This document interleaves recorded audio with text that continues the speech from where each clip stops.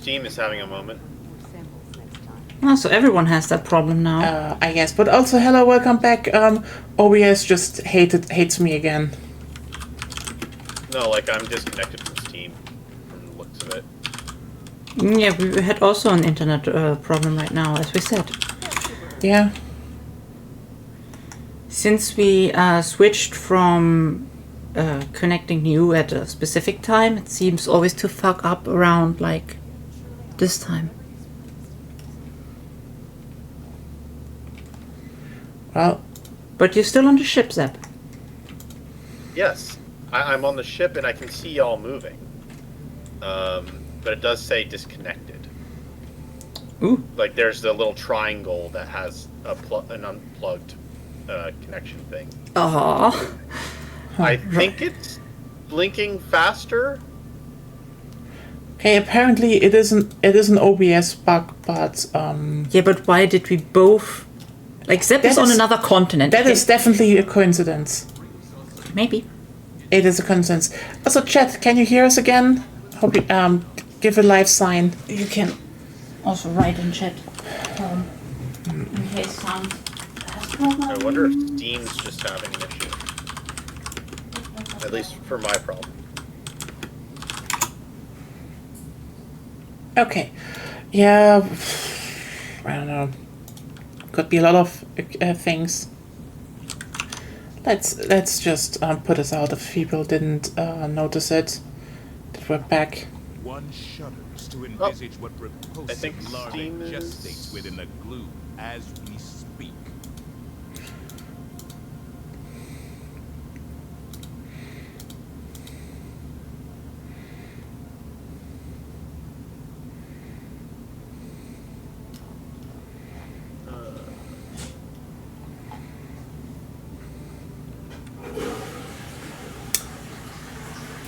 Well, yeah, Steam is saying that I'm offline, but I'm not seeing a connection issue with Helldivers anymore, so I don't know. Right now, Steam is in offline mode, so. Well, worst case scenario, it won't count for you when we do the mission. At least. Which isn't good. Hello.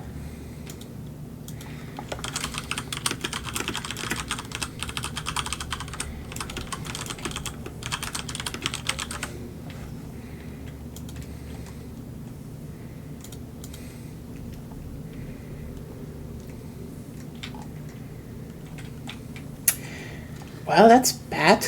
And the measles outbreak is just spreading. It's not in Texas, and it's... You said it's not in Texas. It started in Texas. It started in Texas. Okay. And it's still there, but, yeah. It's a measles outbreak. Like, if you have it, we have it. Yeah, it's in Texas. It's like a spread to 4 counties. There are 48 cases, which is like... Okay, that's manageable. That's, it's small, but it's not good. It's probably higher than that. It probably is. Yeah, incubation and stuff, Yeah, but still, like, seems manageable. You know what? Let me put it like this. 48 people, especially all children, is bad. Of course This it's is bad. It shouldn't happen. Of course it's bad. That makes me think it happened at a school. It definitely happened at a school. Or kindergarten, something. Yeah, it depends on their age. Yeah. It's children. I mean, but also like, if there were vaccination rates, kept in, this wouldn't happen because, it's hard to tell people that measles kill children. Like, they're fucking deadly. I'm gonna... So, the morbid part of me is basically thinking along the lines of, if these kids die, I hope that at least the parents call the administration and say, like, why couldn't you help us? Mm-hmm. That's probably not the case. I highly doubt that'll happen. Because, you know what the sad part is? For some people, maybe. The children that are also... it seems that the children that got the measles are unvaccinated, so... Well, of course. That's Yeah. how that works. It's just The good part is if you survive as a child with measles, you generally don't get it as an adult, and an adult has a higher likelihood of dying from measles, if I remember correctly. no, that's wrong. Which illness was that then? That was Are you thinking chickenpox? yeah, chickenpox. I think it was chickenpox. What's that in German? Where's no? Because I'm pretty sure it was Masern that had that. No, it's not Masern. It's Okay. Masern is measles. Measles is just deadly. Chickenpox, It's you basically get a whole bunch of bumps and spots. Yeah, red spots across your body, particularly your arms and chest. Windpocken. Windpocken. Yes. But also, like when you get older, if you had it, you could potentially get shingles. Yes, that's chickenpox. We call it. Yeah, it's actually interesting. In English, it's chickenpox From a chicken skin. Like Yeah, so in German, this would be translated to Hühnerpocken, but we call it Windpocken, so windpox. why do we call it that? I don't know, but the thing is, I think, and shingles is Gürtelrose. Yeah, interesting. You call it shingles, we call it Gürtelrose, which is basically belt rose. I think my grandpa actually caught that a few years ago. So. I was pretty sure it was measles, the thing that when you get it as an adult, you have problems. I mean, Yeah. Also, no. The thing sure is, problem. people actually think this that it's that shingles would be prevented, but the reality is that this is caused by herpes zoster, which actually is dormant in your body if you have chickenpox. So it's still more likely that you get it. So what I was told was wrong. We learned something. Yeah, the people just thought it, and the reality is, a lot of parents were like, "Oh yeah, no, just give children chickenpox because A stupid idea. You never should infect anyone willingly to anything unless for a very, very good reason. Yeah, I mean that's the worst part, because basically this spread in a lot of even it is in even a lot of progressive forward-thinking families, because they were like, okay, listen, they basically looked at how's it called. They basically looked at the how's it called. If you don't know, They looked at cowpox and were like, look, why do we need to take the vaccine that is potentially not as good as the real thing? And the real thing is harmless to children, which is true. But again, as then later was discovered, you should have still fucking vaccinated, because the vaccine doesn't just leaves the antibodies in your body, not the fucking virus. yeah. So I What's the mission right now? purge hatcheries. Purge hatcheries. I'm wondering if I should bring a grenade launcher.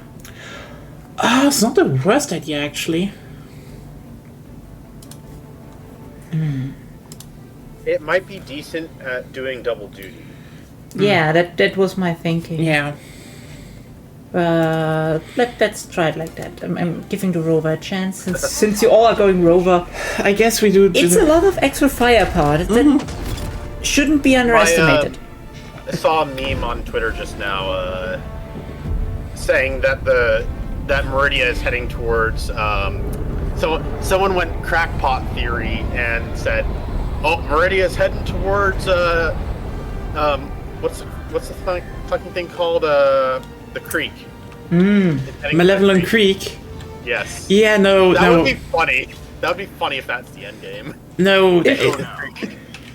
If it's managed to reach Creek will shoot the black hole until it collapses. No. The Malevolent Creek is like way different. Malevolent Creek will shoot the black hole. I guess. Yes, it will. Oh. Looks like a radar station. Even better. But there's the hatchery right around the corner. So let's kill the hatchery. All right. If we have that done, we have it done. Was the question, where are the eggs? Where are those eggs? Where are those eggs? Probably the other side of this wall. Yeah.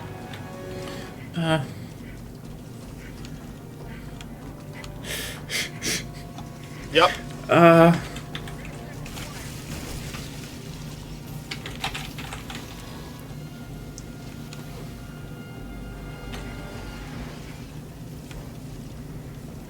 God damn it, brain. Why?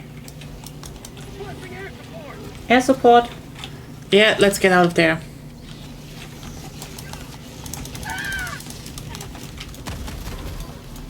Most eggs are done. They got trapped inside a corpse.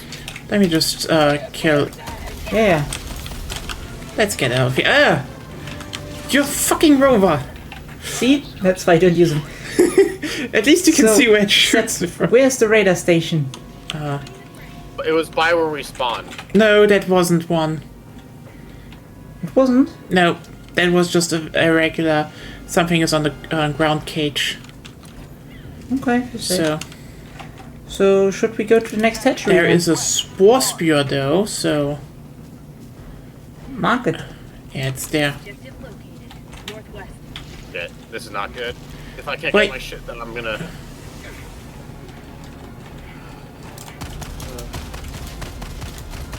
Okay.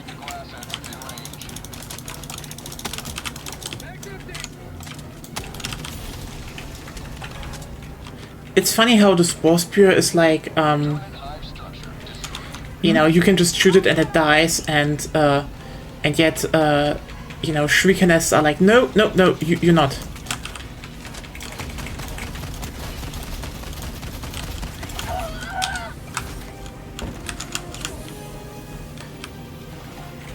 You okay, Zach? There's a... Kind of okay. Okay. There's an impaler somewhere. Yeah, I I know. have no idea where. Yeah, that's Yeah. where I'm running normally. Like, I don't even kill them. I just run. Yeah. These parents will say that it was God's will. Yeah, sadly they will.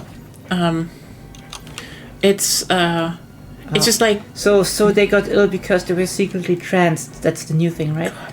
you know what angers me the most?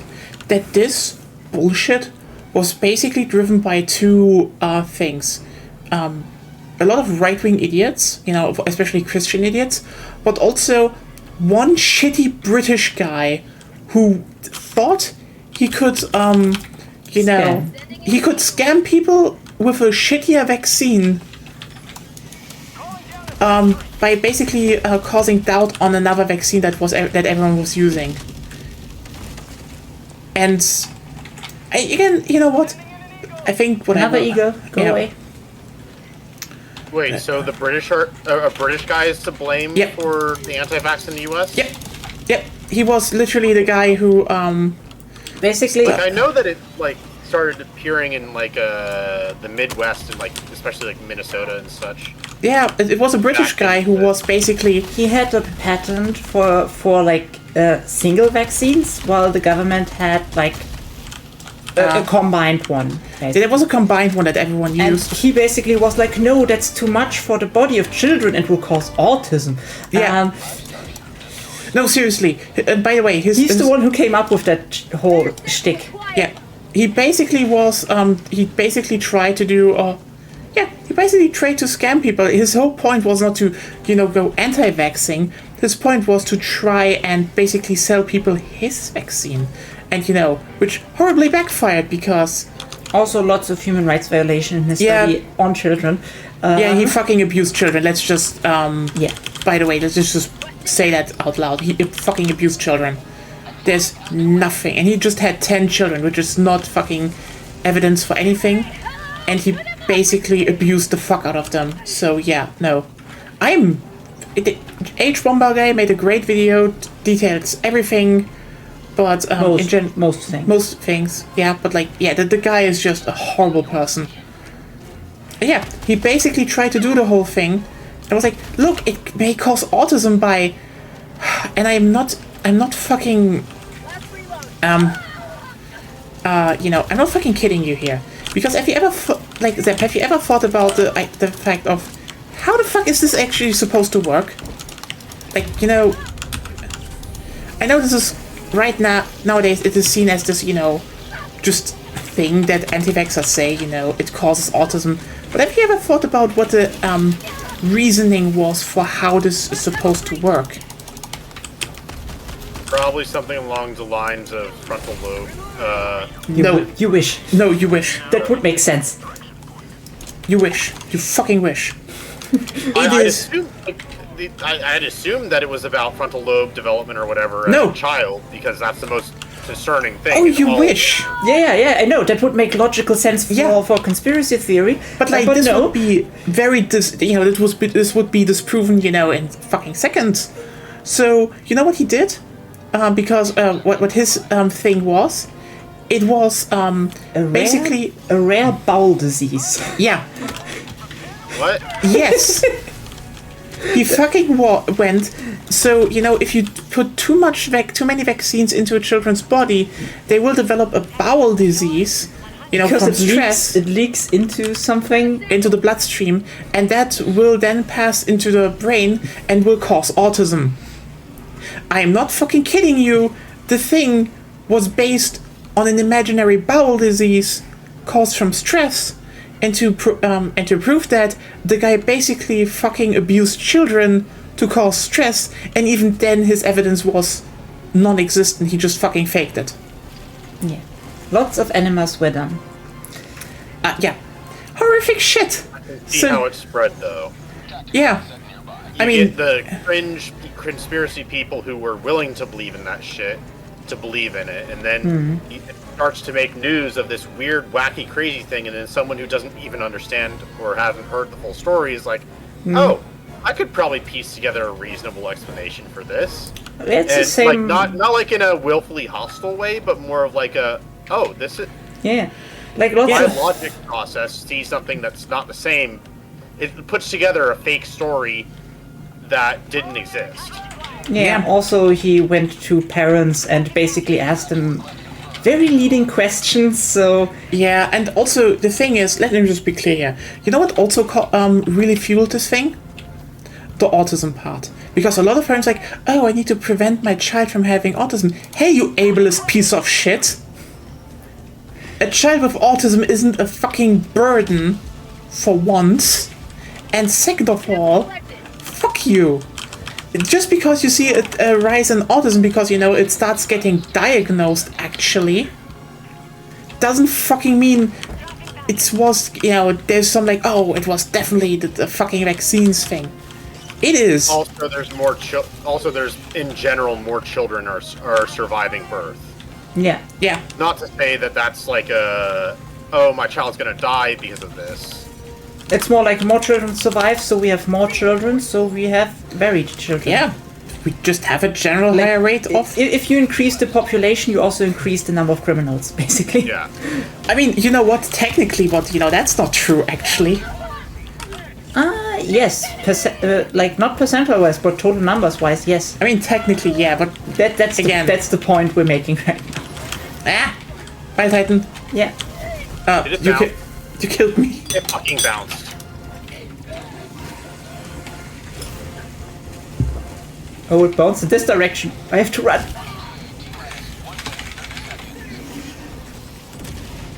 But I think I killed it. Yeah. Oh, I think my fourth hit or the laser killed it. What happened here? This is all going south very fast, That works. I guess.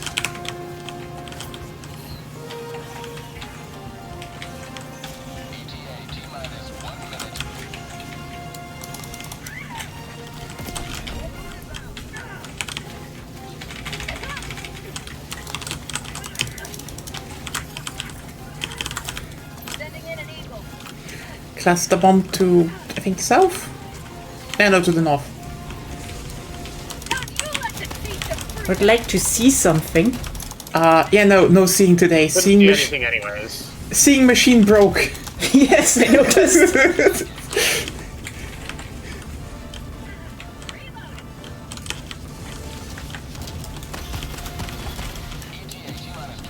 Oh yeah, you know what? I like the rover for one thing. A stalker tried to kill me and it just aimed at... Charge up. Behind you.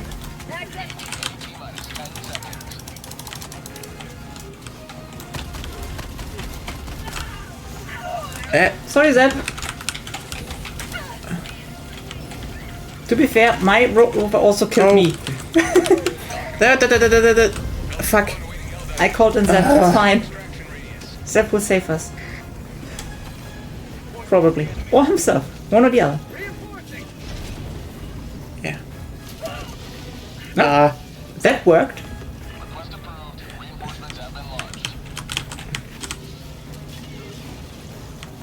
Let's get into this thing. Zep? Oh, yeah. Yeah. I'm just getting the samples. Oh, Yep, fuck. thank you. Yep. I'm in the... I'm getting the other samples if possible. Oh, I got blasted away. I'm getting pushed around by.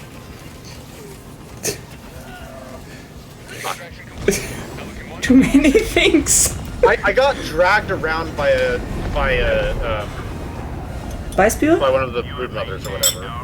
I think they're called biospewers because they spew bile. It wasn't the Yeah. spewer. It was the brood commander or whatever. Oh, those things. Yeah. But yeah. Oh, God. But yeah. But yes, Basically, we have an anti-vaccine movement nowadays because of a British guy who wanted and- to scam the government. who wanted to scam, the government. And it's... Also, funny coincidence. Like, a child needs a certain development stage to even notice if something is different about the development, right? Yeah.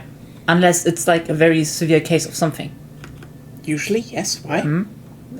I know that there's some things that we can detect while Earlier, yes. child is still in utero, but I don't remember what they are.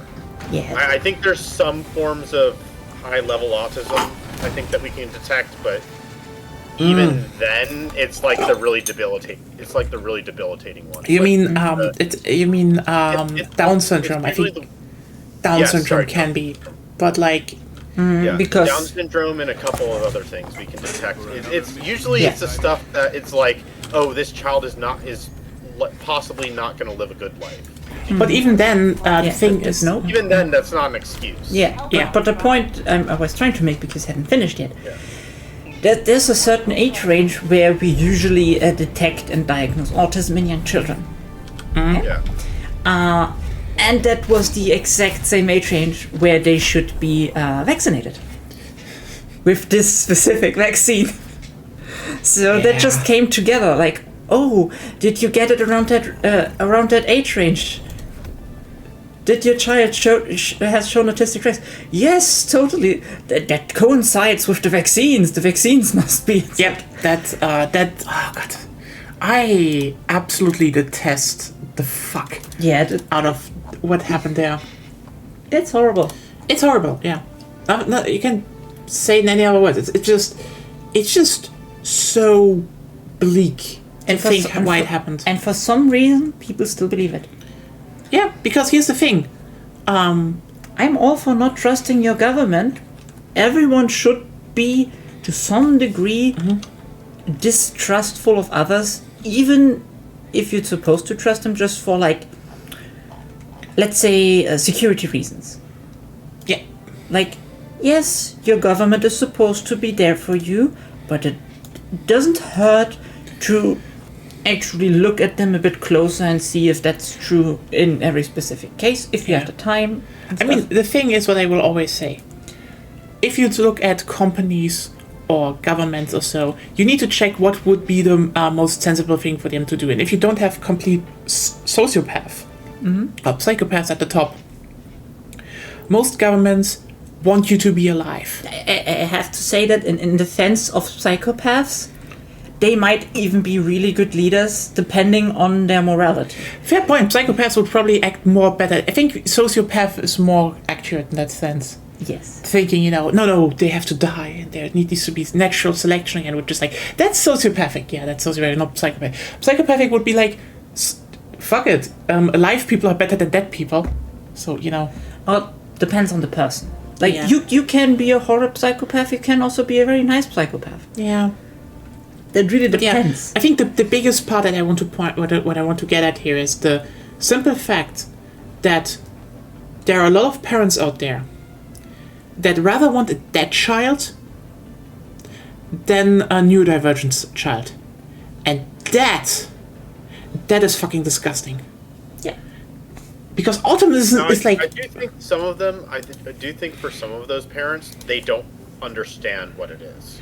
That's, You know, that yeah. makes it worse. It's not out of a. It's not out of a hostility. Not all the time. It still There are that makes it worse. It's like you don't fucking understand what autism means versus a dead child. You shouldn't be a parent, in my opinion.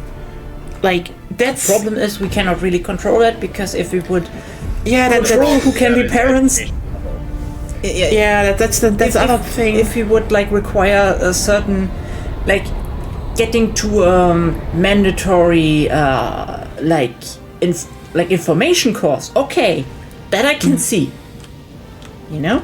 Yeah. But like requiring certain things from parents, that will always end badly and is easily abusable, Yeah. Then again, which we're not we also don't want. You know? Yeah, I mean, I guess we're also not Saudi Arabia, where we have to do gene tests because too small of a population apparently. Yeah, that's a weird problem they have. That is definitely a weird problem.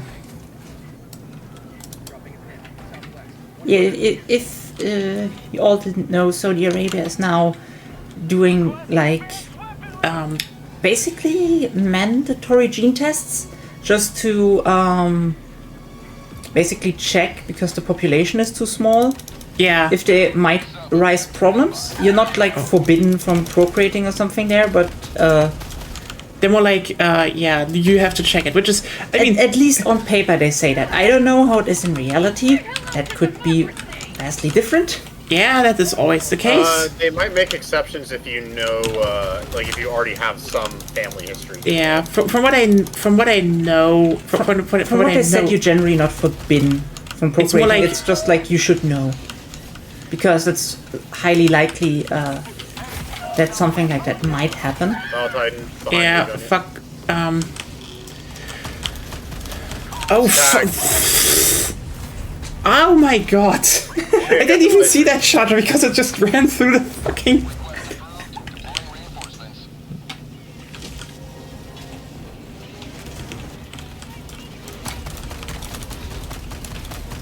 Okay, I see a slight flaw with the laser. That it can kill you. Well, no, not that. Well, yes, that is a flaw, but what it does is it staggers enemies, pushing them away from the laser, which means that it can become inefficient. Oh yeah, but it is a one bile titan kill. In that sense, it's very useful. Yeah.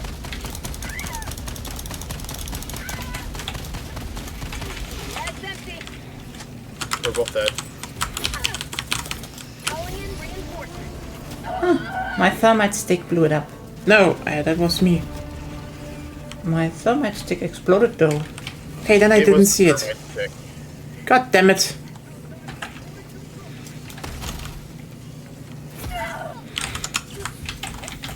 Another laser.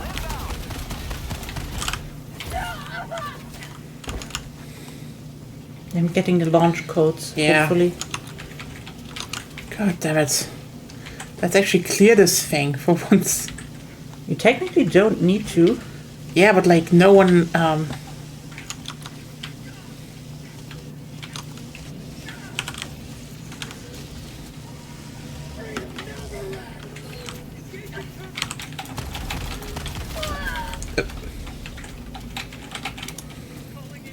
Hi, you killed me according to the game. Interesting. I'm going to get turn on the. I Zap? would be aware of the Eagle cluster bomb. Why? We need to go to that generator. So, I couldn't go anywhere either because the earthquake. Yeah, I threw it before you were even there, that's why. Sorry. You know the objectives. Democracy has lived. I think now we will. I feel like this is another mission that is going bust, but just because of sheer incompetence. Maybe, but I'm Okay, still on so- a console. That's only maybe get it.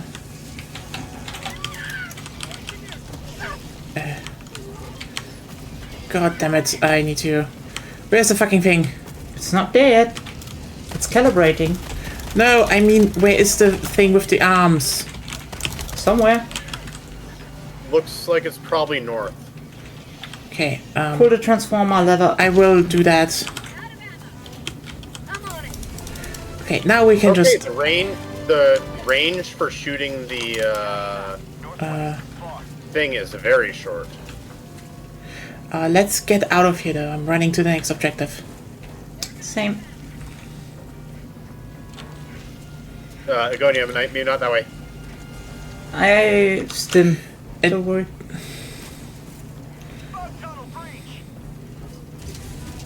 It's a funny coincidence that basically like healing is called stimming now. I mean, it had been for a while, but then Yeah. Chug Jug killed that. I mean, terminology. we all... it's always kind of interesting how some terminology is coming up. Like, for example, or you know how some, you know, where terminology is traded, where you can kind of see, you know, which fandoms overlapped, or you know, maybe had fans from the same fandom. Apparently now I have a connection issue again.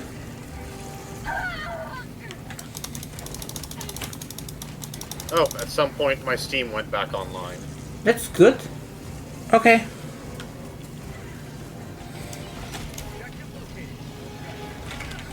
Charger snuck up on me. I'm calling you down on the thingy.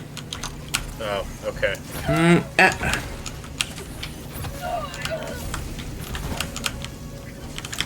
Well, Did that work?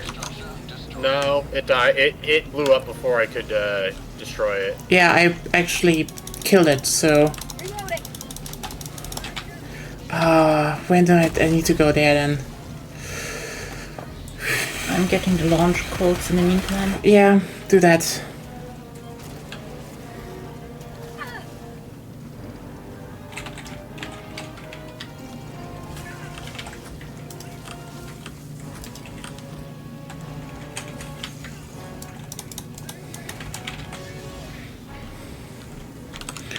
Yeah, Maybe call down supplies at the fuel pumps. Okay? yeah. First I call an eagle airstrike at the fuel pumps. Calling down supplies. How'd you like the taste of freedom? Okay, so where is everything? There's the console. Bag's empty.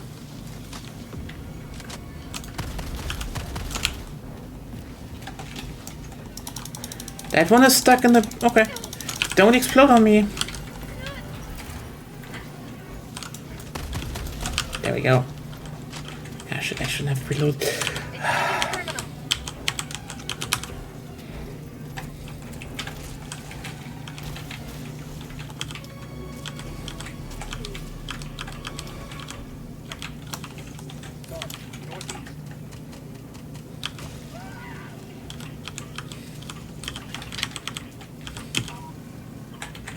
Terminal. I got the terminal. 1B and 2B.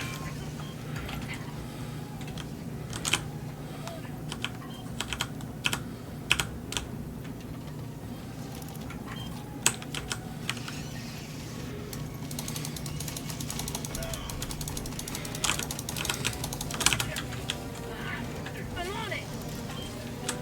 Okay. Then we need to go to the main thing.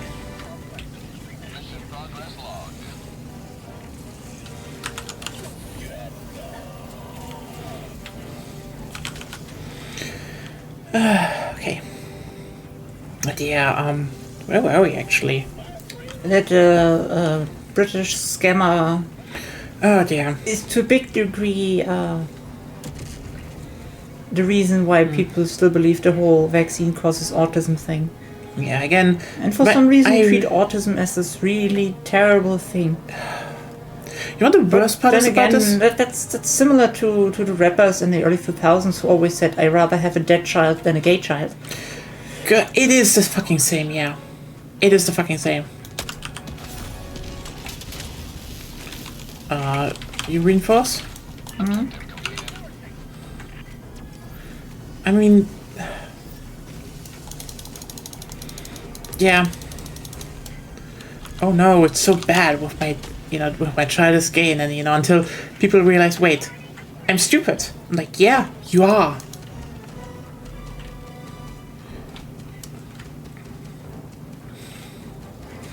They will always try to find I something. have a disconnect. I also have that sign, but we're not disconnected.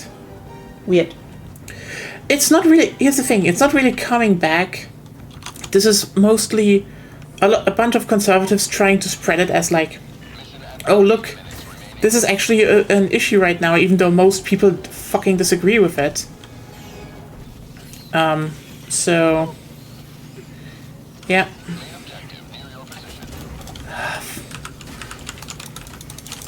Injury? What injury? God damn it. Oh, someone fucking launched me forward. Well, that's the bias viewers. No, so from behind. That wasn't a bile spear, that was someone Bile- else. An explosion from the bow spear will usually shoot forward. Yeah.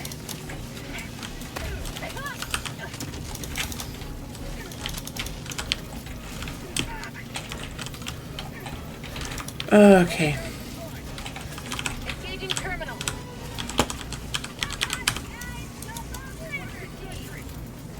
I need the launch code, which is 7.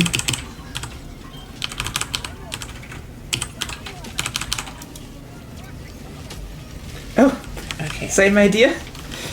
Yeah. I thought that one had been thrown somewhere else, so I didn't realize. I'm on it. No, we have 3 people. That's why. Yeah. Happens. Well, we're getting a lot of kills from it. We're getting some kills from this, so Also, the whole thing is faster dead. Also, supplies here. Good. Let me just very quickly. Terminal.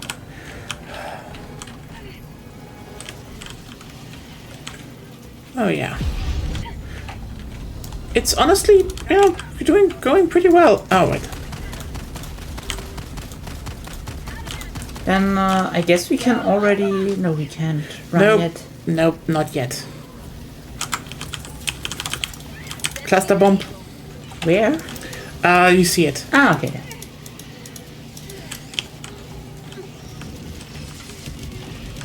There we go. That had to be done. Yeah.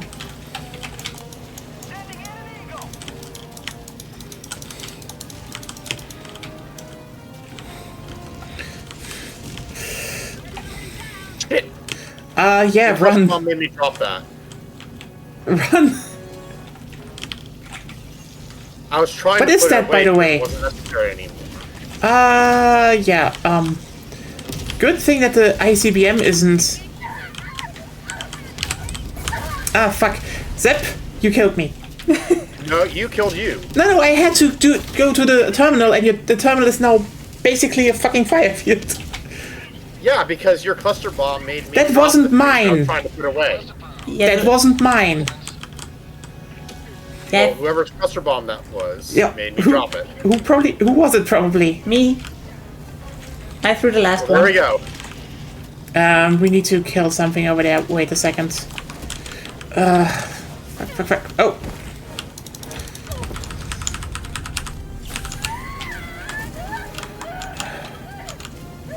Can someone launch another laser? We're- Nope. Let me just wait. Let me take care of it. I can run over it. Oh God. Run, Eagle. What? Oh, I got it. I guess. Yeah. I Yep, couldn't you killed run me. because I couldn't climb.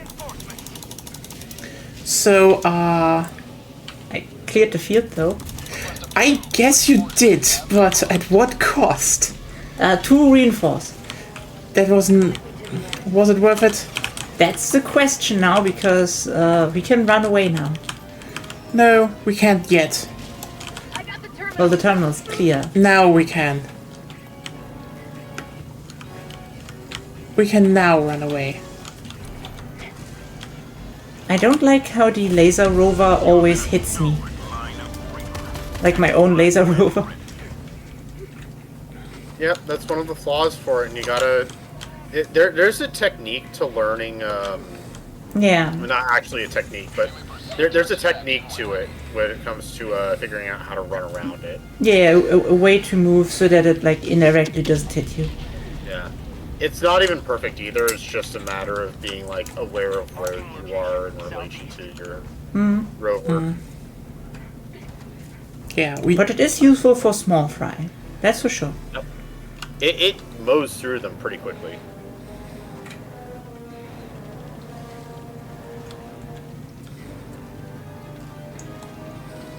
I can call down also another rover if we at extraction, so... the rovers really are pretty good, you know, laser ones to clear the small fries. So I agree on that. Wow, I can see like half a meter. Ah, because Another of that. fucking another one? I mean, I guess that's better than Shrieker Nest or so, but still. I think 2 termite sticks should suffice. I think it was even killed on the first one. When I was... It's probably 2 because I think they're at rank 40, I think, Yeah, is their destruction level, so that means about 4,000-ish damage. Which the burnout is around 2,000 damage for the grenade stick, with the explosion doing a little bit extra. also Zep, you nearly killed me, I think. Zep or Nya? One or... I didn't do shit. You shot with the fire shotgun. Yes, and... Yeah, it hit me. Okay, then it was at such a range that I couldn't even see where the fuck this was going. Oh, there's a Bile Titan. Run. Yes. Run is the answer. You have a laser? I don't care. 40 seconds.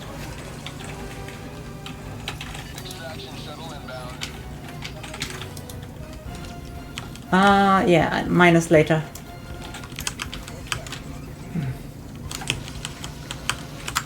Then I do mine. 10. I'm doing mine. Not mine anymore. I'm Okay. doing mine. Save Jesus. yours.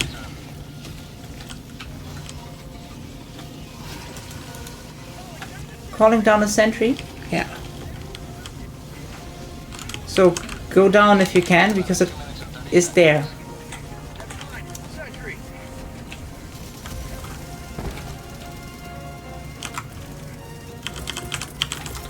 Requesting advanced weapons. Because that thing can also clear a lot. Yeah. Without There's us- another Bile Titan coming. And... Who throws? Is that you? yeah, I'll that... throw it. 50 meters.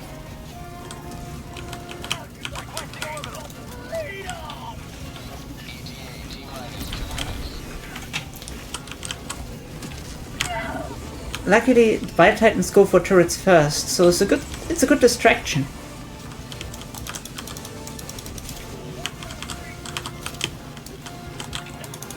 God damn it, another one? Holy shit. Let's see if it gets killed. No, so Oh, okay, I need to run time now. for mine. Oh, okay, yeah.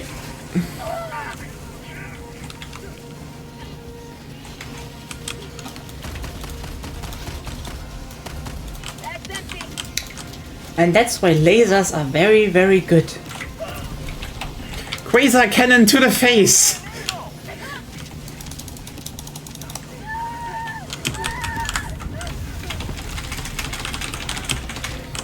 I dropped lots of samples. Reinforcing!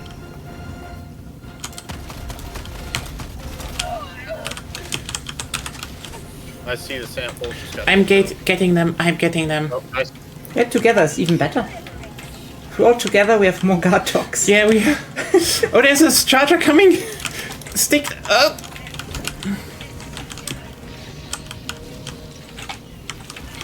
Oh god, there's a... Well, that thing is doable. yeah, wait a second. Ah, fuck. Have you found it? Mark No, it. yeah, it... Ah, back there. There we go. Quasar I do cannon. like that the guard dogs do a little bit of shit damage to the Impaler. Yeah. What a fucking mess. So in the end, one thing never changes. The laser is too good.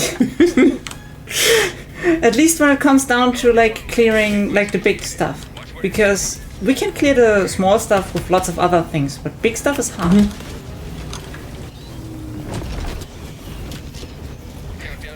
Okay. Ah, there we go.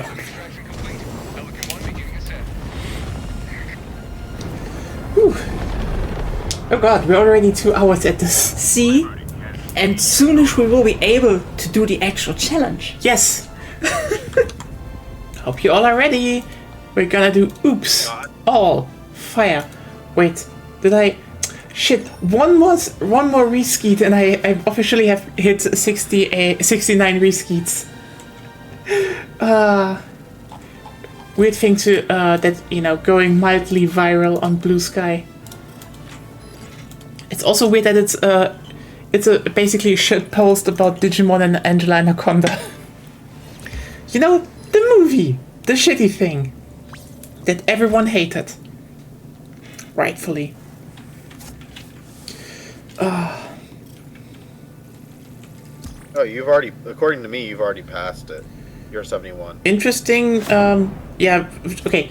Ironically, Blue Sky says 68 reposts. So. Oh yeah, no. That counts in 3 quotes. I just repost specifically. I need 1 more. Oh, okay. Yeah. Anyone want to do that? But you know, not everyone at once, because then it's ruined. So, are we able now to select? We should be able to select it now. Yes. But then we just forgot to do that.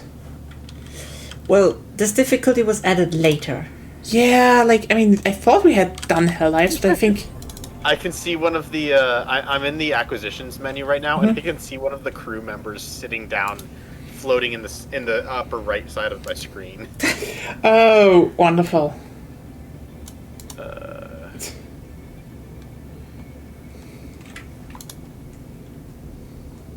Let's see, where is it?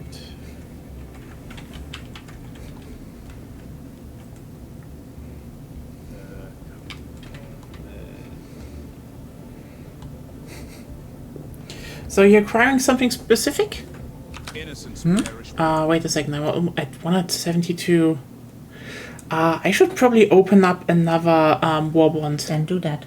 Wait, no. Let me just check. Do I need something else from Freedom's Flame? The super credits and. Do I need the fire pots already? You don't need it necessarily, but someone has to select it for Oops All Fire. We gotta make our life hell? I suppose? That's how it's going? Where is it? I mean, then again, should we all equip fire safety officer? I don't have that. Yeah, I know. I also don't have it. Then stop talking about it. That's not part of the challenge. Fair point. Challenge yeah. slash... I can be the fire safety officer assisting in the Oops All Fire. Yes. Yeah, I guess that we need at least 1 fire safety officer, you know. Handling this much fire at once? Then, please select. Let's see how well we're doing. Same planet or different planet? Let's see. I'm doing it for y'all. I switched my armor. You did? Yes, I've got the inflammable armor. Okay. Do we want to do another planet is the question, though. Don't care. Yes, please. Okay. Not a desert planet. Or We could do... not a planet. What? Not a heat planet. Okay, there's a one with rainfall. Here's one with fog. There's a desert, fog. Appropriate your fire grenades. Yeah, you know what? Rainfall. There we go. What do we have here? We're gonna burn away the rain. Yes, burn the rain. Geological survey. I don't think we want to do that. That one is... There's also geological survey. That one... Okay, that's also... Geological survey is fine. Yeah, okay, you know what? Oil extraction, search and destroy. Why not? Okay. So then start, and then we switch to whole loadout. Okay, yeah, let's do the search and destroy first. Doesn't matter. I usually do that first because then we get into the flow of everything. Yeah, but the important thing is that we check loadouts, that everyone has all fire. Yeah, you know what I kind of find interesting? That we have a guard dog with the gas thrower, but we don't have a guard dog with a flamethrower. Fair. My guess is they probably tested that, and it probably was a bit too much. Too much for Helldivers? Please. So, I I probably... feel so naked not wearing my armor. let's see. Is there... Yeah, we have the... Do we even need a different armor? The important part is everything is... Technically, You don't need it, but basically it reduces 75% damage from fire. Yeah, and considering we're like lighting everything on fire, I think it's a good trade-off. The question is just, do we want to have the light or the heavy version? I would take the medium, I guess. So anyway, I've only got the medium, so yeah, I think I also have the light one. So there is a light version. The Yeah, I light have version is it basically makes fire damage nothing. Like you can just walk through it and not worry about it much. no, I mean I have a medium version and a light version. The light version and medium version are kind of the same. So let's do Napalm Barrage. Napalm is it? Napalm is in German. Napalm. Flame Napalm. top left. It sounds like muscle enhancement. Yeah, So what counts as a flaming grenade? I mean, I only have. I guess. Okay, let me pull that up. So the G10 incendiary Yeah. and the incendiary impact. I will make an exception for thermite. Yeah. The thermite is more explosion than. Yeah, I mean, it's technically thermite is fire, but. It contained fire. I will allow the as the fire safety officer, I will allow the thermite grenade. I'm too conservative for the thermite grenade. I think it's not fiery enough. So I'm sticking with the G10. It is very fiery for a short burst, but yes, I know what you mean. Yeah, it's more explodey for me. So Yeah. So that's why I'm saying the G10 incendiary is probably the most fire, because it just ignites the terrain. Yeah. Let's do this then. Oh, this is gonna be horrible. This is gonna be so horrible. Oh. We can kill the small stuff. You know what? I will announce this clownery. I mean, people need to know. Fire's not that weak. It's not Yeah, that. I know. It's not that weak, especially against the bugs. It's just. If you know what you're doing, you can take out a lot of stuff with flamethrowers. Sepp, did you just hear yourself? Know what you're doing? Do you think these eyes on an orange body with orange cat ears, not orange cat ears, but you know, cat ears, know what they're doing? No, I'm ready. I run into door frames. Do you want me to handle flamethrowers? 3 of them. Why do you think I'm wearing this? Why do you think I'm wearing this armor? I never change my armor. Chat, notice this. I never change my armor. I'm changing my armor because I'm concerned. I expect to be burned. I expect to be hit with fire from this. You know what? So many napalm barrages. Yes. Before we go though, I actually have to hit the toilet again. Okay. God damn it. Do that We then. must free ourselves from all Excess. moisture. Ex- Only fire. Yeah. Excess bodily Only the fluids. burning. Yes. Only the burning will of democracy will be in our bodies. So you should eat lots of vitamin C. Yes.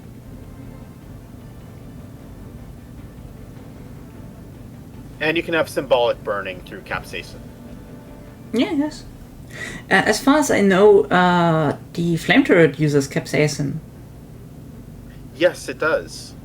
I remember that in the description. At least partially. Which then brings I us think to they the made, interesting like, fact that some birds are immune to capsaicin. Yeah. So you can pepper spray them and they're like, Luckily, the what do you call it? None of the bugs, like the shriekers, are not avian. yes, they're just flying. Same with the illuminate. The illuminate are not avian. They're squids. It would actually be funny if they're technically not squid mollusks, but different type, and we're just being racist. Yeah, they're just some kind of invertebrate that look like squids. Like the one squid that has a shell, I think. There's a squid that has a shell. I read. Yes, because they can grow not cartilage, but like that's how they form their beaks. Yes. If they spread that system of biological function to other purposes, then yeah. So technically, they could be. Is a nautiloid a squid? I don't think so, right? Oh wow! By the way, have you heard about Duolingo? Roughly. The Duolingo bird was killed. Okay. There's been a whole thing about it, but I'm gonna send this to Nya. When she's back. Yeah. Yes, but basically, someone at Twitter and their like marketing side, I guess, maybe had a. It's not a funny meme.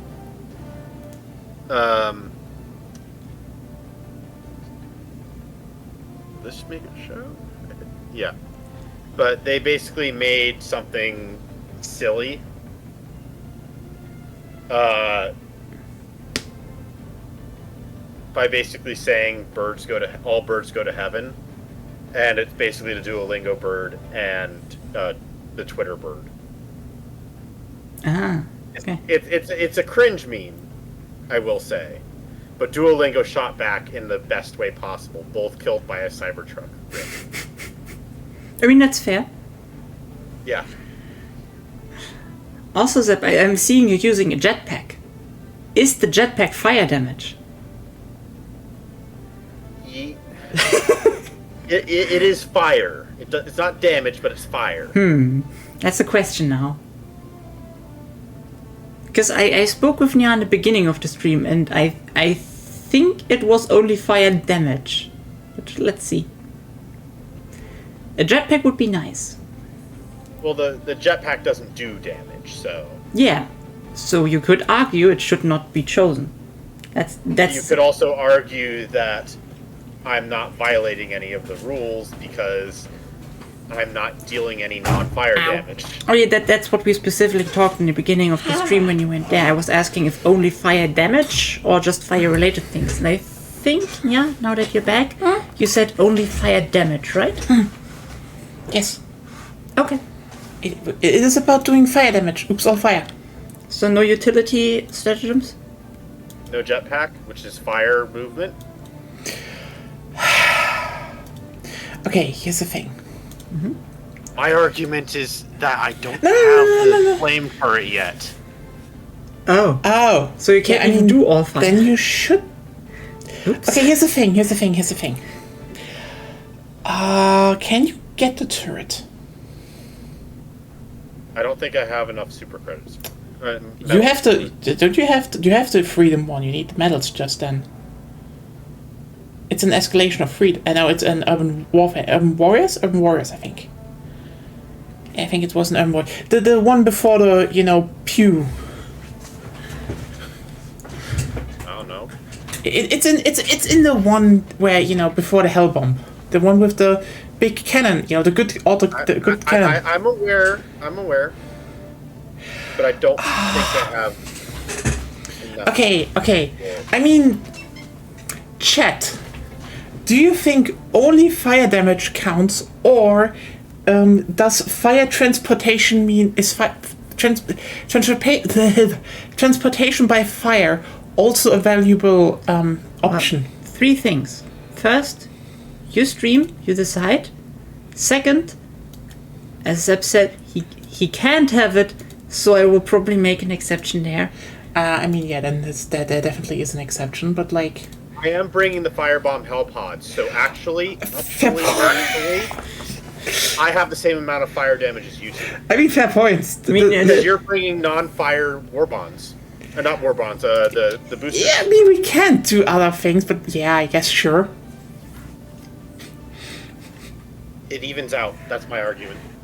I mean, fair point. So, but does this mean... I argue against that with the point is everything should be fire, but... Yeah, the question is, can you... But still, you can't get it, as you said, right? Yeah, I can't get it. I don't have the medals. Oh. Then really? we will make an exception, yeah? Okay, good. When he says he doesn't have the medals, I believe that. Okay. If we do all fire again, I will get it for that. But right now I'm currently saving up for the Hellbomb backpack and the Seeker. Fair point. Okay, then let's do this. Okay. And at the very least, I'm compromising by picking something that is fire on my back. Point, I guess. Yeah. You know what? Why isn't there a flamethrower mech? Drone? A mech. It would actually be really cool to have like 2 giant ass tanks on the back and just... They should give them actual arms, by the way. Okay, 2 flamethrowers would also be kind of cool. So now, concentrate and do not land in the nest. Yes. Go now. Save this planet from infestation. Requesting backpack.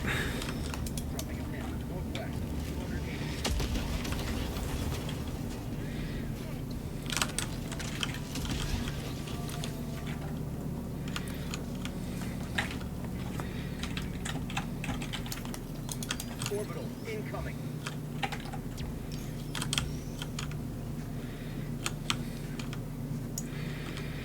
Patrol, napalm. That was way too close. I mean, yeah. Huh. But it worked. It You didn't even works. get it on the nest. They're shriekers. East. I was trying to get the patrol. Yeah, let's kill the nest though. Yep. Oh. As I said. Okay. Oh. Yeah, Shriekers are going to be a bit of a problem.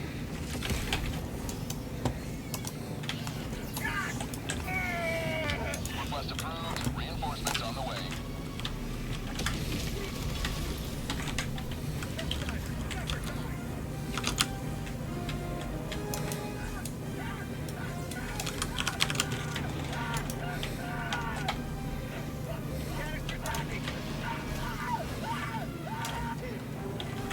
Can you burn the nests out? Nope. You need grenades. Nope. Mission at 10 minutes remaining. Oh god.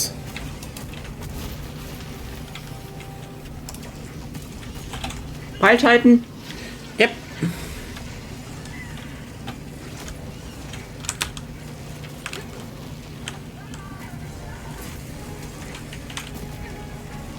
But we just need to close the holes, so... My life for super art! I died.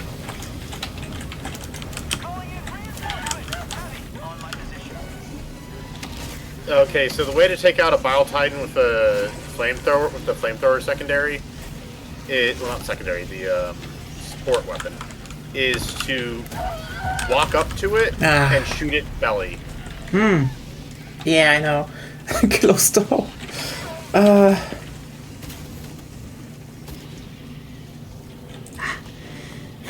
They body shielded the hole I wanted to close. Yeah. Okay, everyone is dead. Yeah. Let's land on a Bile Titan. Can't. I did, but you know.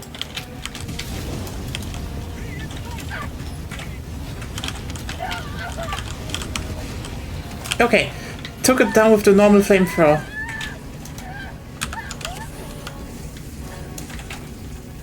And I'm getting like 50 kills from this napalm strike.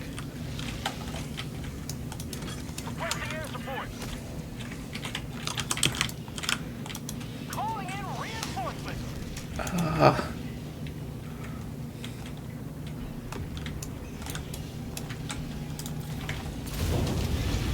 Oh, hi Zep. I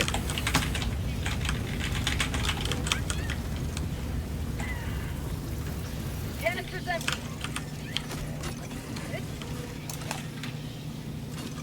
I just keep getting summoned in the worst of places.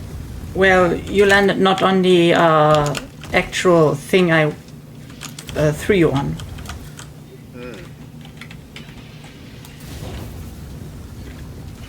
Well, I couldn't see what you were throwing me on, so... Yeah. I killed 2 more nests. Holes. Come on. That's a dead end. Yep, but I threw you. Just 3 more bug holes, and we're technically done. Yeah.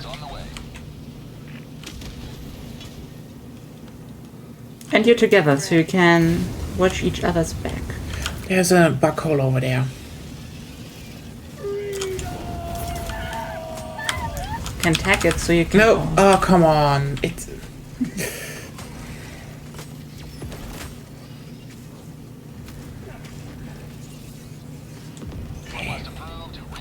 I see it back there.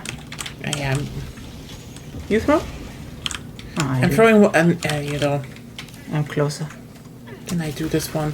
I don't think you can. Eagle. Okay, yeah.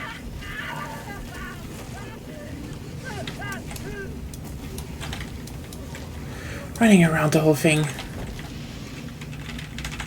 Whole thing. Huh.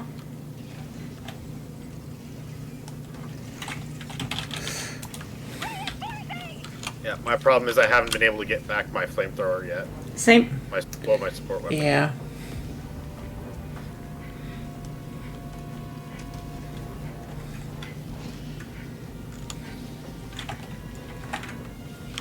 One more hole. I'm getting one. Oh, come on! Be launched. No. Fucking hell. Bounced off, yeah, we need the orbitals more. Yep. I'm doing the orbital.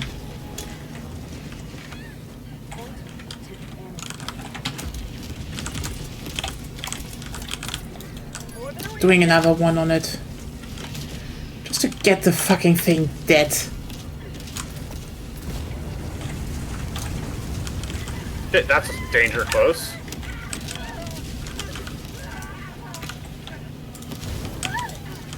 Yeah, but it's just fire. Yeah, but the explosions can still do a lot of damage.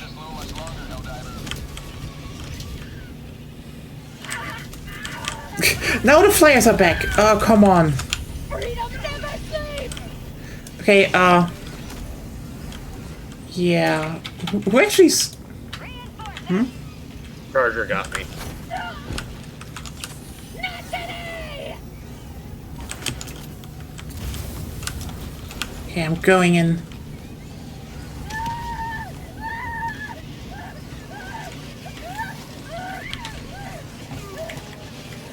Really? I threw 2, but We have, I think, the last hole. Yeah, we have it. You have been a stoic line of freedom. good. And I was killed. I'm also killed. Anyway, go to extraction, Zep. Yes. Run. Working on it. You can do it. I mean, we have finished the mission, so we take wrong. I know which direction I'm going, okay? Yes. Either I go the direction where there aren't bugs, or I walk through an entire, like, swarm. I mean, you could also just, should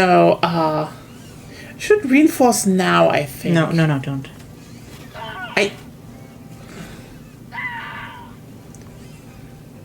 You have the stamina.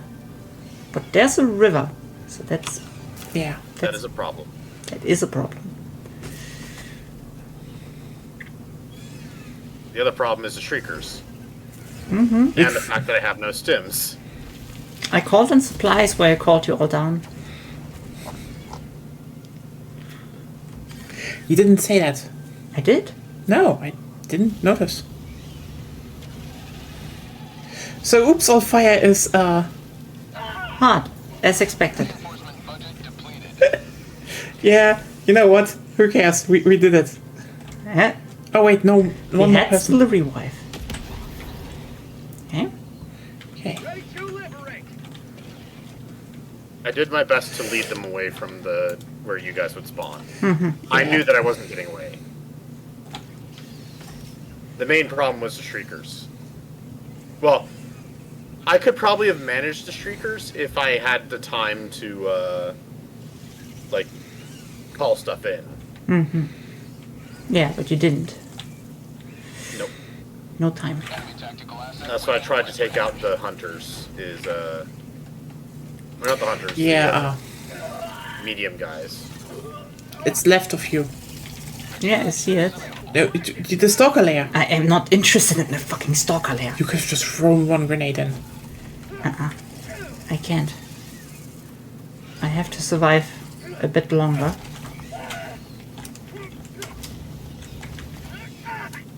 Thank you. Or not thank you.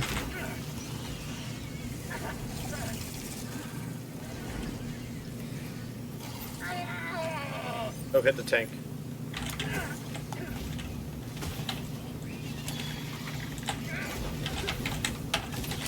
Calling down a sentry.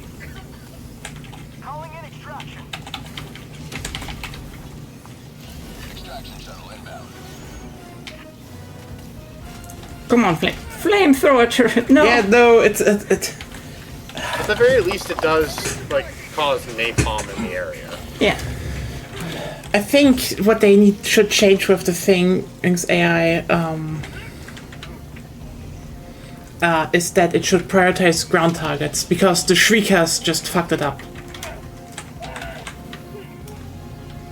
Additional reinforcement funding approved. Calling in reinforcements. Request approved. Deploying reinforcements. I was killed. You're on your own, but you have supplies. Calling back sentry. Okay. I have no idea what is going on. Oh, a napalm barrage. So we're going with luck now. But no, I didn't do Napalm Barrage. I did the Flames turret. My game told me you napalm, but it's fine.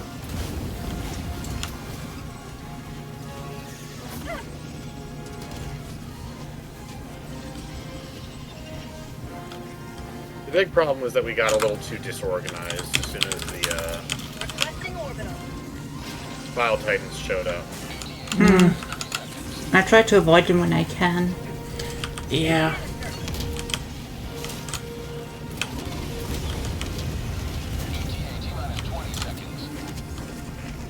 Okay.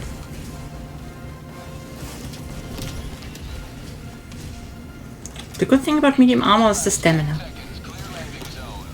Front tunnel breach.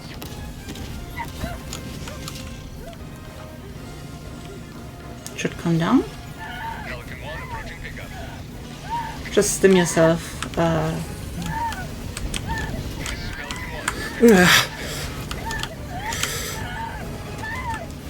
can't stim myself anymore now. Yeah, because you didn't pick up supplies. Then you would have 4. I didn't see them.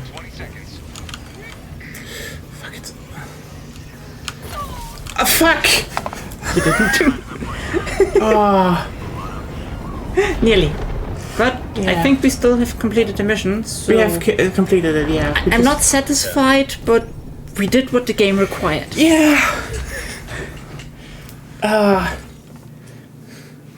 Interesting, that's a similar amount of XP for the 9 one, even though we fucked up completely. Counted. So you know, taking that one. Yeah. Oops, All Fire is off to a great start.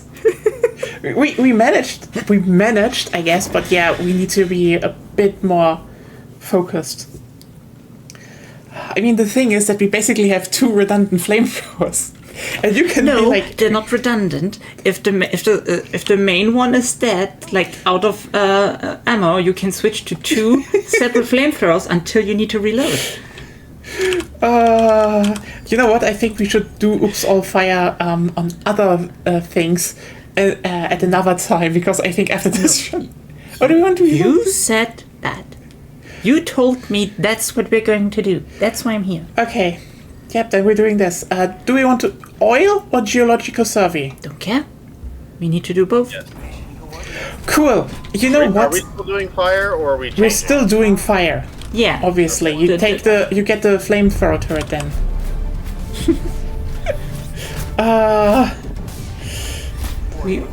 The whole challenge was every faction, right? Yeah. So I guess we start down here, and then we have to. Oh god, oops, all fire on every faction? Jesus. That was the whole point. Have you forgotten? Have you forgotten? No, I didn't realize it was against all factions. Last time we talked about it, you specifically mentioned, "Oh no, the bots will be terrible." Wait, I think I I should. don't remember saying that. I don't think I was around for that. No, you were there. You were there. You were like, oh god, the bots are going to be terrible. With all flames. We're here for the shit show. Yeah. I don't think no. You asked me how they were against bots, and I said they're not that good. I know, but They like, be terrible on hard difficulties. Yeah. Like, they I know. work, but you need to be very hyper specific with where you hit the bots. I know. It's like, oh, you're using a weapon that has no pinpoint precision. And, Yes. But it's only good if you have the pinpoint precision. I'm like, okay. This will be fun. The point is to. Funny is a way to express it. Yes, I play Dwarf Fortress, so that's kind of how. Oh wait, there's the cockroach. Oh, this is gonna be fun. Why? We're gonna try to get the super uranium out. We have 7 samples. Let's do this. 7 out of 7. Well then, Da-da-da-dum-dum. I think the cockroach is a good sign. Yes, blessed cockroach. Rare sample acquired. Objective critical stratagem available. Yeah. Objective critical stratagem no longer available. There we go.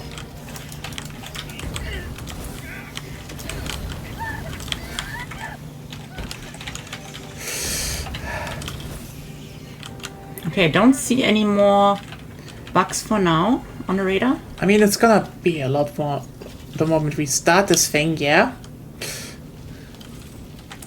Oh, over there. Eagle Napalm. Requesting air support.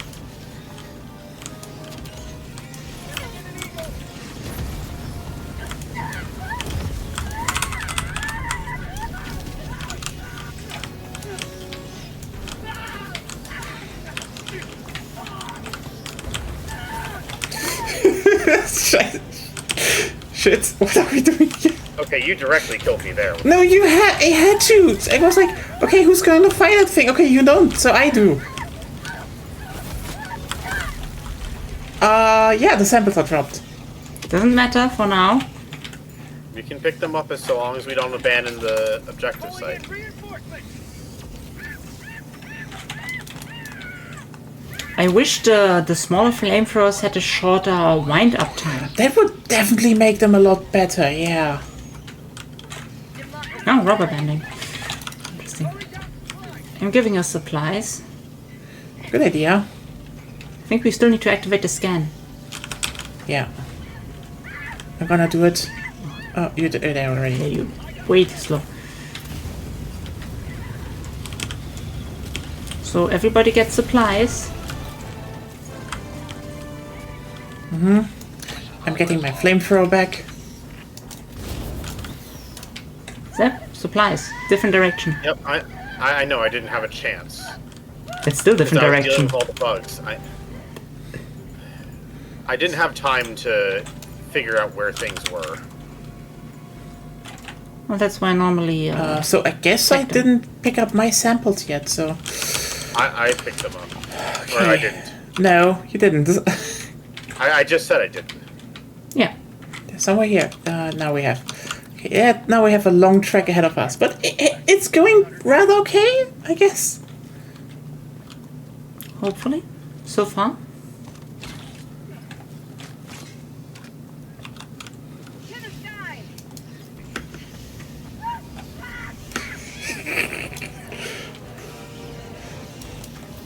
Yeah, this is really bug Vietnam now. Taste of democracy! You got a patrol coming up. Another Both one. patrol and a locate.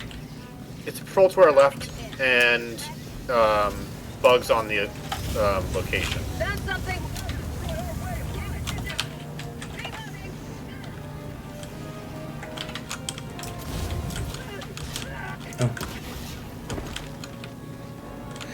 Yeah, we should keep going. Oh god, Shriekers. Oh, the Shrieker nest is on our way though.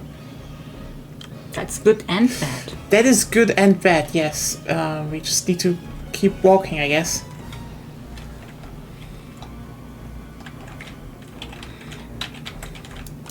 Calling down a sentry. Anyway, what do you think? Will they ever add something like, where are you going, both? I'm going directly No, to... that's not an objective. Look at the map. It's not an objective. It's blue. I know. I never did the mutant lava. I'm sorry, but we are trying to do oops all fire, not experiments. Do you mean oops, all fire and site objectives? Yeah. Yeah, I wouldn't call a side objective an experiment, but I do agree that we should probably deal with the Shrieker nest before. Yeah. We can probably, if we have time on the way to extraction, we can do it. I'm coming then.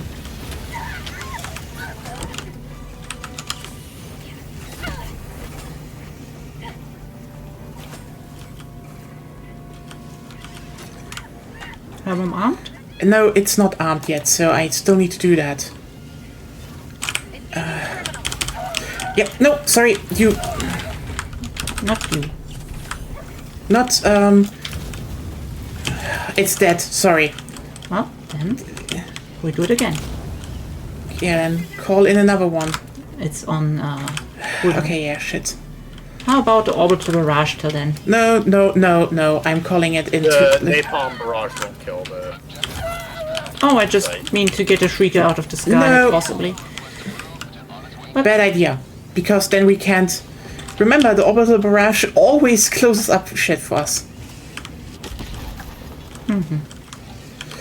Okay. And now we run. Run.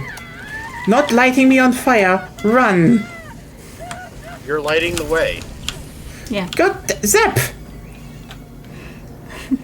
It was armed. It blew. It No. blew up before it was supposed to. Well, that's It when did, it gets when it gets hit. It does that, right? Yeah. So are you not going to call me in Right now I'm running. Yeah, so can. that I can leave my armor and stuff behind? I guess. Your armor still Let's get there. the let's Well, get not my armor, but like my gear. I can. I still have 2 minutes on the flamethrower. I guess flamethrowers can kill the bile spear. No, I'm dead. Sorry.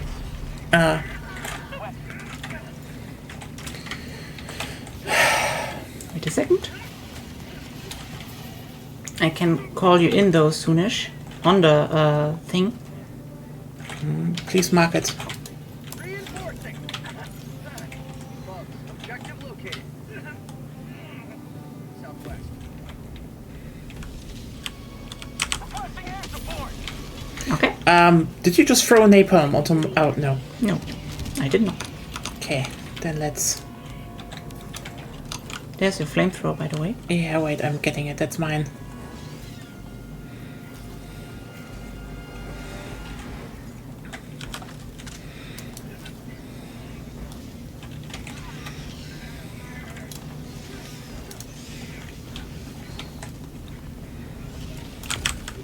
Orbital inbound. Log tunnel breach.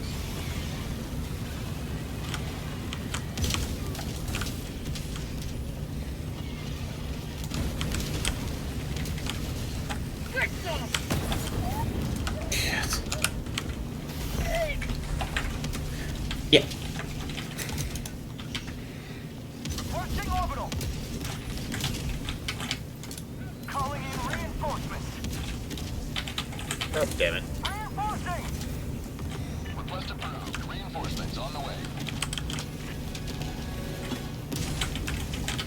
Democracy has slavery. It's always astounding how far you can land from the part where I called you all in. Yeah, but also, we should maybe stop, It was necessary. Because of all this stuff. oh god.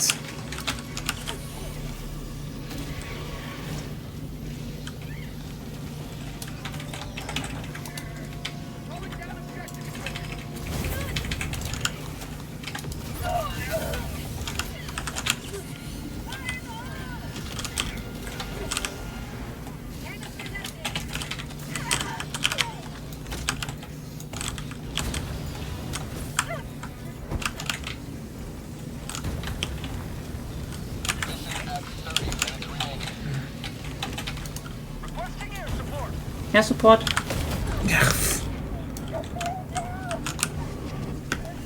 Thank you for calling it out. Bile Titan dead. The probe is also down. No, That's a lot of shriekers. Cancel that. Heavy. On my position. Request approved. Reinforcements have been launched.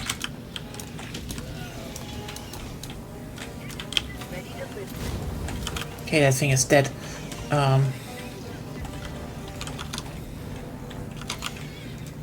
Yeah, that's a lot of shriekers. Holy shit. I hate how they'll like stand there and not swoop you. Yeah, but on the other hand, if you wanted to kill something with a flamethrower, you would probably also not swoop in. Yeah. Where's the fucking probe interface, by the way? Here, directly in a body, and yeah, I'm dead directly there. No, sorry. But at least I got Oh, you. the body is going into the ground. We can access the terminal again. Okay, that's great. It's just always like, Point me to the enemy. I got the terminal.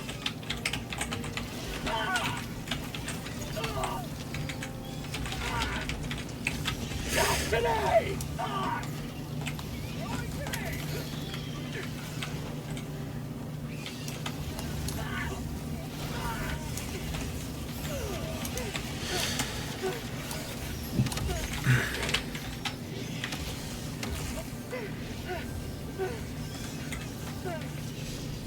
Have a taste of democracy.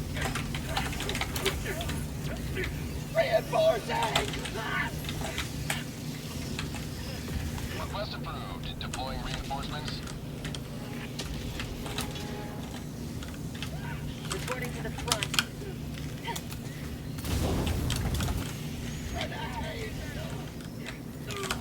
Engaging terminal. Oh, come on.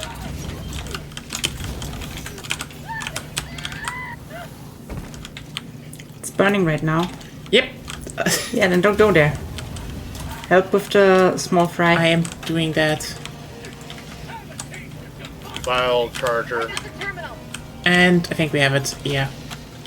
Got it. I forgot they blew up. I'm going to the main objective now.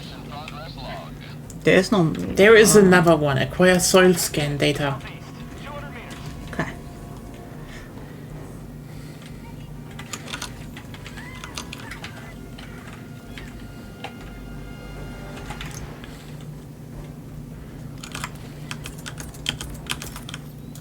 Sending in an eagle. Unleashing democracy. Main objective nearby. Yeah, that's gonna be a bit of a death trap. Oh wait, idea. I mean, trying to get through this thing.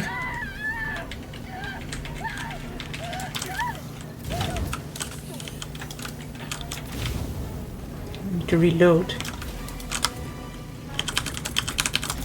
Requesting sentry.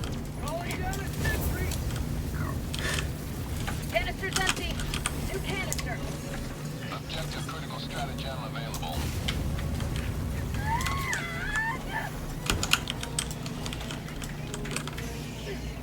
Objective critical stratagem no longer available. Calling down objective equipment.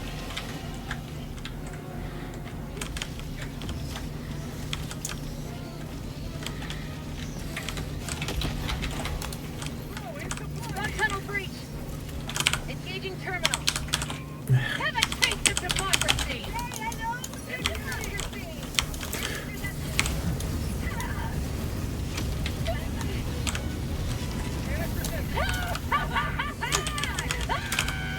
I got the terminal.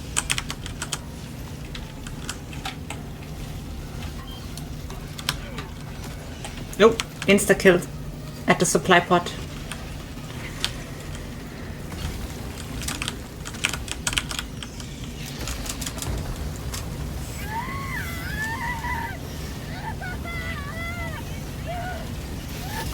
Okay. Apparently Zep killed me. Why? He wasn't even there. I don't know. Like not even close.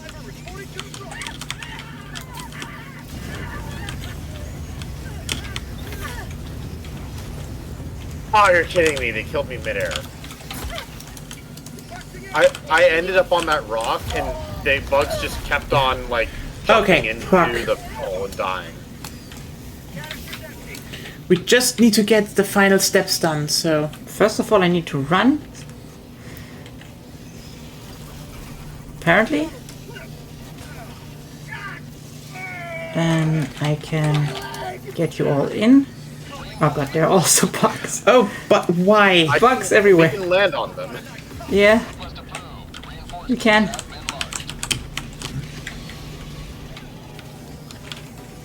That said, the radius is not as kind to us. I got the terminal. But I should have lured most of them away. I was able to kill a lot of streakers because of where you called me in, so that's good. Gun tunnel breach. But also, I feel like the streakers keep getting reinforced, which is not a good thing.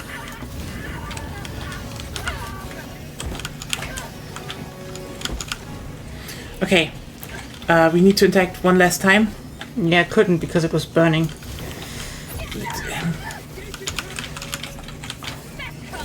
Okay, we have done it. We need to get the fuck out of here.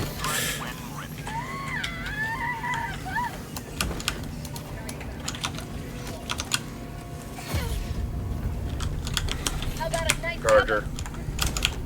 How do you like the taste of freedom? Okay, I'm dead. The good thing is I stole your Samples. No. Jetpack. Yes. Okay. Let's just get My to dad it. called in a second one, so Yeah. That was not a good jump, though. Okay, I feel like Oops All Fire is going to end in yes, you technically finished the mission. We need to focus a lot more because that second drill did cost us too much. Yeah, the problem was that every time I could interact with it, technically, it was on fire. well, y'all did call it in before I even got there, so there's that part. Yeah, but you're also the only one who always tries to get your stuff back. Yeah, like what? Activating scope pack. I was only trying to get my stuff No, back just because we needed the no, the only thing I was keen on getting back was my flamethrower. Yeah, I think you just need to leave that one. If you lose it and you can't immediately get it back, don't do it. I think having people there is more important than anything else.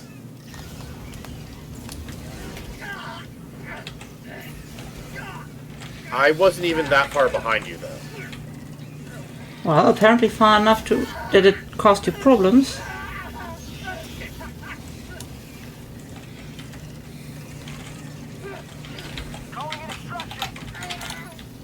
Ah, I dropped the reinforce. Well, Maybe. Unlikely, but maybe. I mean, it's your turn, Zep. Join the friend. Requesting orbital.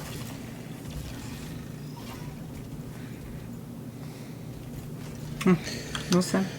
Oh, you threw a barrage? Your love for barrage is going to kill us one day. Well, it is exterminating everything around, so I think it's a good idea. Yeah. Try to call in supplies if you can, 'cause you need the stims. Yeah. Oh. Yeah, that might be a problem. Don't go near supplies. That's It will. why you need the flamethrower support weapon.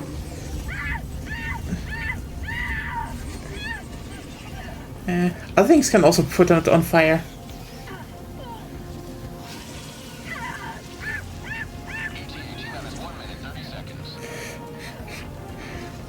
Well, you just need to survive. If you survive 40 seconds, one of us can be alive. Oh god, I am going to be back then.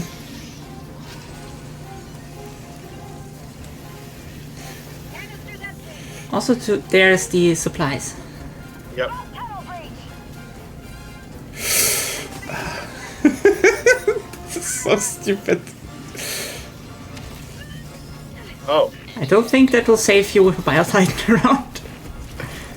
No, I was trying to get past it, and I had gotten past it, but then I rubber banded back. Yeah. Rubber banded back up. Yeah, I saw. I did have an instant of hope where I was like, oh, maybe this will save me. No. Oh, there's a charger. Yep. Additional reinforcement funding approved. The charger is the biggest problem, actually, I'd argue. Yeah. ETA T-minus 30 seconds. You can reinforce one if you have time. ETA T-minus 20 seconds. Don't do it at best. Just. Lost. Deploying replacement squad. Nope. One Okay. person is coming. Request approved. Oh god. What? Where the fuck? To the left. There. Yeah, no, the game just intentionally sabotaged us. The game doesn't do anything intentionally. Yeah, why did it throw me out there so far out? Well, that's just bugged. Probably because it went to your corpse. Because you weren't reinforced. You shouldn't stand there, yeah. I would argue maybe wait to reinforce, to let the rest of us reinforce. Sounds good, actually, yeah. Then lay on the ground. And look at your radar to evade patrols. Yeah. Yes. I'm waiting then. Just lie around a bit. May I have some time? Some time? I mean, the mission is 1, so... Yes, but we would like to extract the 7 super credits and with the 7 super samples and the rare samples and Yeah. samples. Yes, we have a lot I of want all them. the samples. You're very lucky that they can't burn. That would be funny. That would be horrible. There's a patrol coming your way from both sides, actually. Yeah, no, sorry. Yeah, I've seen you. Oh, it didn't. Charger is charging. No, it's not. God damn Made it it. sound as if it had seen you. Yeah. Yeah. If you kill them, Oh, kill come them on. fast. Okay. Just don't get a bug breach. Oh, come on. Never mind. What did it... Oh yeah, it would work. It worked. No. No. Ah, fuck. What? Ooh. Under the map. Still. Now I'm just getting through the extraction. I'll reinforce I one of can't! No, sorry. Why did that? Could you stop screaming so much? I'm just a bit angry because it's like... No. Live with the game. Okay. Democracy has landed. It is bugged. Or at least not very nice. One or the other. I think the worst part is that that this literally was like the splinter group. The rear part just decided to go my way, which is like Shrieker's there. Literally can't get around it. Requesting sentry.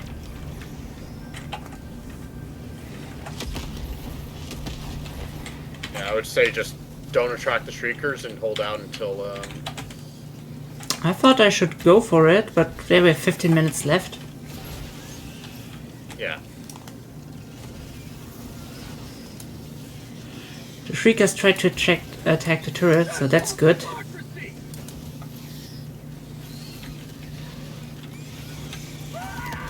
As a reminder, probably about 2/3 of a tank should kill a charger. yeah, it's still very inefficient though. Yeah, but it's the only thing we have, so who cares?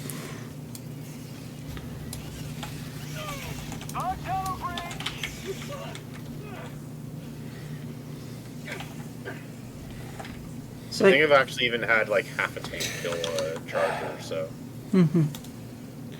No. So you all want me to play safe? I will play safe. Yeah. For prosperity. I mean, this is what we used to do with the reinforcements management. Yes and no. I mean, not a lot, but like, Oh god, there are even more Shriekers there. yep. I'm convinced that there's another nest on Additional the map. reinforcement funding approved. Yeah. You did burn it. Reinforcing. Okay. 2 people. 2 idiots. Yeah, that's the plan. Yes! I think I killed a couple. Yeah. We're getting this one back on track. Calling down supplies. Let's just stay here and burn it. I'm calling in resupplies, so...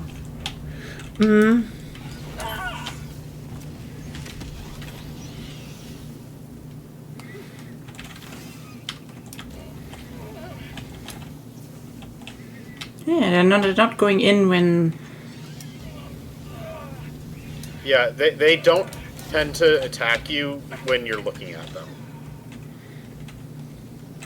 Yeah. Okay. Sadly, you don't have a flame turret. They're relatively... Oh god, Bile Titan. Yeah, maybe you should call in, by the way. If you want, Yeah, do that. It's then just... I'm running. Sending in an eagle. Zep, you're not coming? Objective nearby.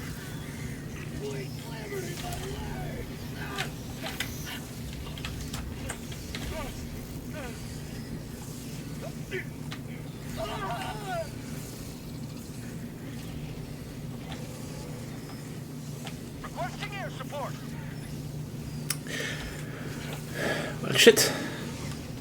New canister. I think I have to Orbital inbound. first clear that thing.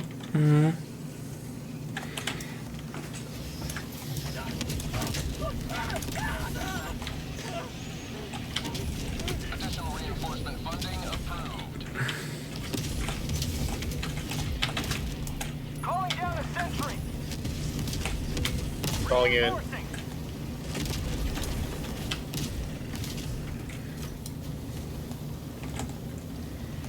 Request approved. Deploying reinforcements. You really threw me far away. Nah, the whole thing's I weird. threw you where I No, could throw. Zep, you're not even close. Oh, I did not throw you there. God. I was killed. Yeah, sorry. Extraction. God damn it, we said extraction. You always take You didn't move to extraction. But rejoice in their victory. Zep, What? we said move to extraction. I was trying to get to there, but I had struggles because of the freaking Bile Titan. I just ran from it. Yeah. Well, the Bile Titan and the Shriekers. The Shriekers were the main issue. I know, it just started running when we set it immediately. And then like 5 seconds later you were still there. Yeah. So where? At the same position. Yeah, you kind of threw me, like... No, that's not relevant, yeah.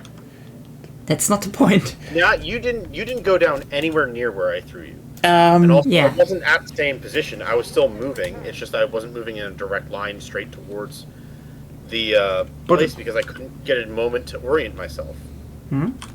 I don't see why you need orientation for that, but okay. If you say so, Yeah. then it is so. I need to orient myself before I can figure out which direction to go. It's just a processing thing for me. Yeah, that's what I'm saying. If you say you need to and it's necessary, then it's necessary. Like, Yeah. that's nothing I My can... problem is that I don't when I get left behind, I don't have time to do that, which is why I end up stuck. Like Well, kind of. yeah, I'm kind of expecting when we say move to there, like, I'm already like, okay, at that point I'm just all looking where it together. is and move immediately. And I was Yeah. with you. The problem was you... When you were giving out directions like north, that helped. Like that, I was able to. So next time when we go to extraction, I also tell you in which direction you need to go. Okay. Yes, Okay, that so- that does help because it means I can just take a quick look at my compass instead of having to look at the map. I mean, maybe pinging it with us... sorry. This is a bit I shit. pinged it, but then it's just marked on the compass. Hey, Lisa Dassart. Sorry, we're a bit in the, everything is currently on fire thing. Because we're doing Oops All Fire. Again, I feel like this will be, again, a mission that we finish, but we won't extract. Well, I finish. will say it's going to be a. Oh, sorry. This is going to be even worse when we have gunships to deal with. Yes. Yeah. Or a jammer. Streakers are one thing because they can come down at you, and if you get your timing right with like the primary or secondary, you can tag them and get some fire damage on them. Gunships, you're just fucked. Yeah, fair point. Tanks are manageable if you put the fire on their vents, but yeah, good luck hitting their vents. That should actually be kind of very strong, Live up to your name. if we're honest. Why did it bounce? There's still some surfaces that are like in various places that are the same surface as the what do you call it? Also, northeast. Yeah. Wait, why this direction? We should do the one to the south. No, we shouldn't. No, south first, because the main objective is north. Well, we need one shot call and you're too slow. So I thought then we go to the south. maybe you go to the Stop thinking, you need to talk. Yes. If you wanted to strategize like that, we could have had that before the Yeah. pod launch. Requesting air support.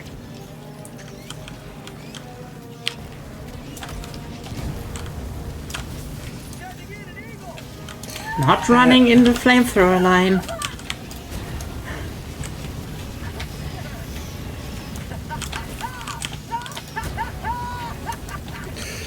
Ah, Yeah. I love the smell of napalm in the morning. How does napalm smell, actually? Burnt. Well, no. It burns things, but how does napalm smell? Fuck. I don't know. See? Probably it's so it's a petroleum-based gelatin, if I remember correctly. So it's probably not too far off from huffing gas. Never huffed gas, though. Ask your Neither dad. have I. My dad drank Petroleum. lead-induced petroleum once, yeah. That's what he did. That's a different thing. You know, it could be the what do you call them? The trees that are fucking us over. But that's Oh, there are 2 Bile Titans. More napalm. Yes. if you can at least burn their abdomens, then they'll both start to bleed. If I remember correctly, they should start to bleed out, but they definitely won't be able to Oh, I fucking love, spew at us. Give me a second. hey, absolutely, you know what? I mean, the situation where I would smell it is if I somehow get my hands on it, because then I would smell it. Yeah, fair. I don't know why anyone would get their hands on some napalm, but there probably are reasons. Like you. I mean, there are ways to accidentally make it. Oh, there are. Oh god, Yeah. not again.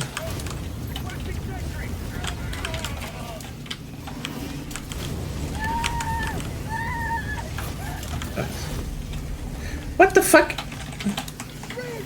Oh, you're on a war. I mean, that is fair. I mean, okay.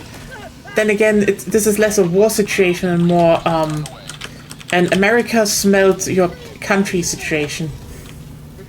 Okay, and even then, Not often. You know. Oh, by the way, you want to hear nice America stuff? Uh-huh. Oh shit, I decided the. Oh, I'm good. The patent office said, "Fuck, no." Okay, doing great. shit right to Nintendo. Ah, What? nice.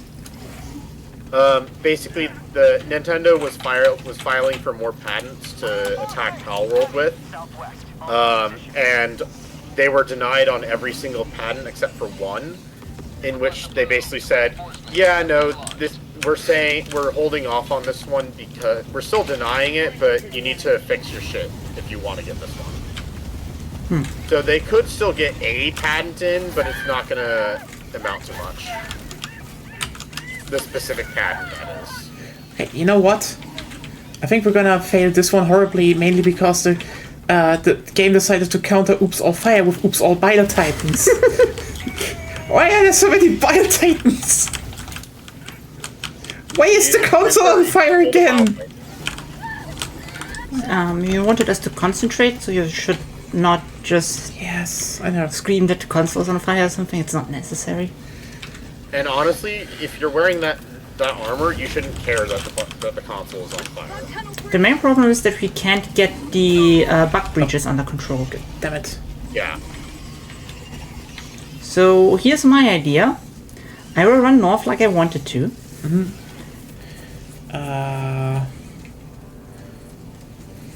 Because too many Bile Titans, too many shit. I will just run. If I die, you spawn at your corpses, and that should be fine.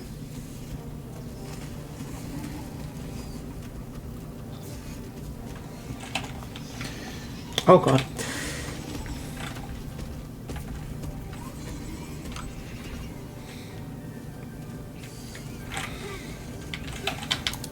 Sending in an eagle.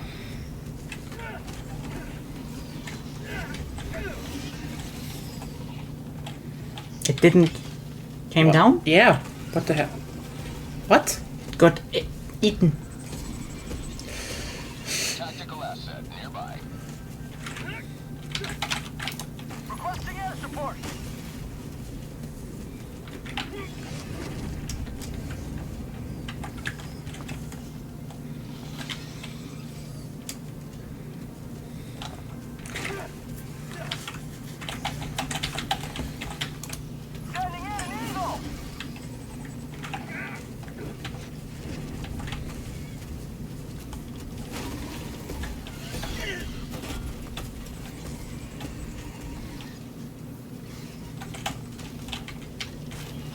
There are a lot of Bile Titans.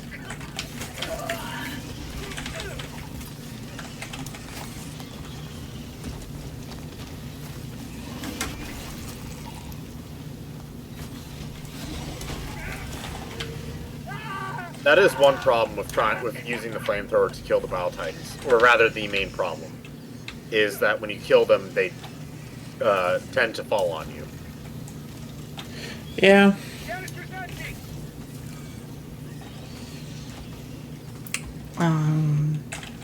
Yeah, I could reinforce you here if you want. Sure. I guess this is the other oil depot. Yep. I'll try and land on a swarm. Request approved. Reinforcements on the way. See if I can kill the. Yeah, your pods keep on going in like sideways in my vision.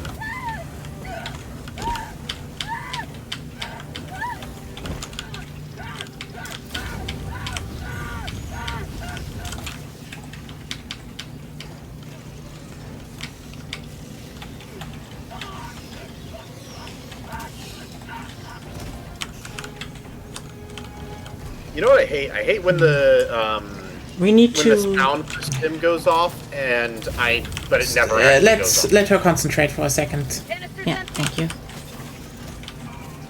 1B, 1A, and 2A. Yeah, I know. It's the usual ones. Just every.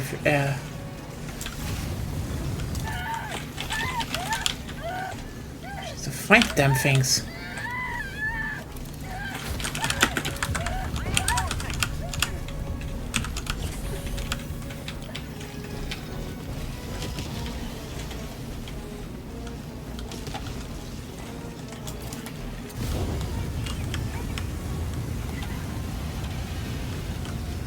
Get some!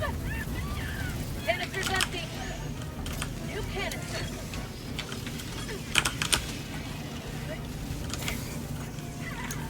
Another Bile Titan. Great.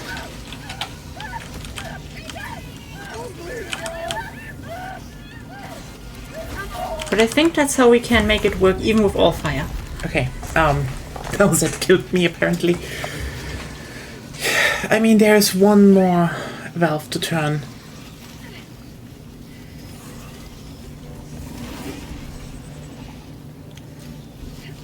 That's called democracy! Oh great. Oh hello. Yeah.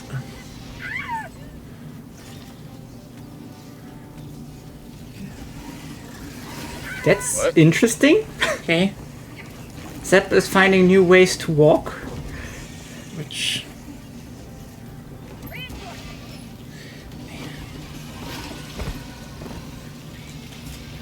Request approved. Well, at least I got the impaler shot by the Bile Titan. Ready to liberate. I would like to get out of this corpse. Yeah. Let me just really quickly. I'm on it! I don't know if you saw where you got launched, Agonia, but your body went flying in my vision. Ah, Like it just like did a whole bunch of somersaults flying and went up in the air. Where's the terminal again? did it. Okay. Then we need to go back to the other one.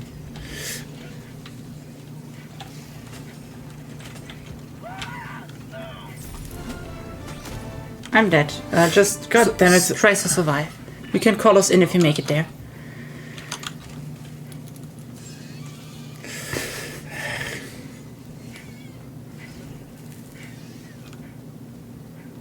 Let's see if we actually get it.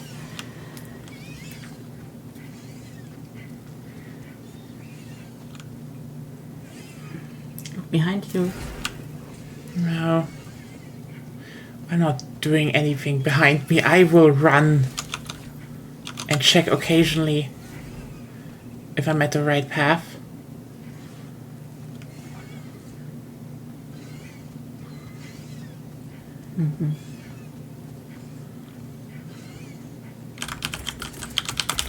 Calling in reinforcements. You can throw us further. Way further. Okay, now I'm doing the mini game because Oh my god, so many freaking Shriekers. there it is. No, that's not the console.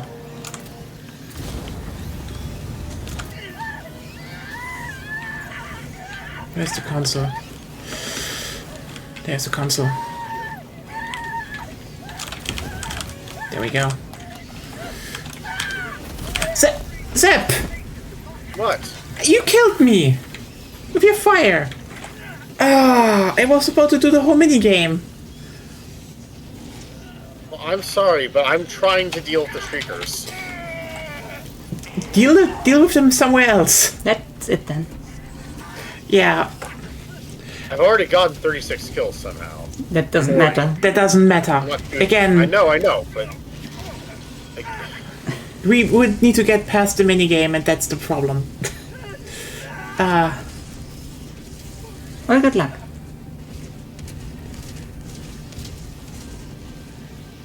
I called in orbital on the... Oh, you can't do it. You're dead. no. Tragedy visits us this day, but tomorrow. That was a bile spewer and the face tentacles at the same Yeah, time, nearly. I think Oops All Fire has They failed. spawned in right as I went in. Yeah. But I think Part of running... I think running... I'd say part of the problem is there's only 3 of us. Yeah, if we were one more But person... also, Shriekers are... I mean, yes, but yeah, it's... One more person would have been a lot more flamethrowers. Would have had... Okay, would more fire... Would have more fire been good, actually? I mean, we would have more bodies, but yeah. So I guess we didn't do it. Oops, das Feuer ist... Nein! Come on. You should feel bad for that one. Oh, god damn it. So, do we want to do the challenge on then someone else, or should we officially call it we failed? Well, we failed right now. The question is, how many times do we want to try? Like, that's the I only... would say that the oil mission and the geo mission are little... Well, maybe less so the geo mission, but the oil mission certainly is... 2K. That mission... Also, I want a It's desert bad. planet again. The What? desert planet is so much better. Yeah. The tree planet is probably the worst place to do I mean- fire. I mean, you do want it, not the desert planet, Yeah. remember? I meant not the... Yeah, the other options are another fire or, just variations of trees. You specifically said heat, right? I remember. Yeah, for bugs there was only variations of that. I mean, again, the Illuminate right now have an ice planet, so... But, yeah. At the very least, fire is pretty good against the overseers. Yeah. It's not amazing, Fair point. but it's effective. So do we want to try Oops All Fire against Illuminates? You're the streamer. I'm here for Super Hell-Life Oops All Fire. Okay, Stop then. asking me for the details. Good. No defense mission. No. That's... Oh god, that's a problem. Defense mission? Defend evacuation site is not good with... No, we should definitely avoid that. Okay, there is one without that. We have destroy Illuminate warships. Doable. Doable, but... okay. Recon craft intel. Okay, doable. And evacuate colonists. Doable. Let's start with retrieve recon craft intel.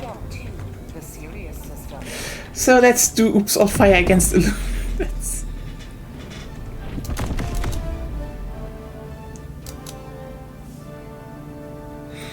Jump complete. Mission coordinates locked. Pods prime.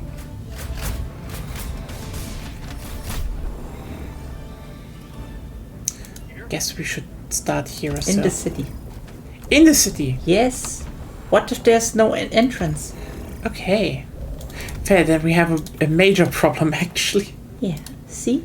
Okay, god, this is gonna be horrible. No, it's fine. I mean, you know what, overseers and such, sure. We can take on those. I'm concerned about... Can you get the flamethrower turret now actually? No, because we're in the menu here.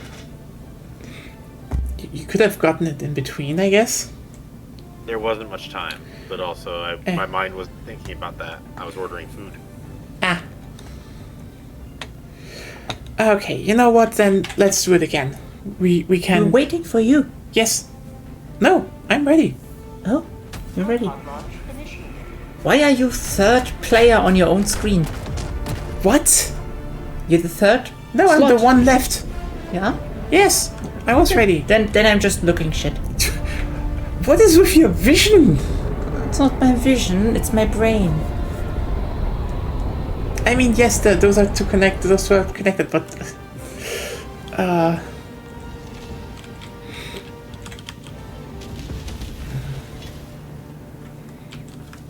History will remember your deeds this day. Support weapon inbound.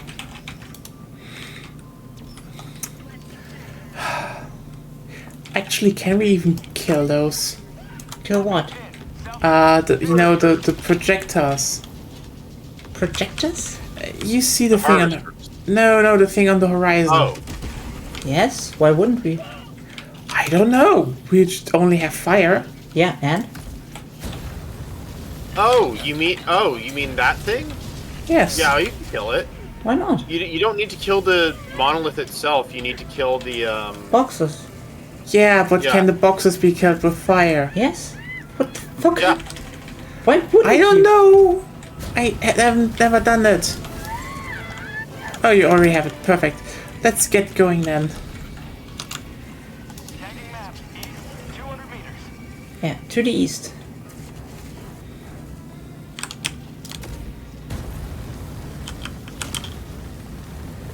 Found something. Tactical asset. There's artillery, but nope.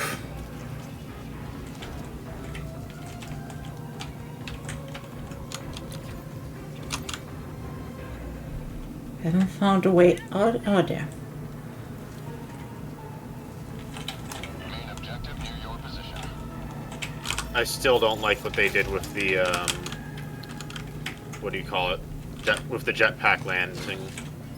Yeah, it's weird. Like, I get it. They wanted it to be funny, and they've got the ragdoll stuff that they want to. It's mostly when you have no stamina, I think. It's not. I haven't tested it fully, honestly. It's But it's also kind of dependent on your momentum. yeah. Also behind me is a thingy. A thingy. Yeah. Rare sample acquired. Oh, you know what? Those are gonna be a pain. Yeah. Okay. You put them in? Not if you're not all killing the drones, because if we get walkers here, we're fucked. Yeah, now we're No, fucked. can you just come, please? There's one anyway. Yeah. Whoever has the black box. I have the black box, but it's more important to kill the drones than anything else. Have you forgotten that? We should do the... No. The drones. Always the drones. Because now We do need to actually progress this because But if we have drones on our ass, then we have walkers on our ass. I know, but also the problem is if we don't... No. Just no. Doesn't work like that. Neither of you has the black box, so the only thing you need to do is kill the drones.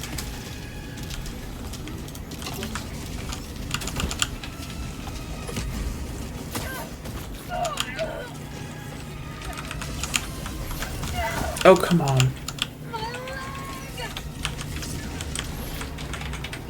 got electrocuted by the harvester.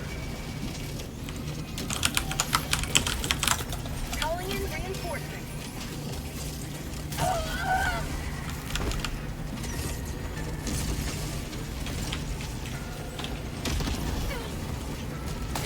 One walker's down.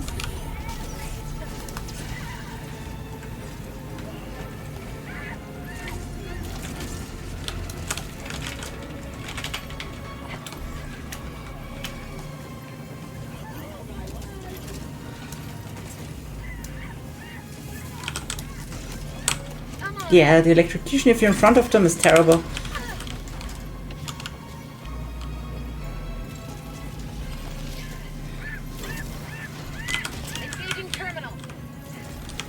I don't know why everything is blue now for me. Everything is not blue. What? Everything is not blue in your end. No. It is blue for me now. Nope. I'm looking on your screen. That's not blue. If you mean purple, then it's the No. the water. And if you mean the HUD on the Yeah. terminal, then yes, but that's not everything by definition.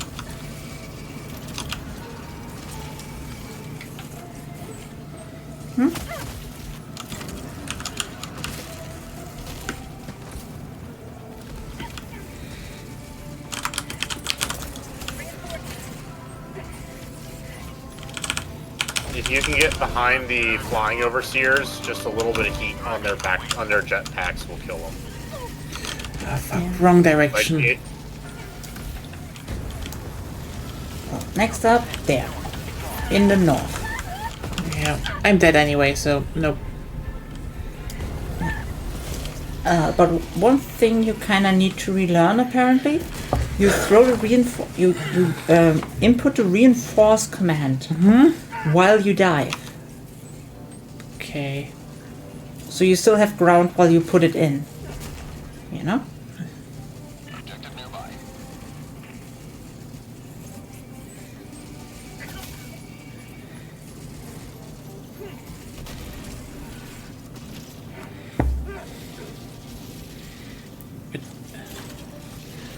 What? Nobody said anything. Yeah. There's a... Ouch. Yeah, you should have announced that, Zep. alright. Calling in reinforcements. You may proceed. I didn't realize that she was right behind me.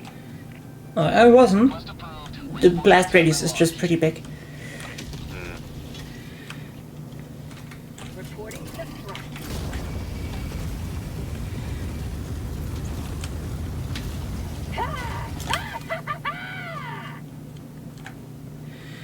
What's that light? I don't know.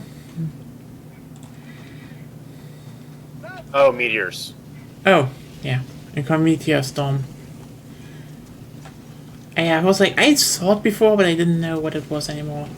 They upped the visuals on the on like what the zone looks like how bright it is, and how long before the meteor lands. I think they got also passed on the red warning lights on the map. Because before then I could never see them, now I can. They definitely they added like a high intensity white light to it. Yeah, contrast is like the main part you need to look out for. What are you getting? Jump packs. And back and I'm getting my gear basically because it just came off of a cooldown. I'm waiting till I'm at extraction for that.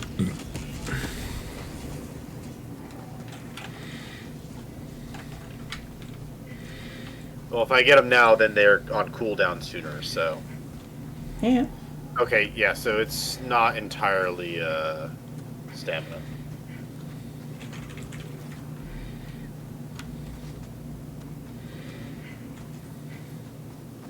Calling in extraction. Roger. Pelican 1 will re-attempt pickup at extraction zone. Oh, a lot of enemies to the south. Requesting sentry. Yeah. Calling in an eagle. Mostly voteless, but Requesting Watcher orbital. to the east. Firing orbital barrage. Clear the area. Canister's empty. T-minus 2 minutes, 30 seconds.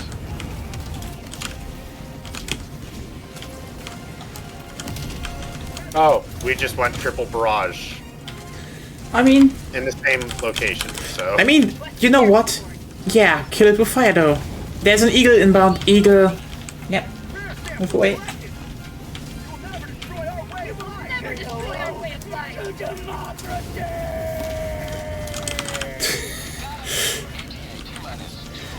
oh yeah, I forgot the beams from the harvesters count as fire, if I recall correctly. Nice. At the very least, I've seen someone say that they do. Canister's empty.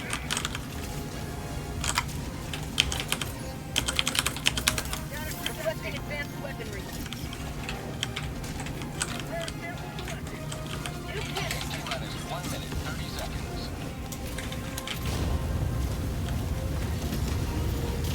Yeah, Luminids are easier than bugs. I told you so, because they don't have fucking chargers. The chargers are less of a problem with bugs. I have more problems with the Bile Titans. They're also a problem. And what I also fucking hate about the bugs is the fact that, you know, again, some chargers and they just have a screen shake effect that is way more fucky now, and I hate it. Okay, there's another napalm eagle. Calling in reinforcements. Also, the objectives are a bit easier in my opinion. For prosperity. Fair. So, I mean, I'll mention it again. I honestly, the chargers aren't the main problem for me with the bugs. It's the streakers. Fair. Because the second that you look away, they just start killing you. That's also, And yeah. then, yeah.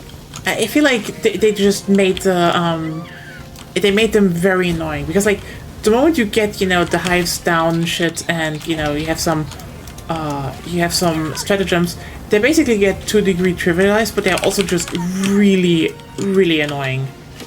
That's my biggest problem with bugs right now. They're just annoying. Calling down a sentry. Pelican 1 arriving at coordinates. Pelican 1 I do think it. Well, I do think it was a little bit harder because we didn't have the thing that lets you spawn in Oh, with what the all of your fuck? gear. Yeah. So we kept having like very few stims on spawn and stuff like that. And also the problem is that, ironically, fire doesn't really kill the heavy enemies. It does. I mean, no, it does, but it's not. It doesn't kill them in a very effective way. So, like, you know, you eat a lot of fire at a Bile Titan, and the Bile Titan just shrugs it off, basically. It's about where you. I mean, I mentioned earlier. It's about where you hit it. Yeah, but like, let me just put it like this: if an orbital napalm barrage hits it, it should do damage, but it barely does it. Like, I know the thing is that it should burn it down, but like even that I feel is, it really doesn't for, you know, napalm, a thing that sticks to things and burns them to death. It's not that good against burning things to death. So next up, Helldivers devs, fluid physics, please, for actual napalm. Oh god, that's gonna be horrible. Are you satisfactory or what? Okay, I mean, they just bailed on combat entirely, which is a shame.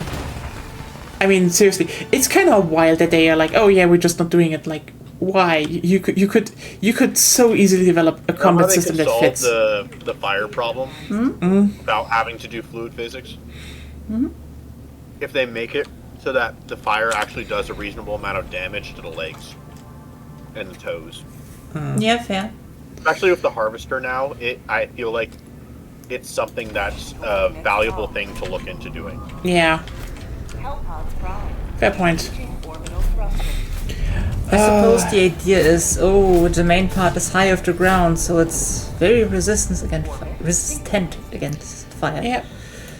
But okay, let's get this. I would almost say that it should be less resistant against fire because, or like, from its physicality, I guess. Because it is so high up, it doesn't really encounter, like its body doesn't need to deal with fire very much.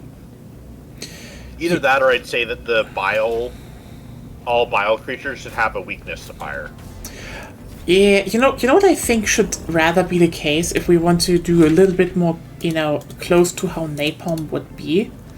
That you have a general, you know, how resistance is something to fire, but also, and this could be very easily done, how much is something prone to overheating? Because like a Bile Titan is a gigantic fuck-off organism, similar to Bile Spewers or Chargers. They produce a lot of heat. You should have a cooking level, basically, you know, that stuff that's smaller cooks less, but stuff that generates a lot of heat cooks faster. So, which would also, help a bit with bots, because like a tank or the big ones, a Hulk, if you blow fire into their back vents, which are already glowing, that should actually overheat the fucking system and do damage, which would make sense that big things are resistant to fire, which would make the Illuminate interesting, because here's the thing: the Illuminate are more higher technology, so their things should actually what's it called, not be easy to prone to overheating, Hellpod launch initiated. which would actually make a lot more sense if you think about it.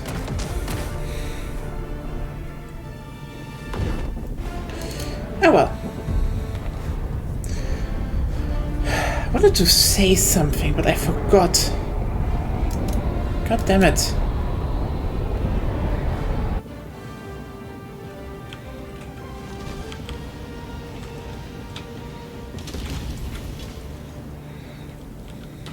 This is it. This is the solemn duty for which you were born. Defend democracy. At Well, any cost. Quick in, quick out, I guess. It's to the southeast. Southeast. Let's do this.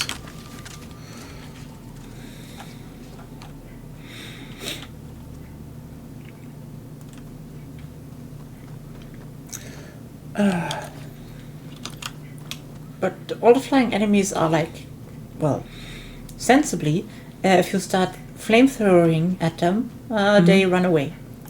Yeah. I mean, It's still weird that the shriekers Oh, I just think fly that's the- backwards. is that that's not the cockroach. That's not the cockroach.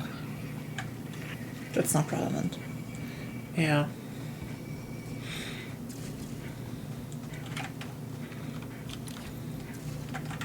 So where is it? Tactical asset near your location. There's an artillery terminal. It's something, I I guess. think over there. Wait a second. Oh no, over here. Over here. It's up here. Tagging location. South. You coming? Yeah.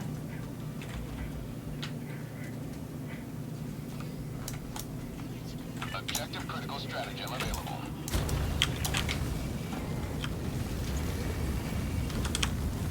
Boy, super! Zeb, you coming? Yeah, I'm coming. I was taking care of a watcher. Ah, that makes sense.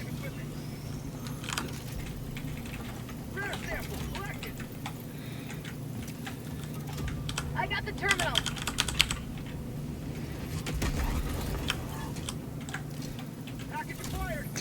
Inserted? On my way. Zeb, Yeah. you need to Yeah. blow that up. Yeah.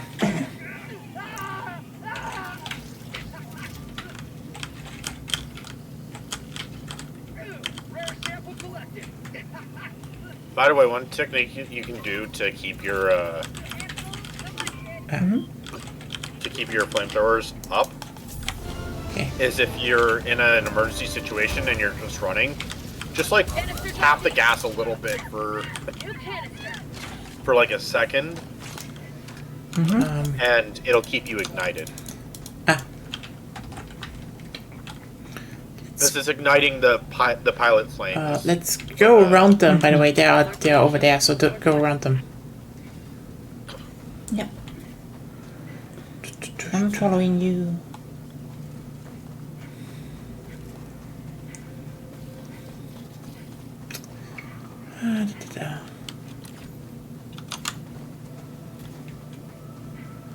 Okay. Looks like we might manage Illuminates.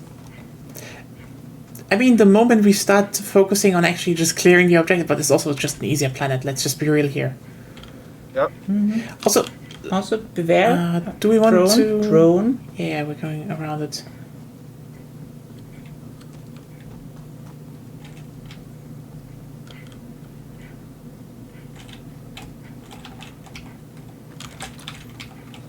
But yeah, with the bugs, it's Yeah, wait. with some of the plant. Zeb got separated. Yeah. Not necessarily separated. I went the other way around on the. That's separation. still wrong. Where are you going? No, he goes to the objective, just a different way. Yeah, but like you're very close to a camp, so. I went around so that I wouldn't trigger the. Yeah, I understand. Yeah, it's fine. It's fine. Just Separation is just separation. We're not together anymore. North Watcher. Mm-hmm.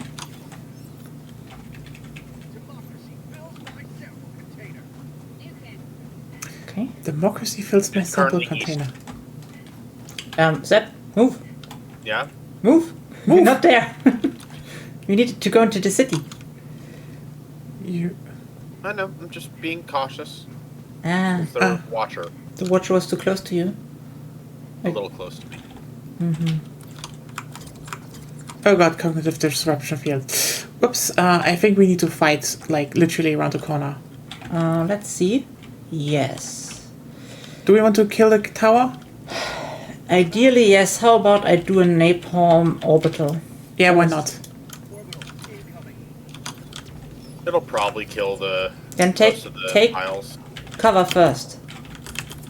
Yeah, that's too close. 60 meters.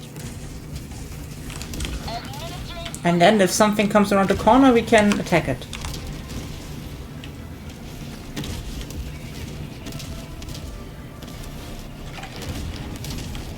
I mean, The yeah. explosions might not get get all the stuff. But there's some other stuff. I mean, yeah, maybe too soon. Yeah, I wouldn't run in there while everything is on fire. Oh, you were like short of the thing. Ah, missed timing. Yeah.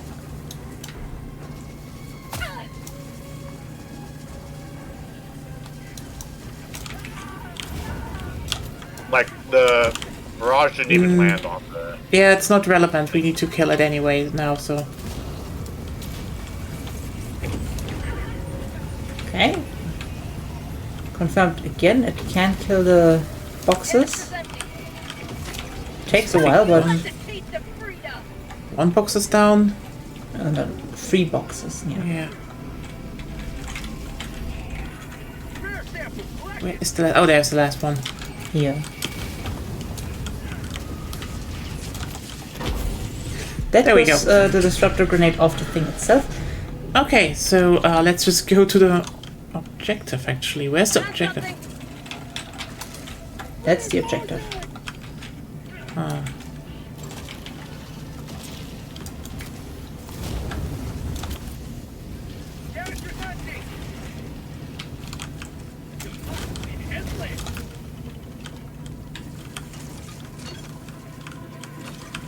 Walker. Yeah.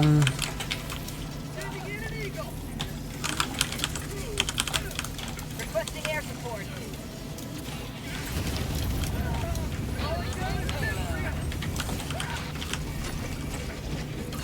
Say hello to democracy! Throwing grenade.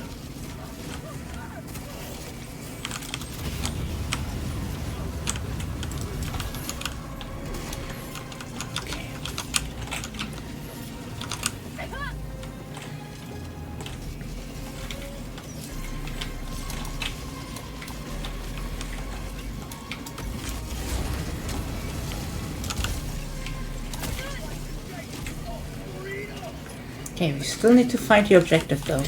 Yeah. The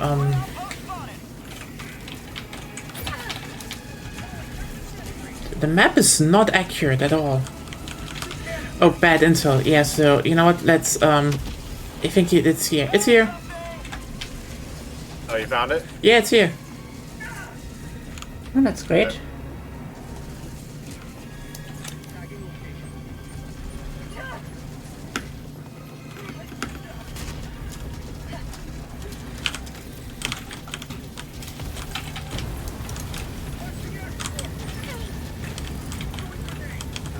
Kill them all! Engaging terminal.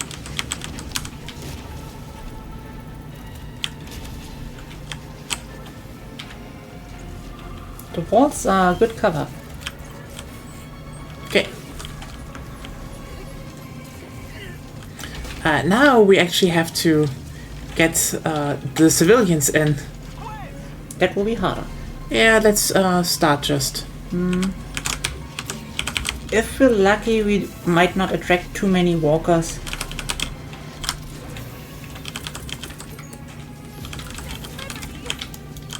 Sending in an eagle. Forcing orbital. Unleashing democracy. Yeah, don't go there. Don't go there. Do Okay. not attract them. Requesting second.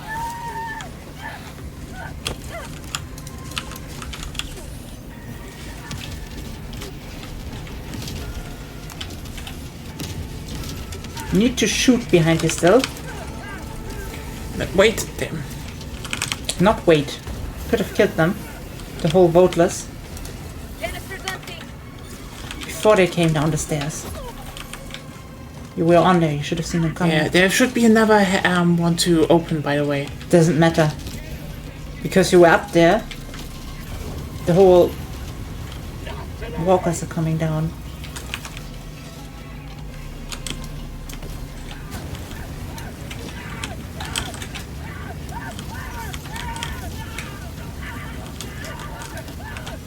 Okay.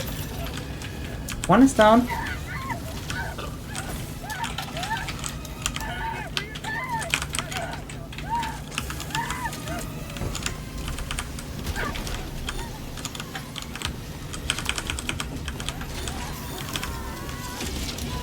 Thank you. Okay. Something exploded. Yeah, reinforce please. Yeah. Just reinforce now. Reinforcing. It's not hard. Okay. What the fuck killed me now? The arc light. You need to actually watch them, and if they load, then in that moment you need to jump away. Okay.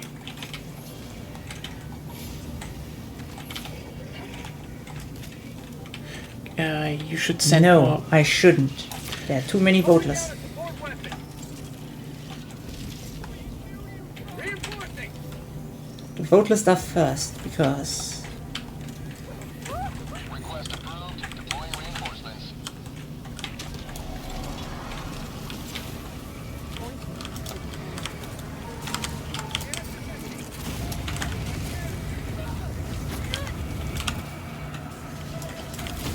Freedom forever.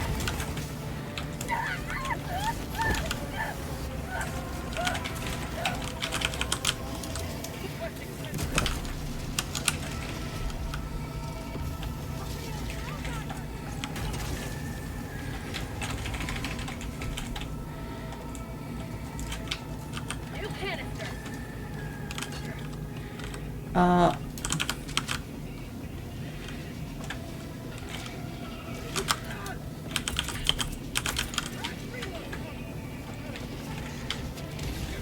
Zep. No. I wanted to throw an eagle airstrike there, but if you, you know. now you can. Yes. Requesting air support. Just Okay. stay at the bottom of the stairs and shoot everything that comes down. Okay. Okay. No need to go up there. Ooh. Something makes. Oh, What? citizens die. Okay. Yeah, obviously. New canister. I can't get the flamethrower beneath you. Doesn't matter. Just Yeah. keep them from going down, and we get Why the are last you- civilians in. Zip, That's what I was trying to do. not really Yeah. necessary. You can just wait till the objective is done. I was also trying to get my equipment. Yeah, but it could have attracted more. Anyway, flamethrower again. Whew. Yeah, as said last time, just focus on the objective and then on the rest. You don't need most of your equipment anyway if you stick with the team.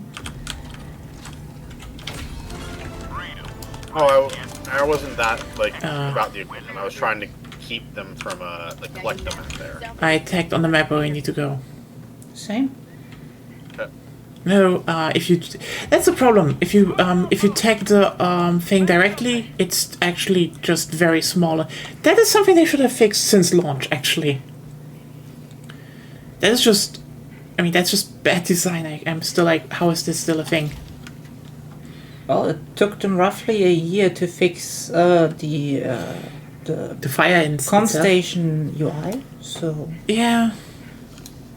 My guess is that they didn't probably have that much room for changes in the immediate post launch. I mean, the thing is more like Given the pacing of the game. no, I mean just scaling stuff on the UI, which you Yeah. already can, as you can see. changing a You UI have, icon. you have the big icon, and then the objective icon is marked icon, basically.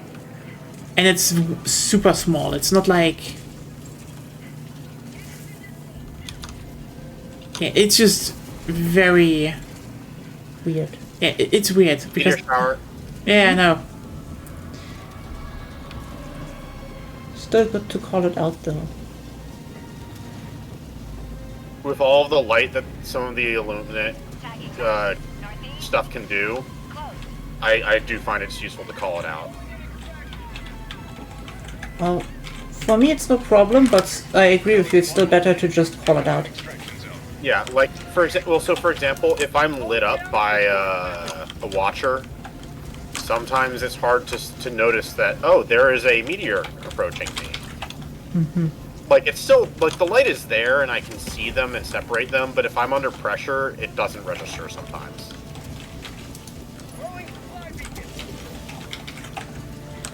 Like too much going on, not enough time to process it and think about it. Well, try to hide if you can. Yeah, no, some coming directly at us, so. Orbital inbound. Orbital barrage incoming. Stand clear. Going down a sentry. I'll let the sentries do it. Yeah.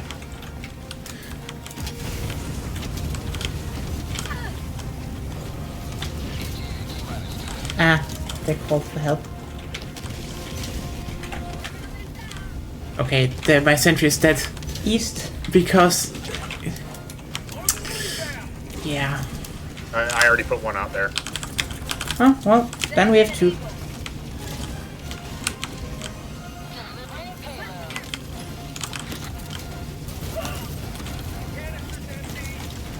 Canister's empty. T-minus 1 minute, 30 seconds.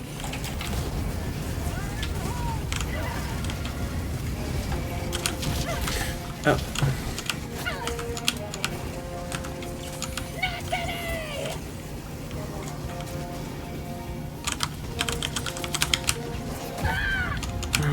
Okay.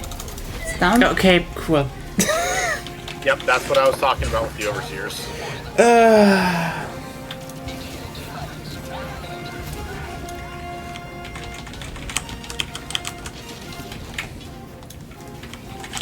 Democracy has landed.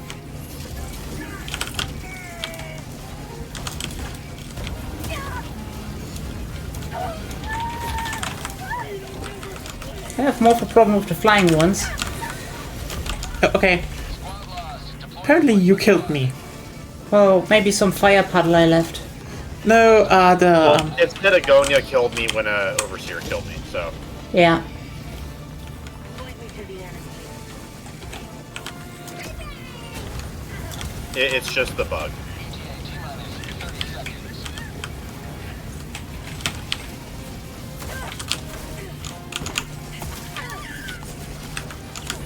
T-minus 20 seconds. Canister's empty.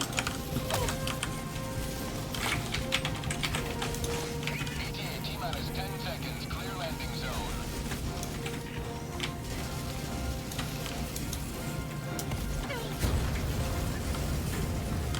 This is Pelican 1. I have visual on the extraction zone. Pelican 1 landing sequence initiated. Watch where you're standing.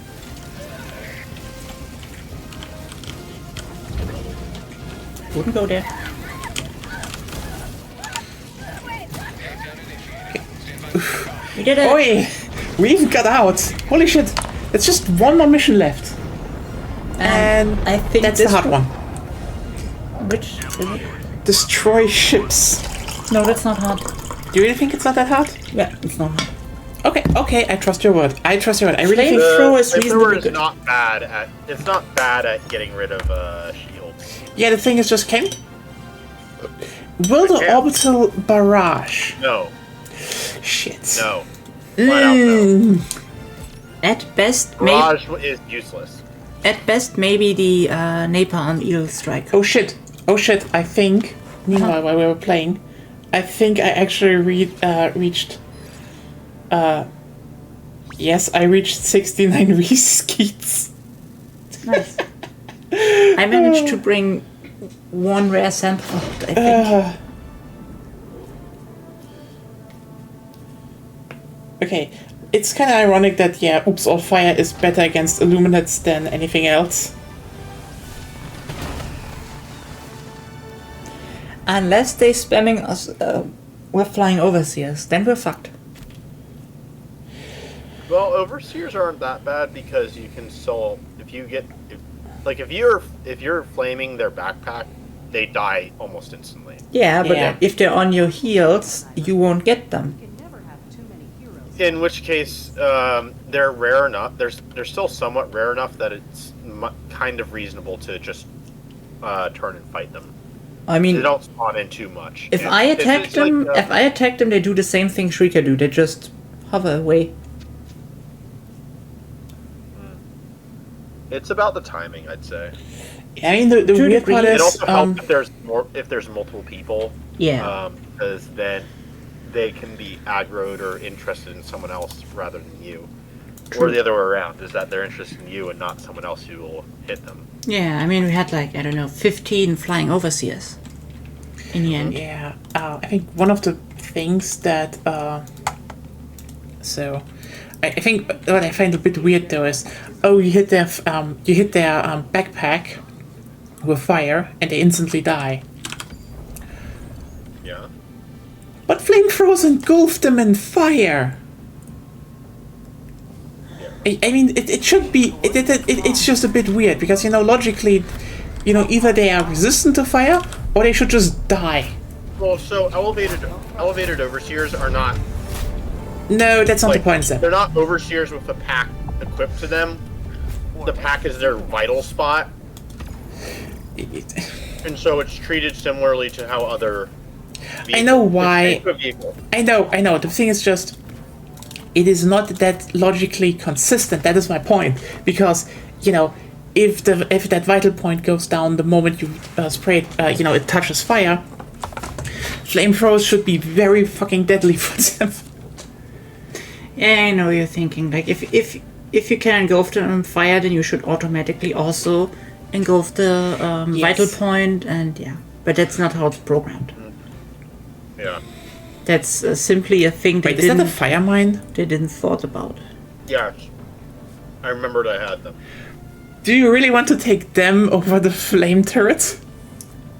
I mean, And the flame turret dies just- surprisingly fast.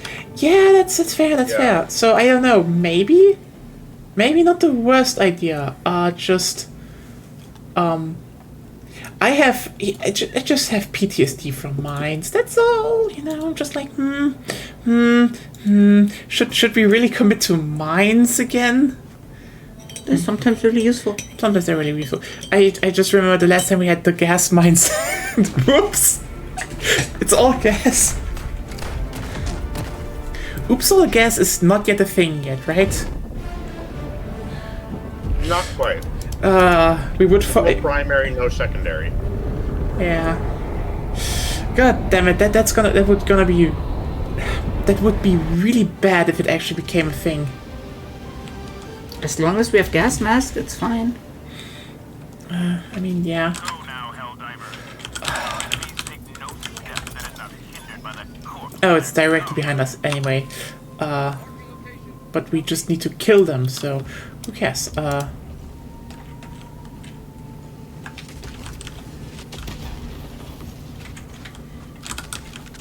So into the Where do city. we want to go first? There. Where? Oh, I marked it. No, you didn't. Yeah, I did mark it. No, enough. you didn't. I marked it enough. It's on your fucking screen. Like, gas masks can look really stylish, yeah, but I mean, we're already basically wearing gas masks. With no filters, though. maybe the filters are miniaturized. Well, Nanomachine, son. gas effects are still so. The gas isn't actually gas. It's more of a acid. Yeah, oh wait, I just Another caught in a turret. yeah. Maybe we will get hazmat suits.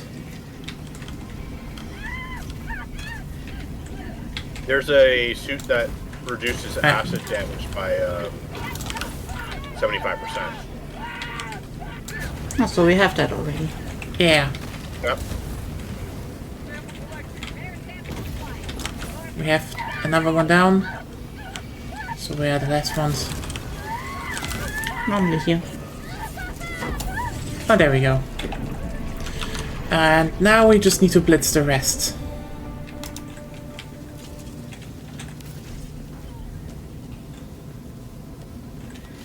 Yeah. Mission at 10 minutes remaining.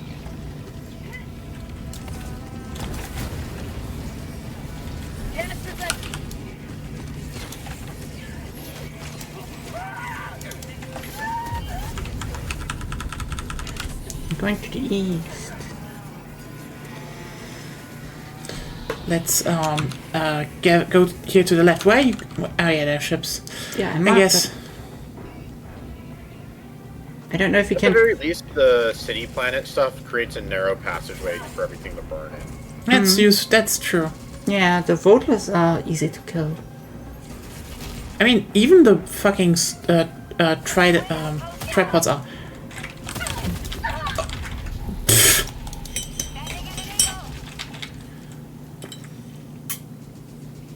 Calling in reinforcements. Request approved. Reinforcements. Could have thrown me onto them. Then I threw you pretty much near one. no. I did. Where it spawns you is a different matter. Zepp's Colin was the one that counted. Ah, okay. Then don't say you. I mean, No. this was directed at the person that called me in. I didn't think both of you would try it. Why not? Okay,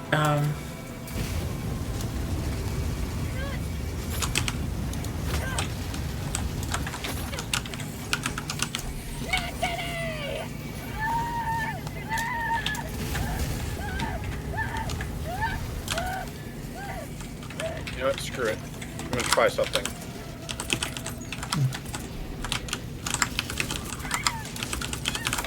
Fuck. Requesting air support. Agonia, your voteless body killed me.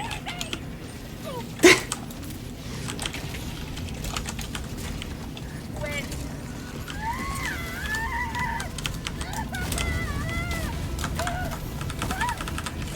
Somehow I can't get the shield down anymore. yeah. Yeah. Uh, It wasn't working for me either. Dito. Now's the I mean, we question. never really tried doing it, so. I saw it I several mean, I've times. been able to get the shields down at the harvesters. Yes, yeah. Like, but like napalm strike on it, no. Calling down a sentry.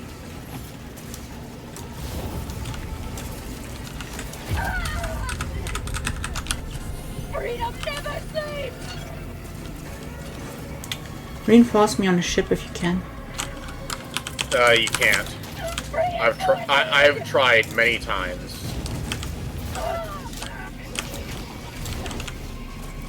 Now just try again. I can't. Oh my Yeah. god, really? They steer you away? Yep. That Oh, is. more like you can't steer into it. Oh? Shoot the engine. Okay. Oh, okay. Roger.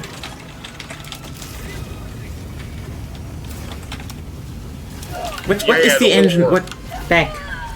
It's a little empty zone. Oh, where it's okay, not, so like, psychic energy. okay, good.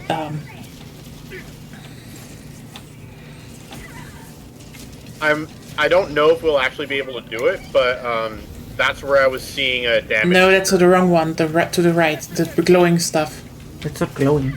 There's an orb floating between them. That's what that meant. You're supposed to shoot. Silhouette of an orb, yes. But now that Zep is here, the whole other stuff is here, so I don't want to be here anymore. You need to reinforce us. Yeah. And first of all, I need to actually get those fuckers away. Honestly, I'm a bit pissed that they are like literally preventing you from landing on the ships. It's like Request approved. Reinforcements have been launched.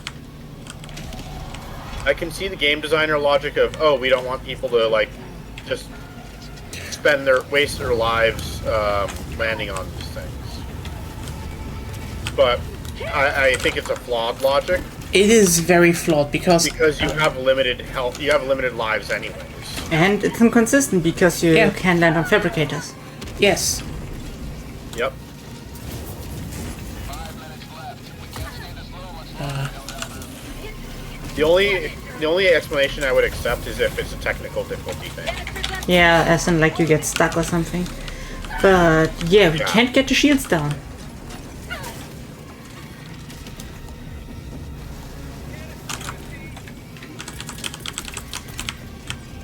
Right? yeah. Let's see how the orbital HE barrage is doing. Okay, HE barrage? You have no HE barrage. I have an orbital napalm barrage. Sorry. Request approved. Reinforcements have been launched.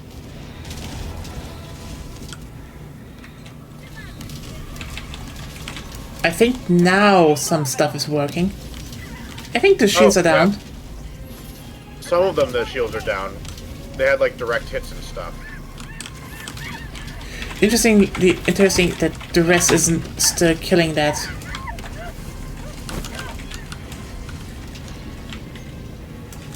It's still not...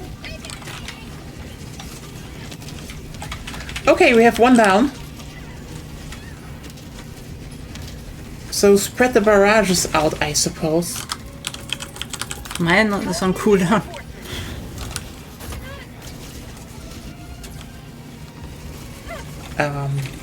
I'm trying to kill walkers. Oh. I got 2. No, not quite. 1.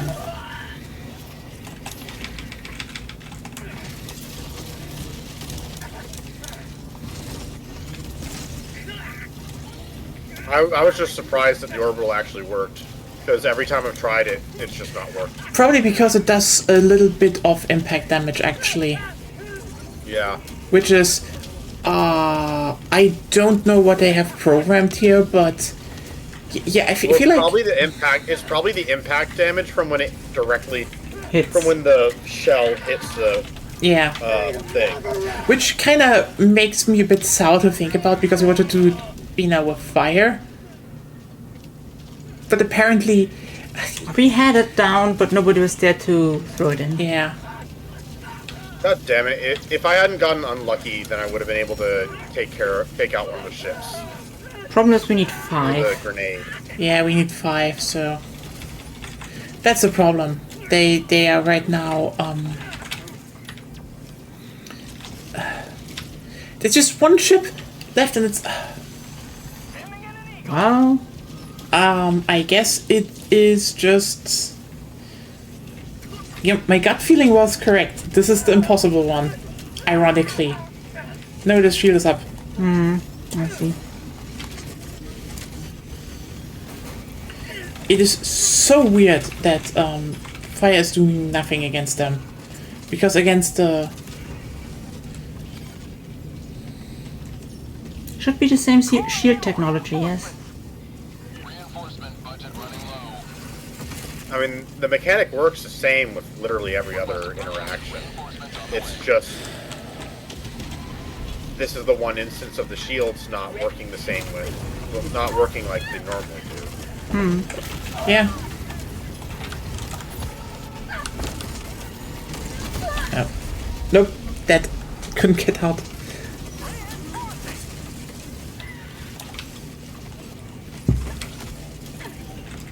Request approved. Reinforcements on the way. 3 hits in like 1.5 seconds. Join that fray. 1 minute left. Destroyer prepared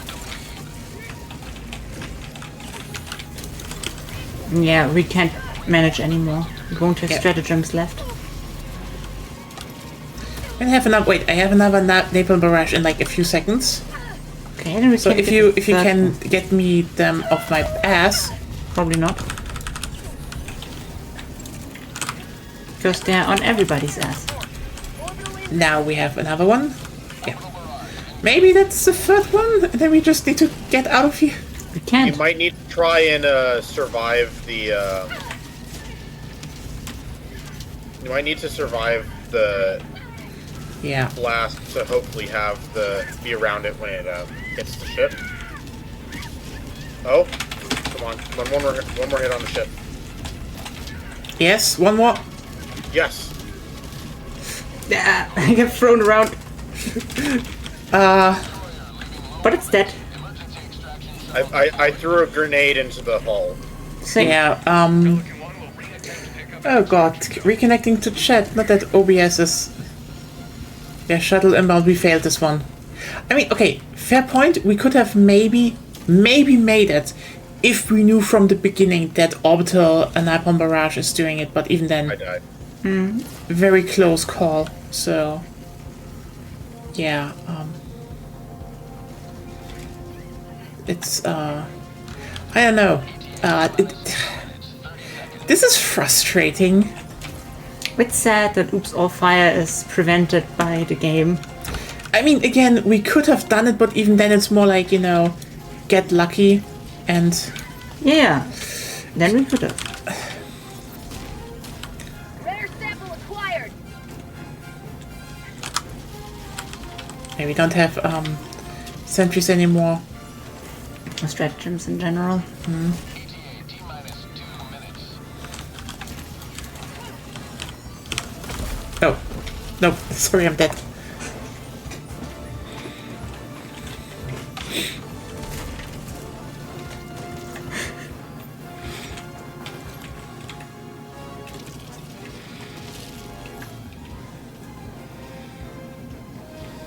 Well, as long as you stay there.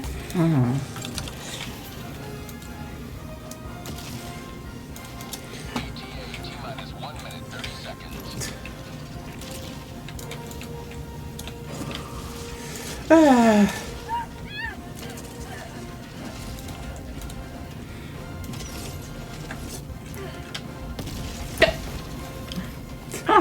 You're a walker now. Ah, great. Yeah, I think we can spare chat Oops on Fire against bots. I don't think that will have a lot of fruition either. I think bots and bugs are the only things possible, Pelican 1. but Extraction zone. Landing aborted. it's highly luck dependent, depending on the number of flying enemies. As that Yeah. said, gunships will be a problem. And even hulks are gonna be very annoying. I think you know We what? could do it, but it would take a lot of tries. Yeah, so I'd rather be like, nah. Same you know, with the Illuminates.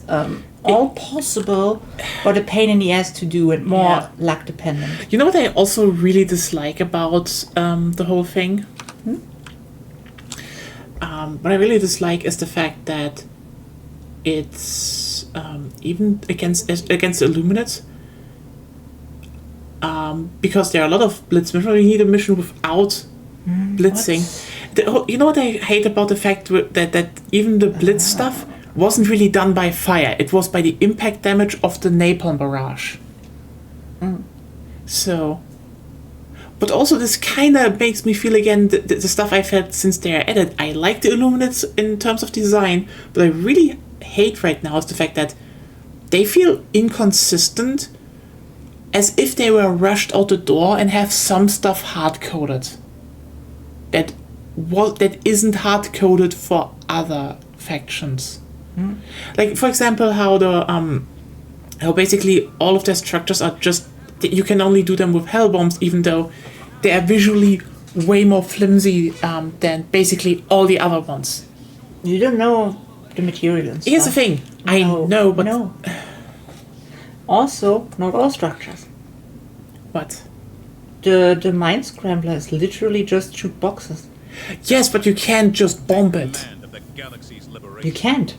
You can't just bomb it. I said that. You can't do it. Yeah. Which is kind What's of... In that sense, they're inconsistent, yeah. What? Because some of them you can bomb and some of them you can't. Yeah, I mean, basically all their structures, and like... Not basically all the structures. What I he mean- literally said was inconsistency between Illuminate structures, so Yeah. it can't be all. And then apparently the shields of the ships are just resistant to fire, which is like, okay. I mean, I know fire isn't good. I think it's not necessarily the shields of it, but it's more. So the way I understand it, that shields work, is that you need to be hitting the target itself, and then the shield appears in the way of it. Therefore, since you can't do damage directly to the side of a ship to explode it, or at least not. Like there's something in the way. I guess there's probably like super heavy armor or something like that. Well, Okay. why can't you You're just... not able to do. Well, the flamethrower doesn't do damage to super heavy armor. which is a The little breaker annoying. also doesn't, and it works. That is a good point. Yeah, basically, I think the shields Probably are... the way that it applies. Either the way that it applies, or here's my very simple explanation based on historical data of the game. The fire's bugged. That the fire is... I mean, yes, but also for some shields it works, you know. Maybe the shields are bugged? Okay. I feel like it probably is just something they overlooked in the code, because I think they didn't expect, 3 idiots to show up only with fire and expecting it to work. Honestly, they should expect that. I mean, yes, which is more like, why...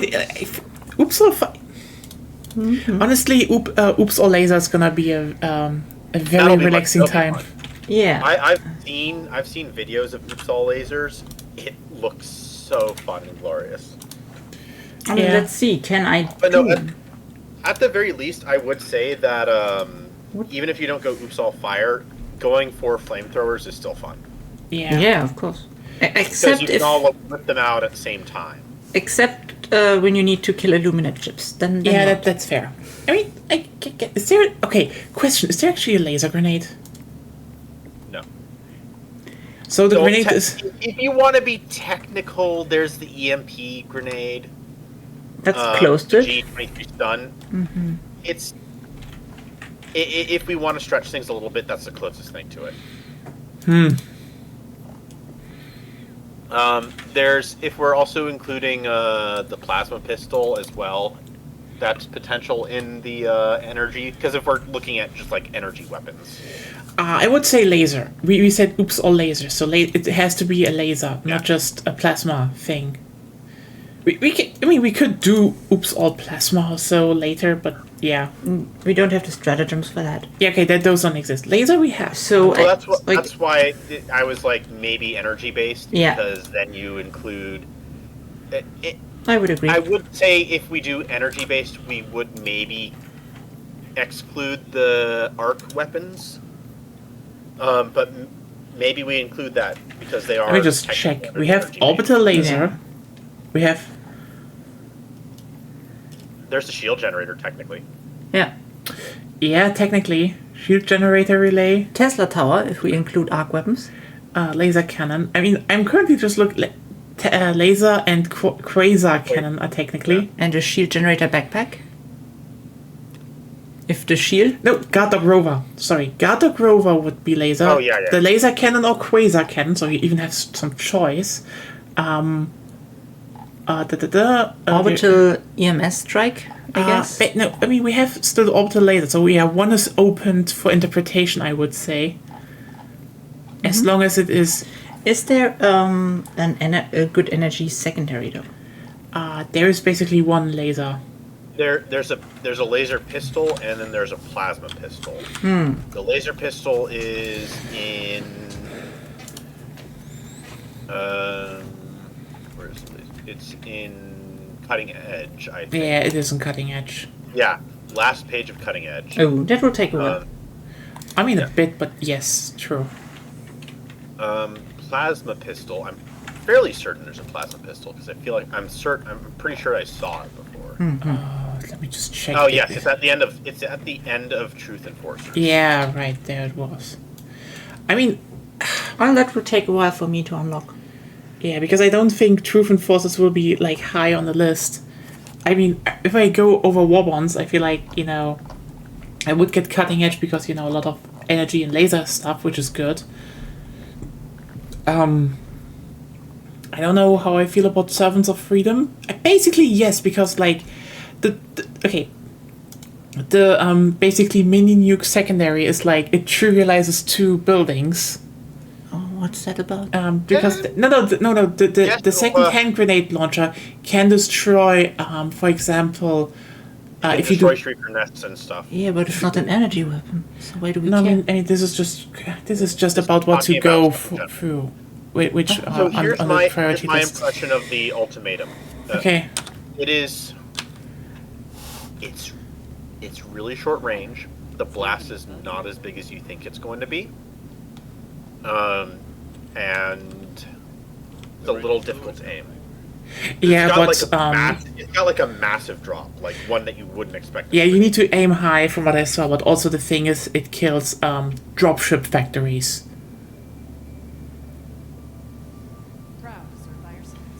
Wait, you mean it kills the Yes, gunship gunship factories. site? Yeah. Oh wow. Yeah, That makes something that trivializes that, not in a bad way, but it makes it so much yeah. more comforting. That's what I found interesting because someone talked. So some people talked about the fact that it was affected by the other bug on the.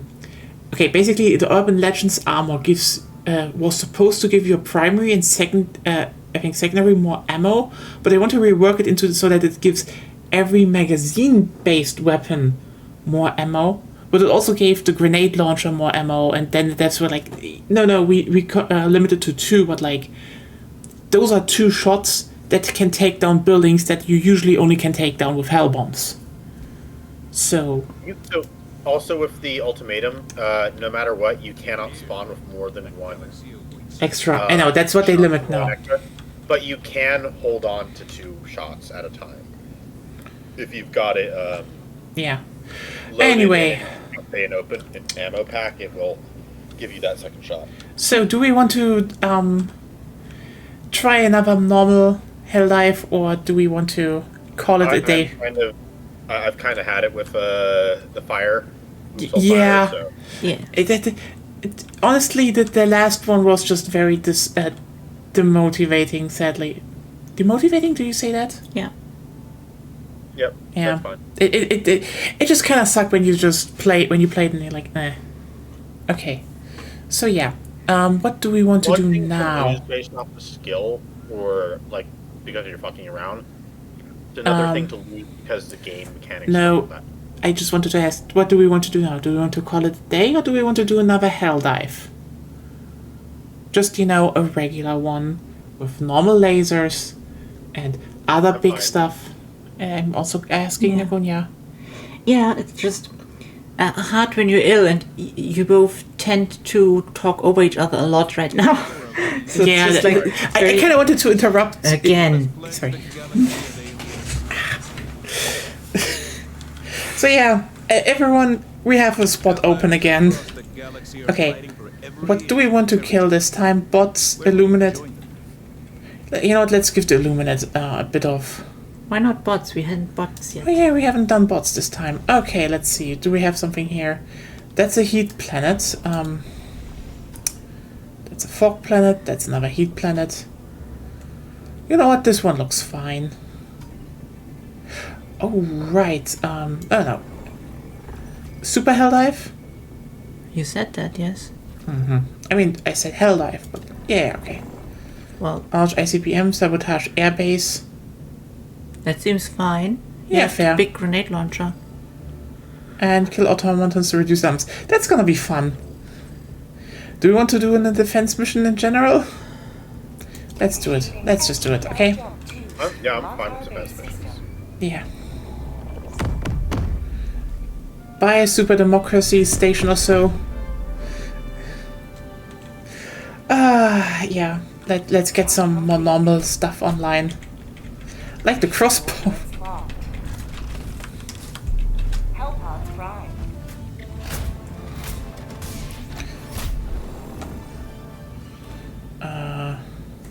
We can land directly in the fortress.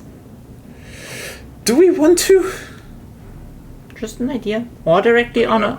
I'm bringing the ultimatum, so... Yeah.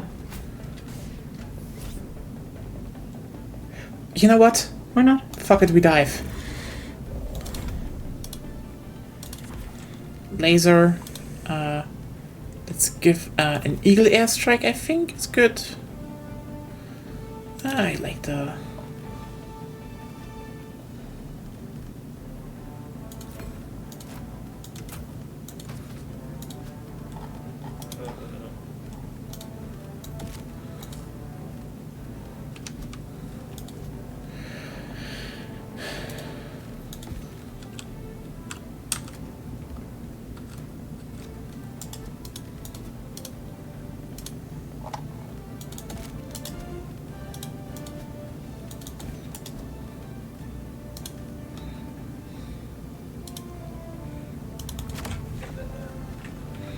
I mean, you all to go with extra padding.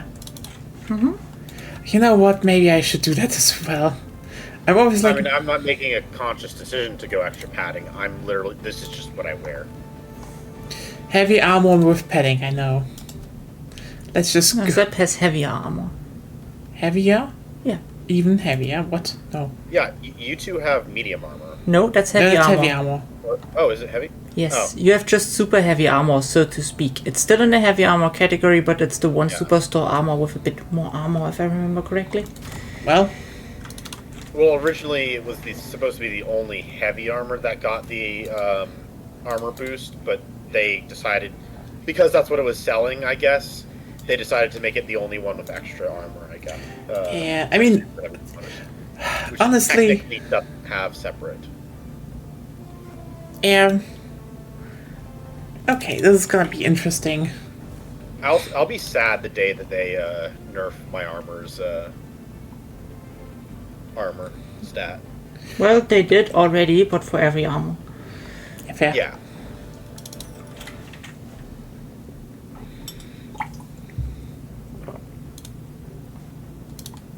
Hellpod launch initiated.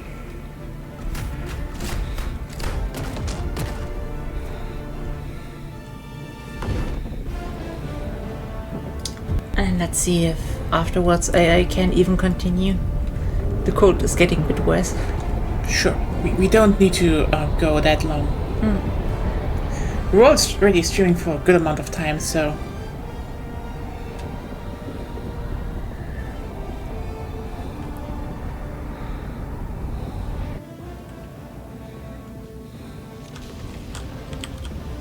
Oh, you can't land on that thing, huh? I don't know. No, you can't. Oh yeah, right. Remember this. Every day is a good day to die for democracy.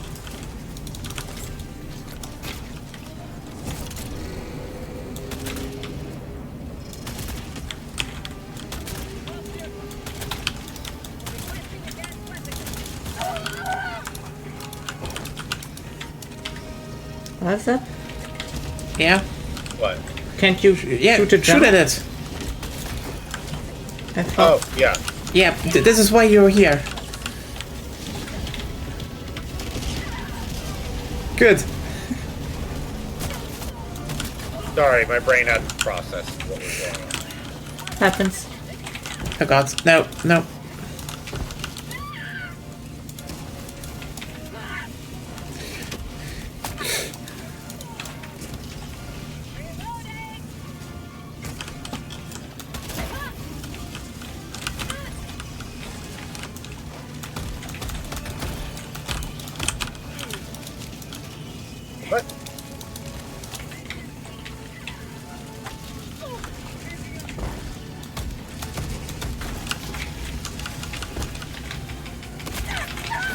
Oh, God.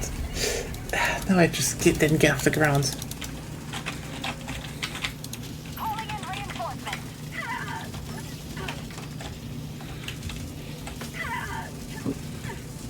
Request approved. Reinforcements on the way. We just need to find more fabricators. To the front. But there's the intel. Haha. Nice. Acquired. You will never destroy our way of life. There we go. Drop in package. Another one down. Package acquired. Sending in an eagle.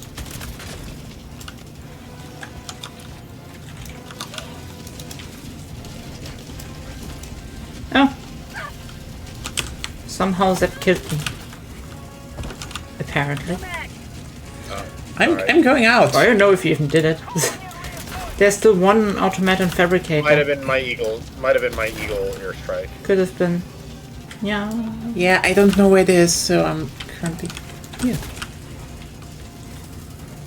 God. I have it soonish. New mag. Okay. Then let's actually go and do the rest.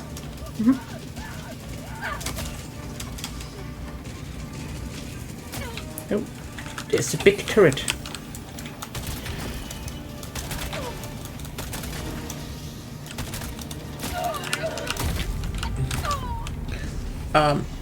What? Oh yeah, there are turrets. Fuck. I need to go back to my position, by the way. You need to. Yes, there's intel. Roger.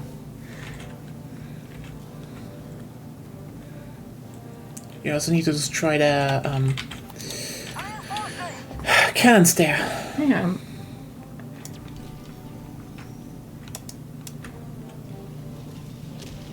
One cannon is down. Reinforcements have been launched.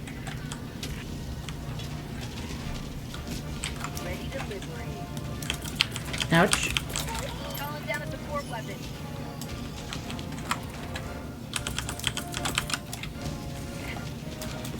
Sending in an eagle. Yeah. Can I have barrage support?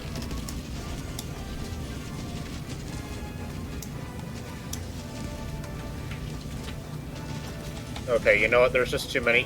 Go get careful. Yeah. 380.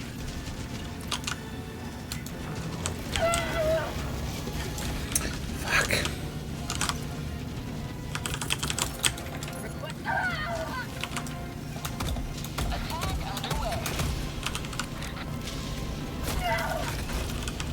Sway the liberty. Oh god, there's a factory strider coming. Bringing tactical asset within range.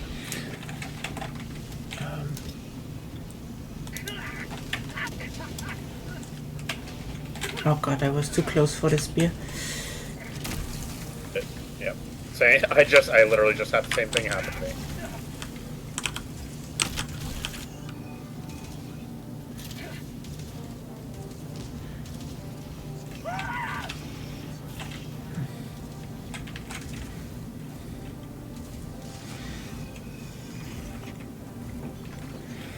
Problem is I need to get there to get the jammer down. Guess who can also do that? Zep.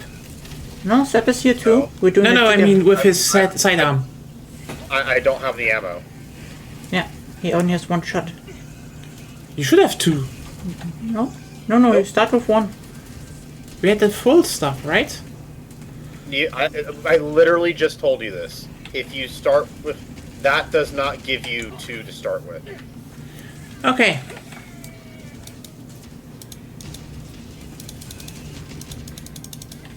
Also, I'm too busy being chased. I mean, I'm dead, so Can't reinforce you though. Jammer, remember? Main objective. yeah, I guess.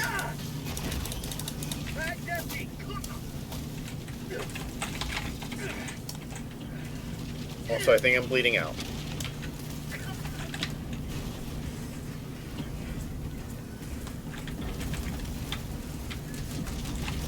Reinforcing.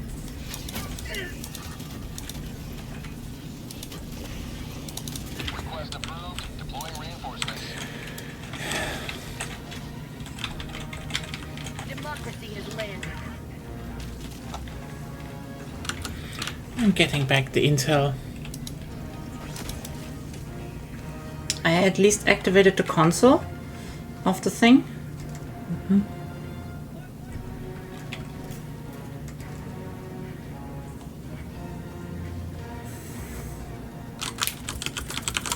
Reinforcing.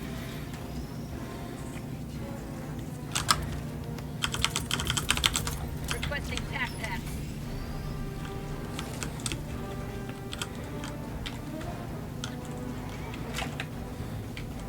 Okay, now I'm gonna go and take care of the jammer.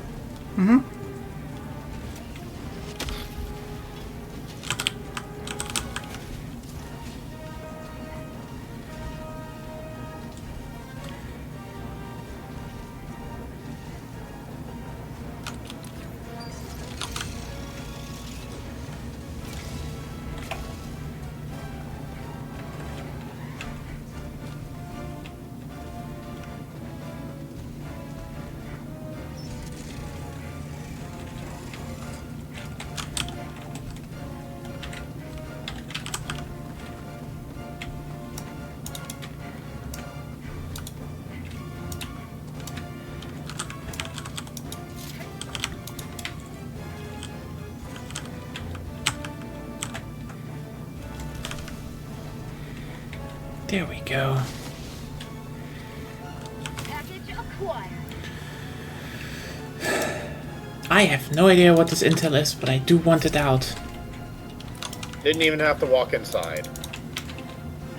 Nice. I still do. Because there's my pack.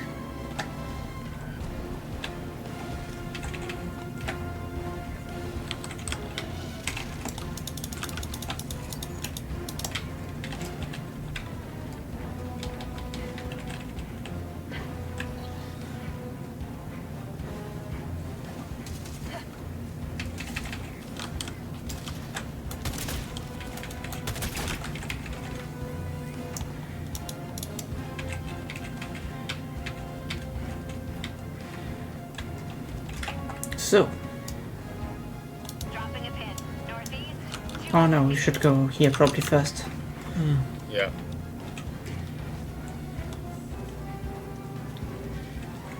There is at least one factory strider.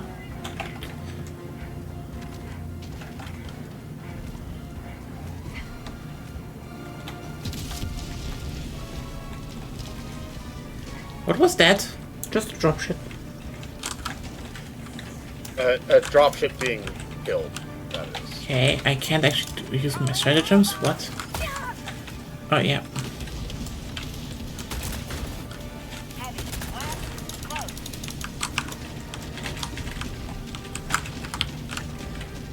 Oh, Mission at 30 minutes remaining. 50 meters. That's empty. I can't. Fuck. actually, I'm curious. I've got one more shot. Fuck. Yeah? Factory Strider? Yeah. Yeah, I've got one more shot. I'm gonna see if I can kill the factory strider. with Yes, it. you can. Fuck. Well, that was not a shot. Killed- Good news, there are two Factory Striders. Reinforcement. Oh, well.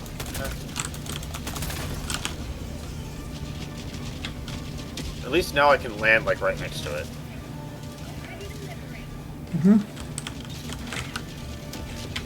Fucking dodged it. Package acquired.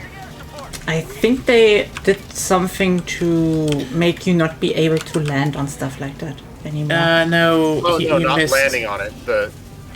He missed. I was aiming for it, but its leg moved out of the way. Yeah, you should aim for the torso.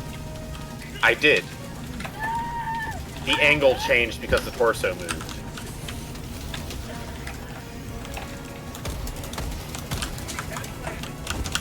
Well, we did the objective.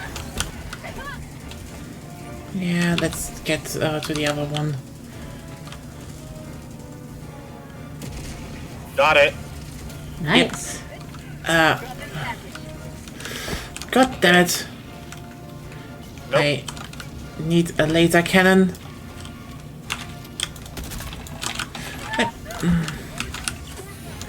Help. Help what? There's a fucking Hulk behind me. Run. No, I So kill the fucking thing. I can't. I can't either right now. Okay, yeah. Also, mark it. Shoot the stuff behind me, I could hit it. North. Close. New mag. No, too close. Literally wasted stuff on it. Dropping package. Sorry, now I'm dead. No, you need to run better. Hulk's dead. Next Hulk is dead. Yeah.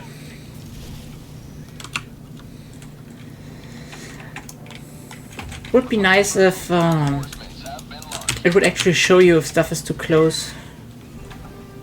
Ready to liberate.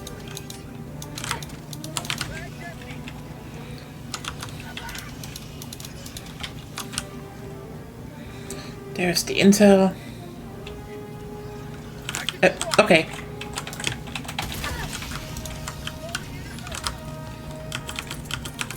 Where are we supposed to take it? We need to take it to extraction. Ah. And you, We basically you can't have, you can't use shit because it's a one-handed thing. I'm aware of what it means to carry stuff. I'm gonna call and resupply. Bombed.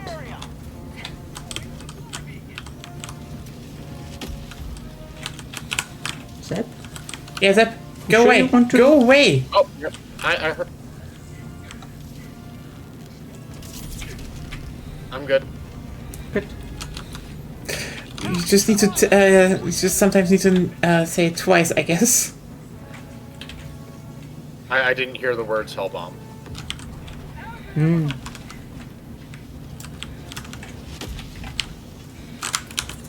Well, then I'm going to the next objective. Sending in an eagle. As soon as you're not loaded with flamethrowers, everything is so easy. You can actually kill shit with appropriate weaponry. Yeah, it's almost like you should have a mix of things. No, Zep, there's a cannon. remember, meta is bad. Cannon. Things being good at things is bad.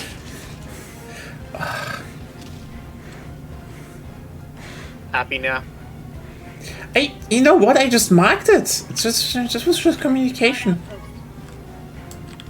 I mean, you asked for the cannon to be gone, and you marked Yeah. it, and yeah, Yeah, thank you. it just so happened that it was in a good place for me to attack it. There we go, another Hulk down. I like the shields definitely feel buffed now. I mean, a ballistic shield.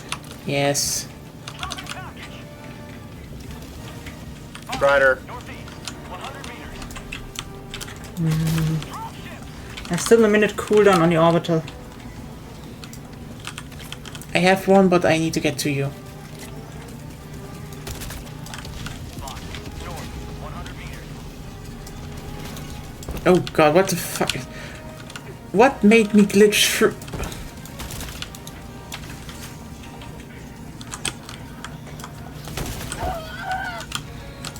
What in the unholy glitch fest?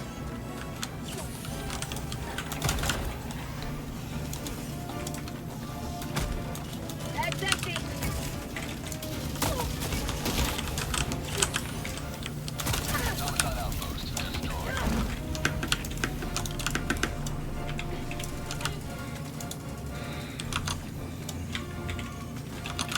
Oh, I'm actually at the wrong place. Objective nearby. New mag.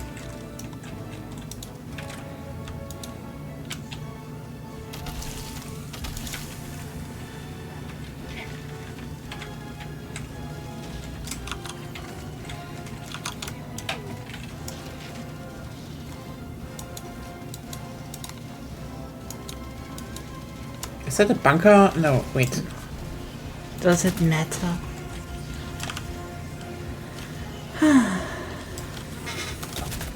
I was stealthing in the actual objective. I don't know where you two are actually.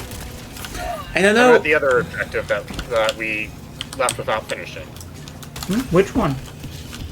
The dropship. Destroy dropship? I was in there. You were Yeah, in the base no. before that.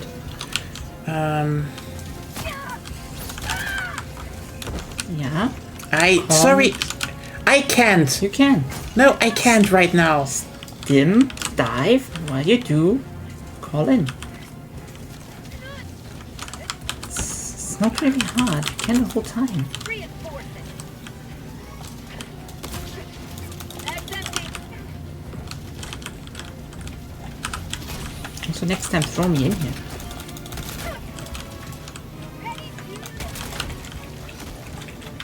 Are you kidding me?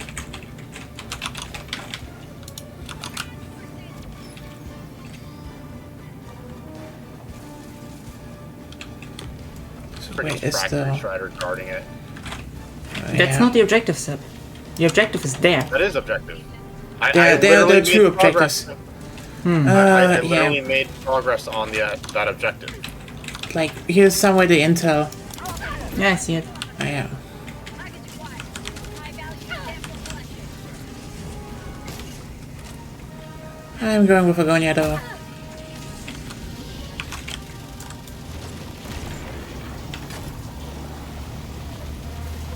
But you really be distracted the Factory Strider.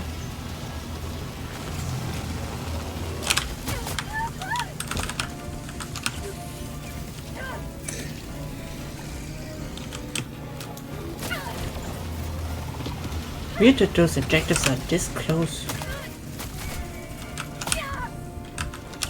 Freedom never sleeps. Dropping package.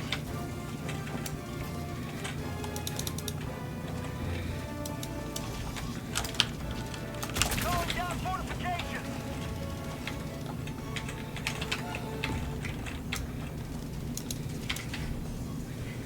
Yeah, no, that Agonia, that is still an objective. Yes, but you've That's split fair. up.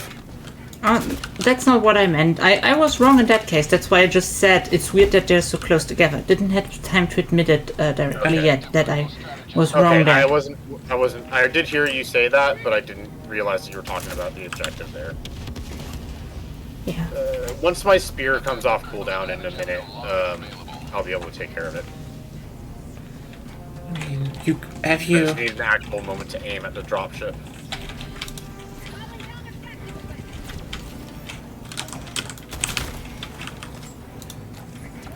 Sending in an eagle.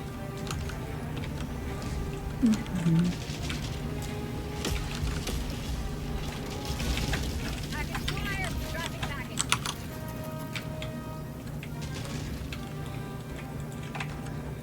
You still have the. Yeah. What now? So use terminal to sabotage. I'm doing the terminal. Okay. It's over there. Okay. So let's. There we go. We can go.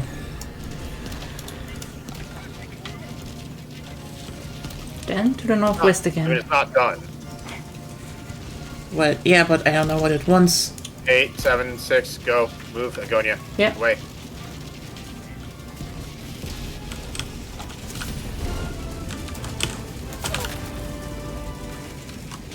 Automaton facility destroyed. Just so you know, I can destroy that last ship from here once I get in in 30 seconds. I'll have my High thing. value sample. That's good. We're in a relatively fortified position. Yeah. Or actually, Agonia, if you could spear that target. Hard to say what you mean. Okay, it locks on. See? Works. That's why I've always brought the spear to almost all of my bot missions. Yeah, after I tried it, I was also like, yep, that's the perfect stratagem for bots. I will use the laser on the factory Yeah. strider over there. You mean the orbital? Yeah. Well, the Quasar is also really good against the also with the Quasar. I know you weren't talking about that now. but it's really good against taking care of the what do you call them? The heavy striders, the like ones with armor all around. Bag's empty. You know what I just found out? The walkers, the normal walkers on Helldive, have their back closed. Yeah, that's what I was talking about. I don't know if they're actually called it, but I'm calling them heavy striders. That makes sense. Oh, fuck. Requesting air support. You may proceed to extraction when ready.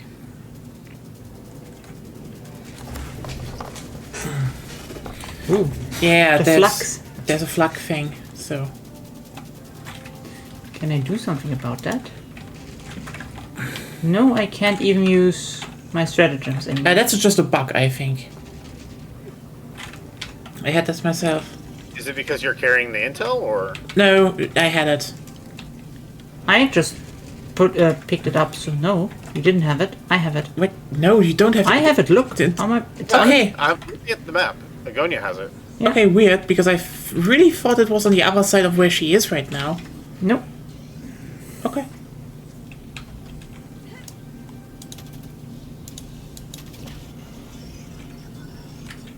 Then I think you need to drop the intel. Oh. Roll out your primary weapon, like just switch to it. Sweet liberty, my arm! That's an easy way to. No, doesn't. That. No, it My doesn't. crossbow's one-handed. Oh, well, Yeah. Oh, then I believe it's X. Yeah, X. Ah, yeah. Drop samples. Drop confidential Press and data. Hold X Yeah. to open up. Yeah. Orbital inbound. Like, Reloading. Calling in reinforcements. Request approved. Reinforcements on the way. Just need to Okay. not forget to get the data later. Point me to the end. Calling down fortification. Heavy. On my position. Several Hulks. I will call it in, by the way. Took care of one of the hulks. Calling in extraction. Pelican 1 returning to extraction point. Please ensure you're inside the extraction radius. Okay. Calling in reinforcements. If you can call me on a Hulk, I can kill it. Ideally mark it. I don't have the ability to mark it just yet because I don't see it. Oh, there's several inside the base. Well, I wasn't quite inside the base at the time. Oh, I killed one. I get the intel, by the way. Don't. What? Wait till the dropship is there. You can't use stratagems. New mag. Yeah, I'm on cooldown anyway, so it's not worthwhile for me. Okay, if you say And I so. bring it closer to the dropship. Fire. High value sample collected.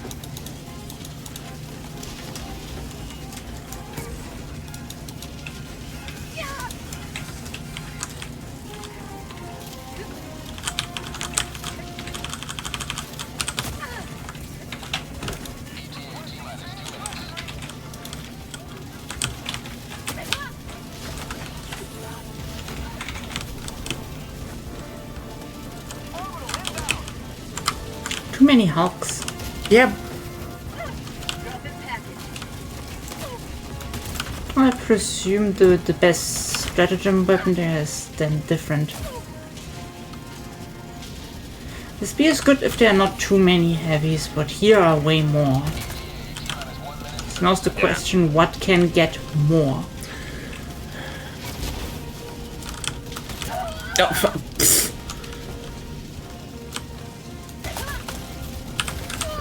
okay. I don't know what you did there. Sorry, also me, the you just- confidential data is lying on the ground again. Yeah, I'm seeing. But I can't get there because I've spawned way. Oh, too Yeah. far. And they couldn't even steer to spawn. I've noticed that whenever that happens, it's because the thing, what's it called? It's like you notice when it happens when the hellpod is like at an angle. Mm-hmm. Like it's not diving correctly.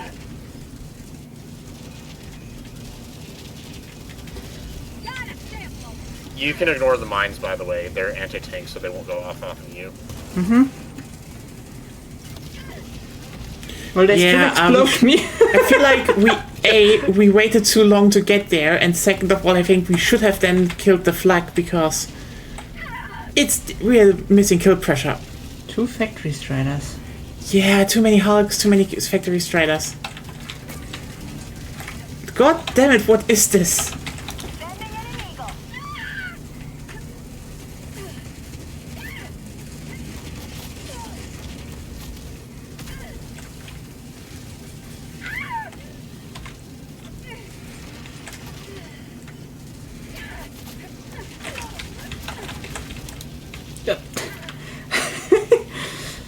Yeah, 4 mini guns at the same time. Ragdoll divers. Yep, that's how I died. It was like near instant death for me. I'm still lucky. Yeah, you've been insanely lucky. Especially given that there's 2 factory striders looking at you. Yeah. Yeah. We just didn't have the kill pressure against the Hulks. That was our problem. Yeah, but what could we do? The spears are too slow. They can kill in one shot. Wait. Yeah, I still have one. My anti-tank mines did a solid job when we were at the other location. Requesting orbital. Try again. Took. Nope. Sorry. They just shot us now. First of all, I mean more orbital lasers, but also second, against Hulks, this is why I use the laser cannon.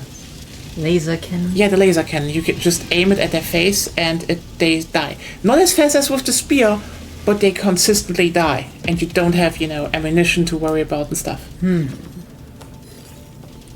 Okay, I guess we still won, but didn't get the confidential data. Yeah, it's neat when games have differences between the difficulty modes. That's usually rare. Then again, this is literally one of the reasons why I say Payday 3 sucks while Payday 2 is awesome. Like, I don't like, oh, we want to have a general experience across all difficulty levels. No. People who are cowards and only play low difficulty levels should not experience Skulldozers. Period. I mean, if you select a low difficulty, you want, by definition, a different experience than, for example, medium or hard. The thing is just... And vice versa. I mean, the thing why they said that, and let's just be real here. Less work. Yeah, I know. Payday 3 was kinda yeeted out and still has the stink of nepotism on it.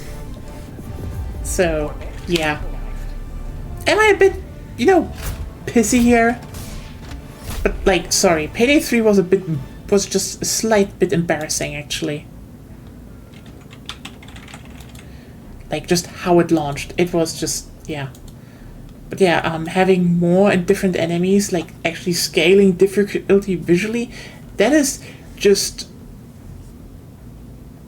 it's kind of a good thing, I mean, it's a similar thing that Capcom does a lot of times,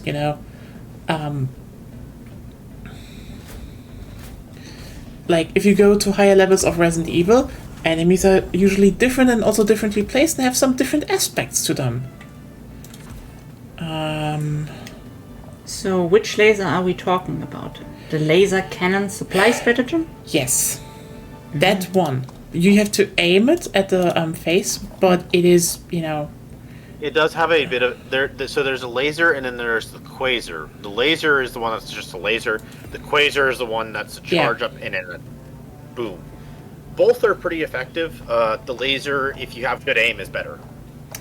I mean, Platinum was just off-brand Capcom.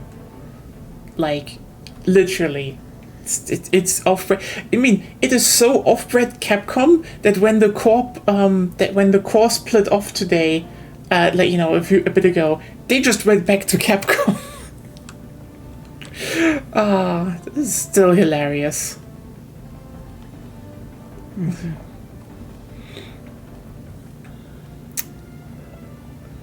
Do I want to have the... I'd probably take the shield generator.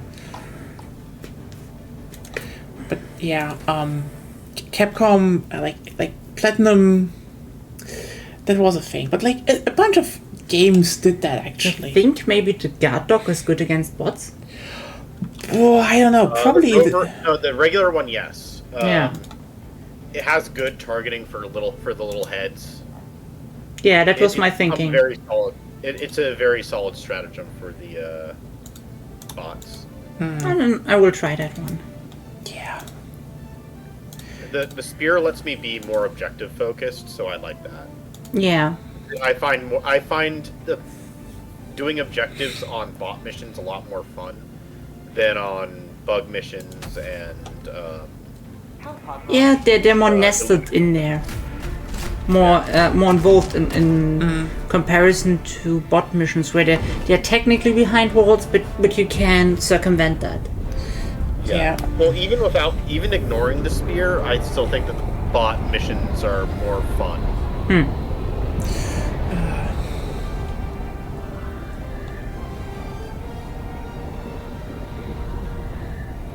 It's still funny that people, honestly, one thing I find hilarious is that people still say, "Oh, Platinum Games has Platinum Games has some sort of weight."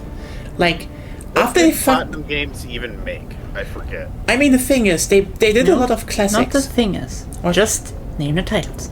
They did Metal Gear Rising, they did Vanquish, they did Bayonetta, they did yeah, those were they did Mad World. They did a lot of classics actually. So they've done most. Like, have they done anything recently? They did Astral Chains recently, which was apparently the only one, somewhat good. They also did Babylon's Fall. But, like, I mean, I guess they did Nier Automata, but, like, let me just put it like this. This was contract work, so this isn't a game where you would say, oh, this was their thing. I mean, okay, you know what? Fuck it. Metal Gear Rising Revengeance also was based on a Kojima script, so, but the thing is that they dropped was that most of their games have become kinda mid. They're mainly reusing shit now, and and also you have just stuff like, I mean, Babylon's Fall was an embarrassment. Like, the thing is, it wasn't just only a live service game, it was just a really fucking bad one as well. Warning, you are in range of enemy artillery. Oh god, we have dropships. Let me just do it really quickly. When you say dropships, do you mean gunships? The gunships, yes. I'm sorry, I just think it's dropships, I mean, I haven't seen any. There is one here. I mean, the Hell Bomb, it's because I'm dealing with the, what do you call it? With the mine, or not the mine, the mortar station. Okay, let's open the 3 pumps. If I can stop being stuck against walls. Yeah. But yeah, I mean, Astral Chains was still, solid, but Chains, not Astral change. Chains.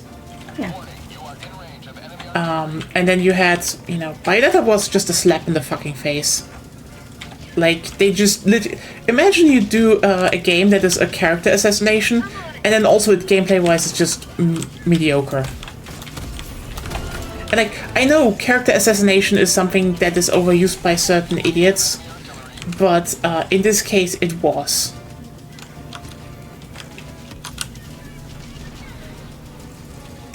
Like, Fucking, the little spore pods keep blowing up and stopping me from being able to move. Oh. They're not supposed to unless they get hit really hard.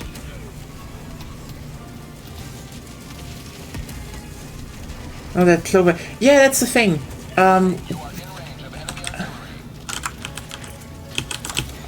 Honestly, God Hand re-release probably will happen rather with Mikami and everyone else, but yeah.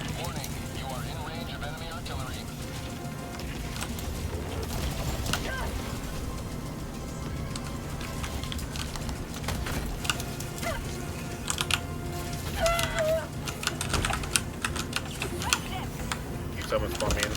No. Sure. Thank you. That's empty. Requesting orbital.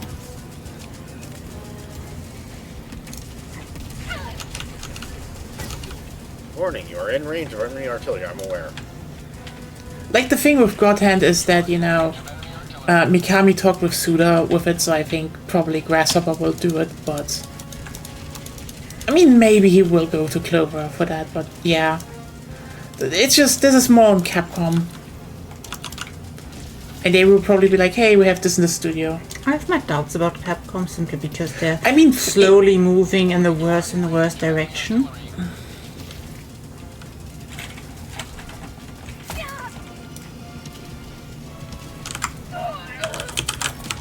Sending in an eagle. Here comes the cavalry. Warning, you are in range of enemy artillery. I mean, it's yeah, the whole... I mean, he said this in interviews himself that, you know, if he stayed at Platinum, he would have just lost his will to make art, which is like, yeah, that's fucking bleak. Calling down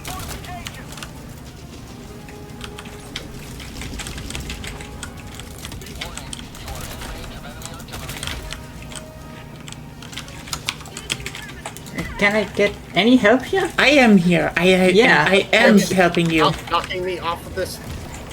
Ugh. I kept getting knocked off the hell bomb. It's the Oh. Yeah. Well, then I have to get you down here, sadly. That's fine.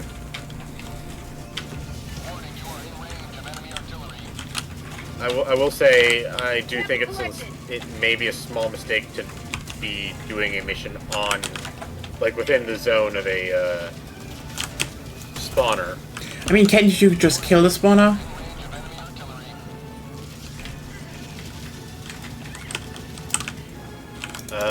We need Yes. to figure out which one it is.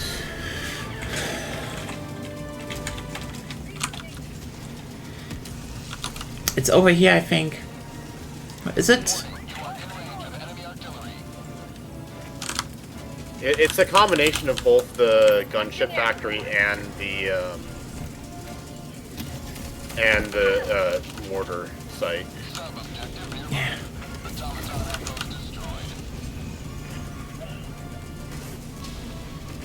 Mortar emplacement. So that's gone. Yeah. Yep. I just threw a 3 at it. Okay.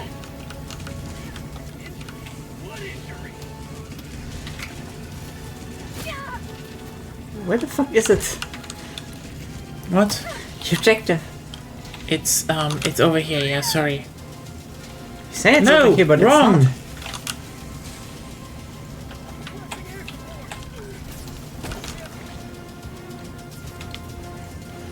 God damn it.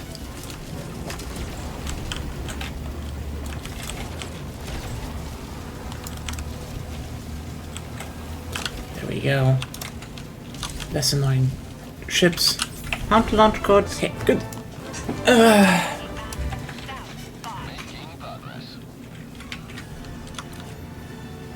Then let's run there and call in supplies.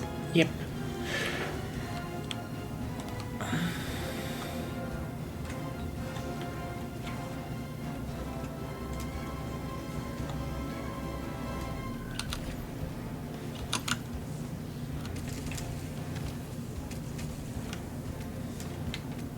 I mean, Capcom right now seems to be one of the few publishers who's like, you know, actually focused on making good and interesting games, and is like, hey, I mean, I think the biggest parts that I would say that makes them stand out is, oh, by the way, over there it is, Southeast. What? 100 meters. the fabricator.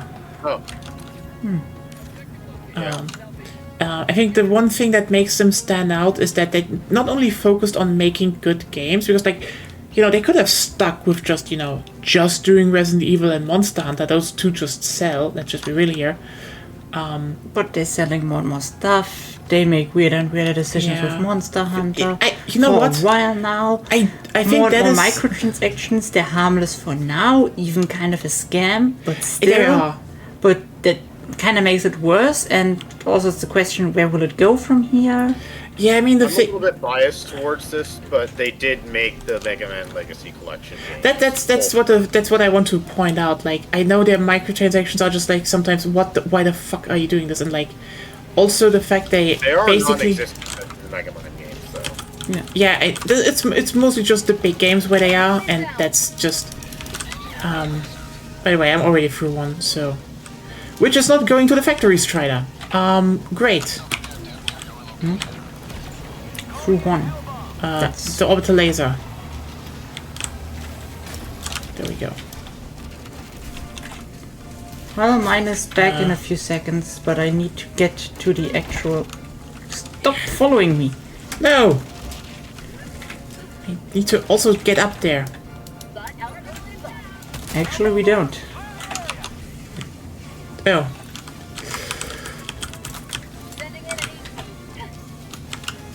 So, did you kill the fabricator? How many times? does that answer your question? Thank you. That just leaves the annoying ones.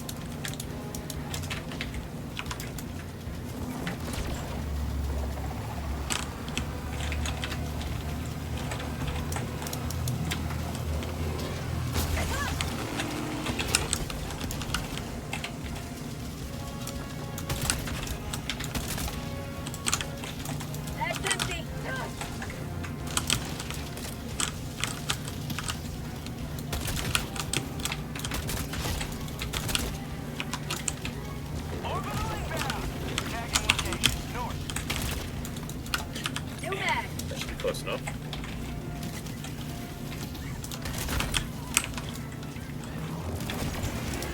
I am a little upset that the spear doesn't target the tower. The propaganda tower, that is. Mm-hmm.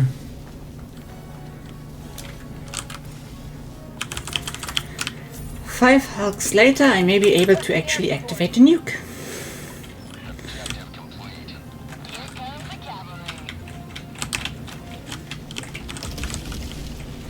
There we go.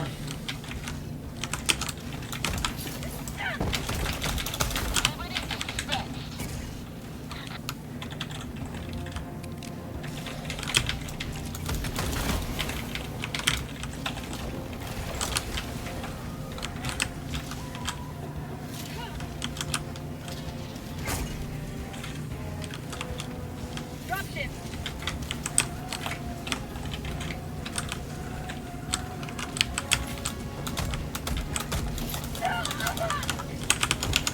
Reloading.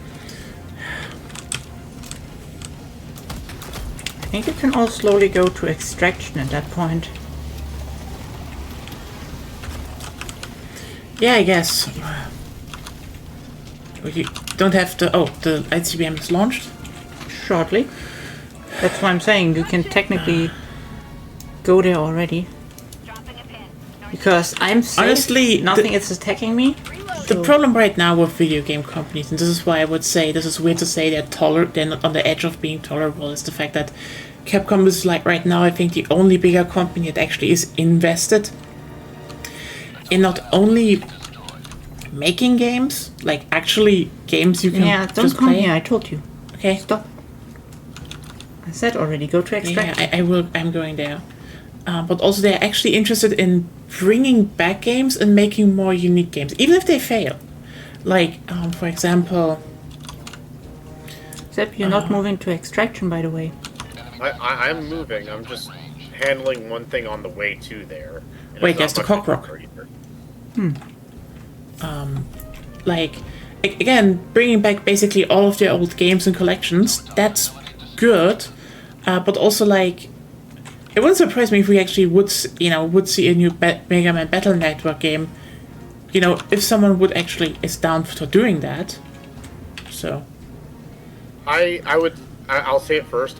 I would be the first person to buy it completely. Listen, every edition of it.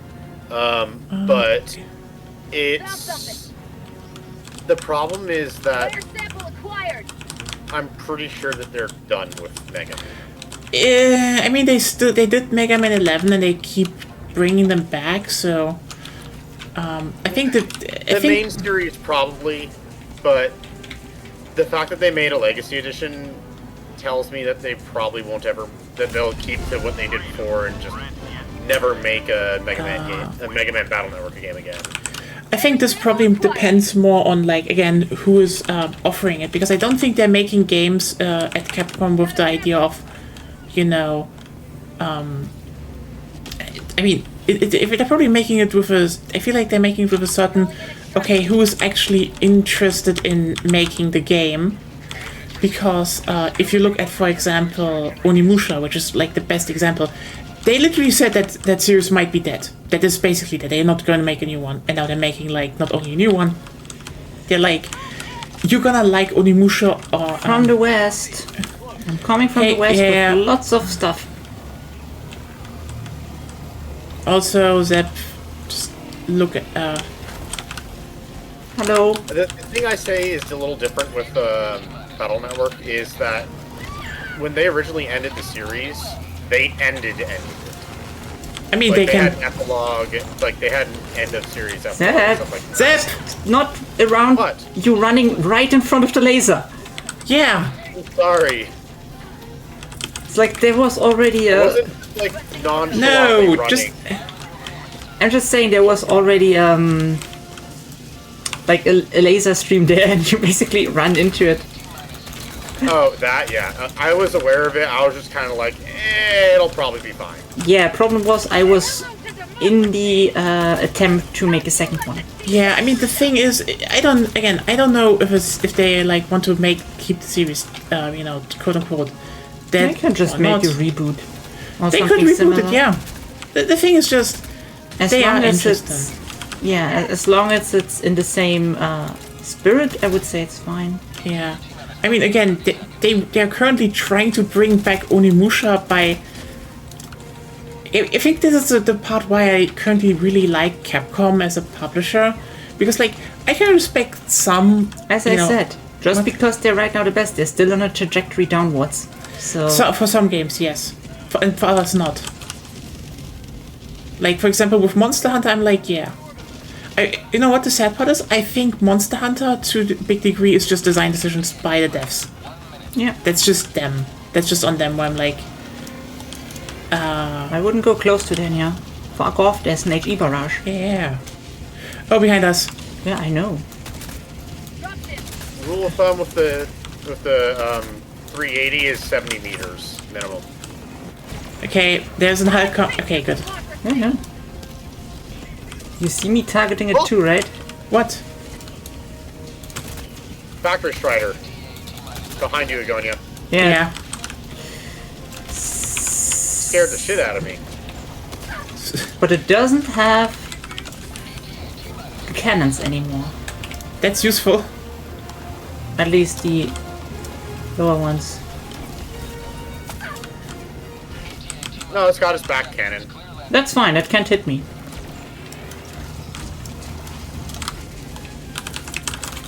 Requesting air support. Okay.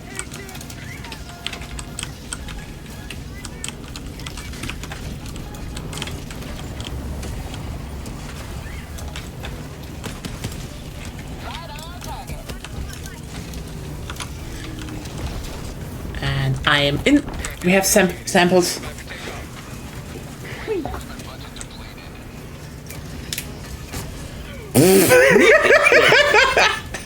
That was the perfect explosion. Okay, that was really perfect. It's like, yeet, donk. Victory was never Yeah, I mean the thing is like, I think the one part that really irks me is the fact that Monster Hunter's getting big, but in terms of design philosophy, the games just become more watered down, which is just like, that is very aggravating as a longtime fan. But on the other hand, I sit here and look at Resident Evil, and they just keep delivering after having a down phase. So I don't know, you know, maybe they need one game to really just fall on their faces to be like, no, we actually have to revert course on that.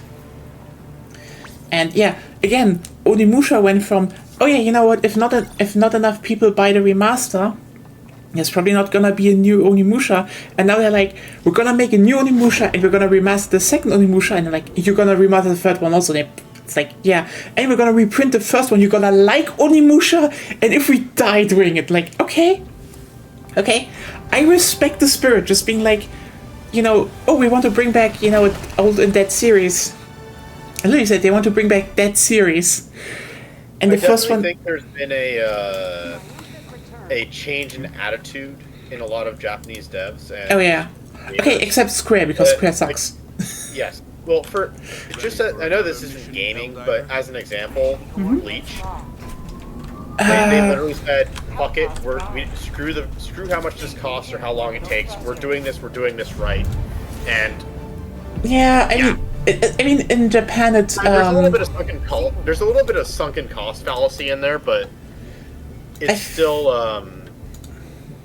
I think there's definitely still something. Yeah, I wanted to say I think this is definitely a case of they think this is something that will pay off in the long term. As in, you know, if they now get new people into Bleach, those same people will probably also buy into, you know, the next thing that Tito Kubo will make. So that's probably their thinking. What did he make? Burn the Witch. Oh, I didn't like that. Well, we have never seen that. Probably The not beginning. going anywhere. No. So so with Burn the Witch, there's two things. There's the movie, and then there's a short series. I think it's like 6 episodes or something like that. The 6-episode series is a lot better than the movie. Yeah. But there's also a manga, which is what it all came from, and it does a little bit more. And there's a little bit of tie-in with. I think the lore in the manga is a bit different. Basically, every different version is basically a different intro to the series. Huh. But it's all connected into the Bleach universe. Like, it's literally just same planet, different area. And apparently souls work differently and function differently in different parts of the world. Which is kind of weird. I guess. It's weird, but there's a little bit to it that I think is kind of interesting.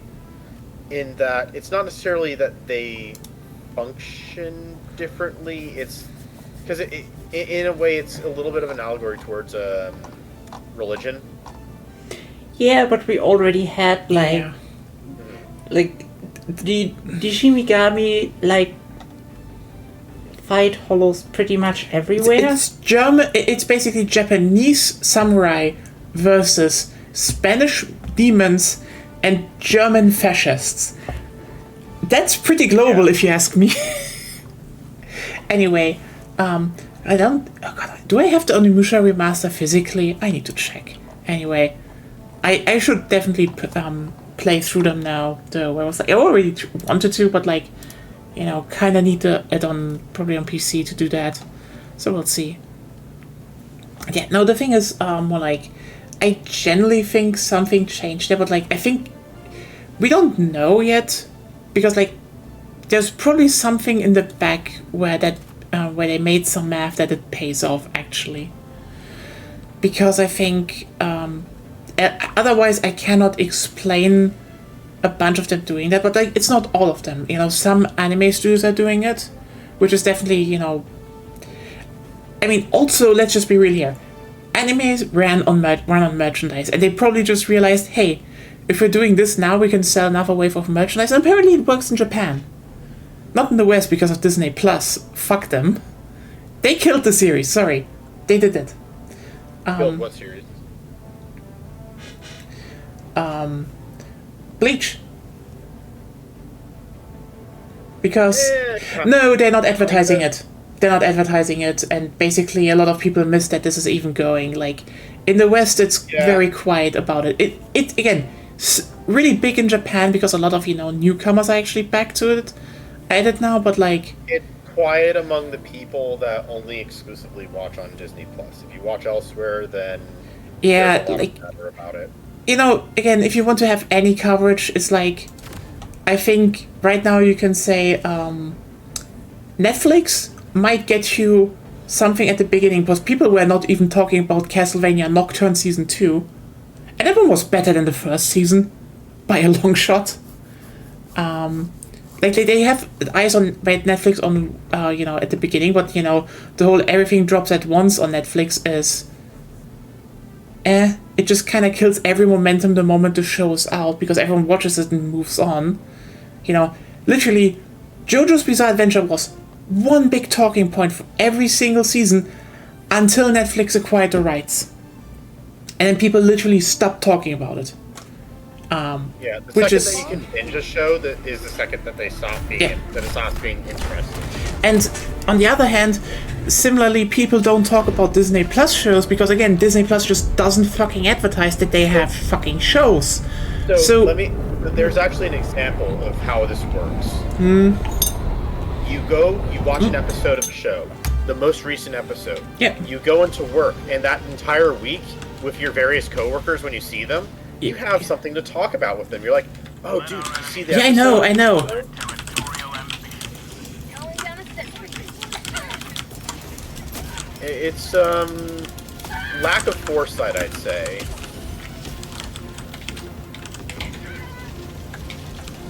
Russian. Calling down a sentry.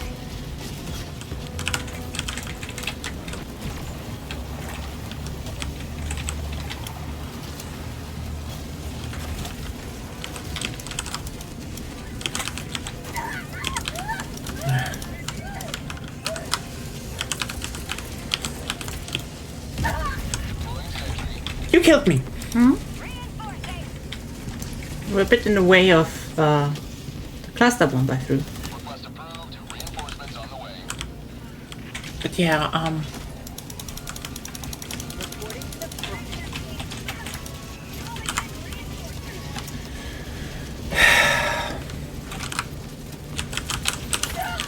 God. I forgot what this map looked like. Yeah, it's just the absolute clownery right now.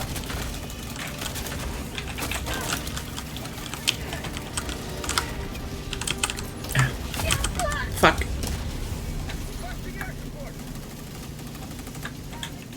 Democracy!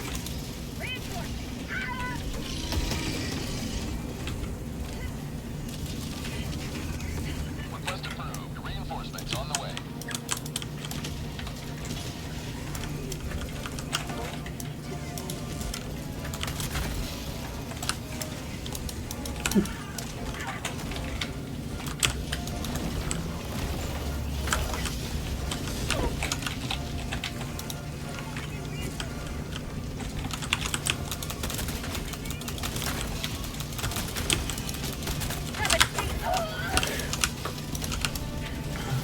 Good lord. Ah, shit. No. Sweet liberty.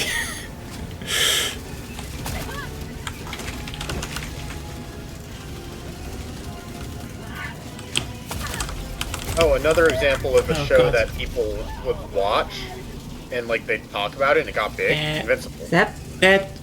Zap. Yep, I know. Bit. I know. I didn't have it. Wrong time to talk.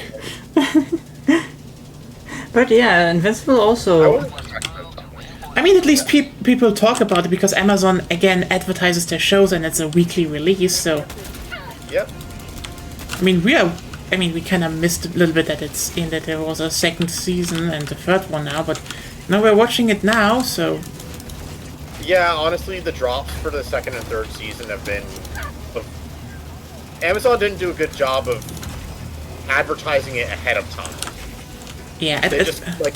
I think they probably figured the people who really want to know will know, and then the people who want to know, but they're not like on top of things, will eventually find out when their friends. Which is kind of stupid, but yeah.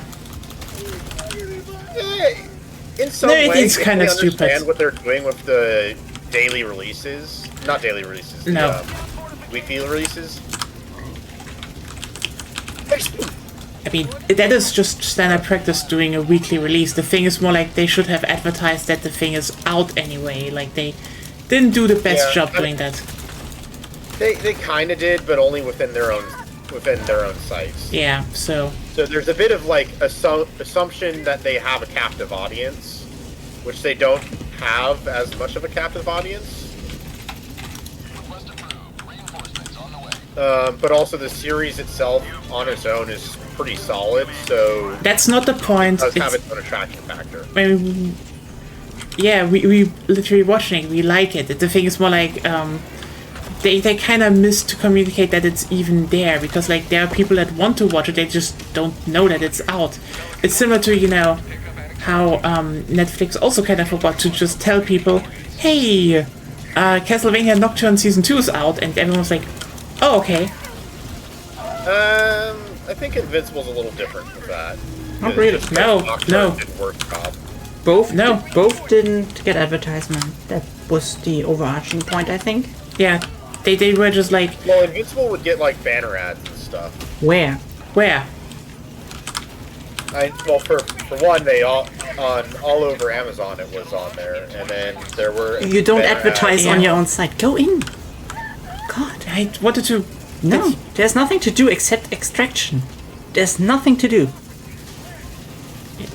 I wanted to wait until Zepp is down again, because he died. He was down. What are you talking about, Zero K? I missed the context. That's always the thing. If you write in chat of a stream, give the context, because Yeah. there's stream delay, there's everything. If it's not self-contained, nobody will know what Yeah, you want to talk about. but yeah, if they just not really advertising it a lot on their own platform, which is like, it's as if a lot It's of not about their own platform, it's about everywhere else. yeah. Because, like, I'm not going onto a streaming service and looking for advertisements there. I'm going on a streaming service when I know I want to watch something there. Like, we have access to Netflix and Disney Plus and stuff like that. But I will not watch banner ads for Disney Plus or something. The last message you wrote about Devil May Cry was more faithful to survival horrors. What the fuck are you talking about with that? Oh, do you mean Onimusha? Those one? Yeah. No, I forgot the. Yeah. Onimusha is Resident Evil, but with swords. That's true. Yeah, that's why I Oh recommend. boy, What? the hotel where a major anime con nearby me is happening. They had to evacuate because there was a sewage leak in Artist Alley. Oh. Ow! A sewage leak. That Yeah. stinks. Yeah, but I'm Unfortunately, some of our buildings and infrastructure are kind of old. I mean, wood pipes. Am I right? You know, Melissa, it's not about being text, it's about how you communicate through text. Yeah. You have to, like, Part of the problem is that we switch subjects a little rapidly. Yeah, that's sometimes. true. switch the subject so you can't realistically write that fast unless you're really good. There's stream delay, so a statement needs to be self-contained with the topic it's about. Otherwise, it is very likely that we will not know what you're talking about. Yeah, That's just the nature follow of stream. Or you can follow up a statement with a quick context, like Onimusha. Yeah, that's why I said self-contained. Yes. Okay, but going back to the whole topic, what I want to say is that, ironically, when you want an anime to be actually talked and actually have any traction in the West, the only real option you have right now is Crunchyroll. And this isn't because, Crunchyroll is a perfect platform or so. The fact is, Crunchyroll is the only platform that gives a fuck about anime. I mean, yes, remotely. this is their whole thing, but like, so like, oh, you watch anime, so most people who want to watch anime are already on Crunchyroll, and their main site is actually really good at advertising. Hey, this is all the new shit this season. Check this out, or hey, this is new stuff in categories you watched anyway. Check this out, and their social media keeps fucking reminding you, hey, these shows are out right now. So like, yeah, Not to no mention shit that Crunchyroll has a good social media team. Yeah, they have. And they actually do engage with like community-based yeah. community-based stuff. So like the social media accounts that track like, hey, Mm-hmm. these anime, well, this manga got an anime announced. Yeah. They'll oftentimes interact. Yeah. Not all the time, but I can guarantee you, if Thousand Year Blood War arc was on Crunchyroll, oh yeah, it would have gone ballistic. It would be, like, I mean, people keep talking about the One Piece episodes that are coming out each week, even though the current one is basically a cut together rerun. But if Bleach was on there, it would be much bigger. Also, again, Oh, it doesn't matter when you wrote it. First of all, stream delay. Second of all, we're talking and playing. The message will not be necessarily read when it's sent. Yeah, that's just That's why I'm saying. especially during Helldivers. Yeah. Yeah, that's why I'm saying. If you want to write in a stream, I recommend writing self-contained statements. Yeah, and a bit more, with a bit more context. But yeah, this is probably the thing that I kind of hate the most, because like I can agree on the fact that we should maybe have a bit of competition to Crunchyroll, but like Amazon shit the bed, Disney Plus shit the bed, Netflix shit the bed. Peppermint Anime was expensive as shit. If it still exists, I No. don't remember. They were literally bought up. Yeah, but they were also shit in the sense that they were expensive as fuck. Yeah. Like every anime streaming service in Europe was basically bought up by Crunchyroll, at least here, which is, you know what, the irony? It's good. It's just, Funimation was a. I have mixed feelings about Funimation. On one hand, I appreciate that they were able to consolidate. That they weren't. So the problem with Funimation is that when it was on its own, it was in a weird licensing war Yeah.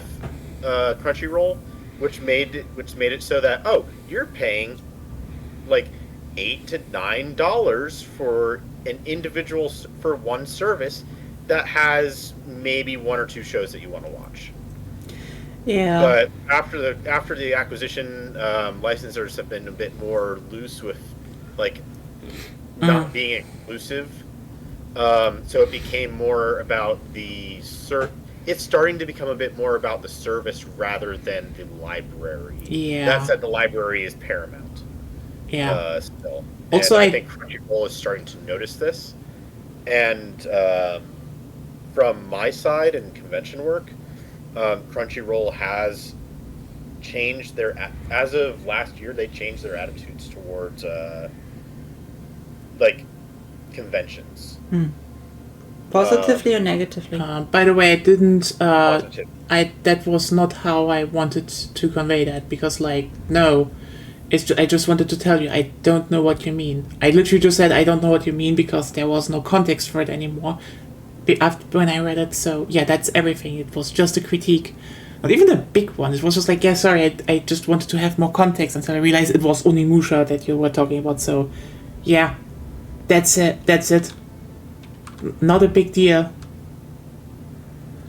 Anyway, but yeah, I know with the library, but I think the big part is just like, yeah, we had basically 3 anime services here, and 2 were running. Like one was just bad. They basically forced the dubs onto you, and the dubs were all bad. And the other one They're was dubs. You don't watch dubs. You Yeah. watch the original language, Yeah. whatever the medium is originally in. yeah. I saw a post that was that actually like put a good wording into this. Mm-hmm. The issue with between dubs and subs is that with a lot of dubs you end up characterizing someone differently. Yeah. And their Yeah. example was specifically with Anya in Spy Family. In Spy Family, in the English dub, Anya sounds like a cartoon character, like a not like in a good way, but like in a very cringe and cheesy kind of way. Yeah, I mean, It doesn't sound it's like a similar Minecraft. here. For me, Like, it's mostly whereas- cringe in pretty much every dub. Like, for example, you can't Yeah. say that the One Piece English dub is, like, qualitatively bad, but it's still extremely cringe for me to watch. I literally can't do it. I think the biggest problem that we have, and I think that is something that is generally something that has eroded here as well, and you can see that actually, is the fact that Japan, in voice acting in Japan, is a very well paid and but also very intensive job to learn. They put a lot of There's effort in a- it.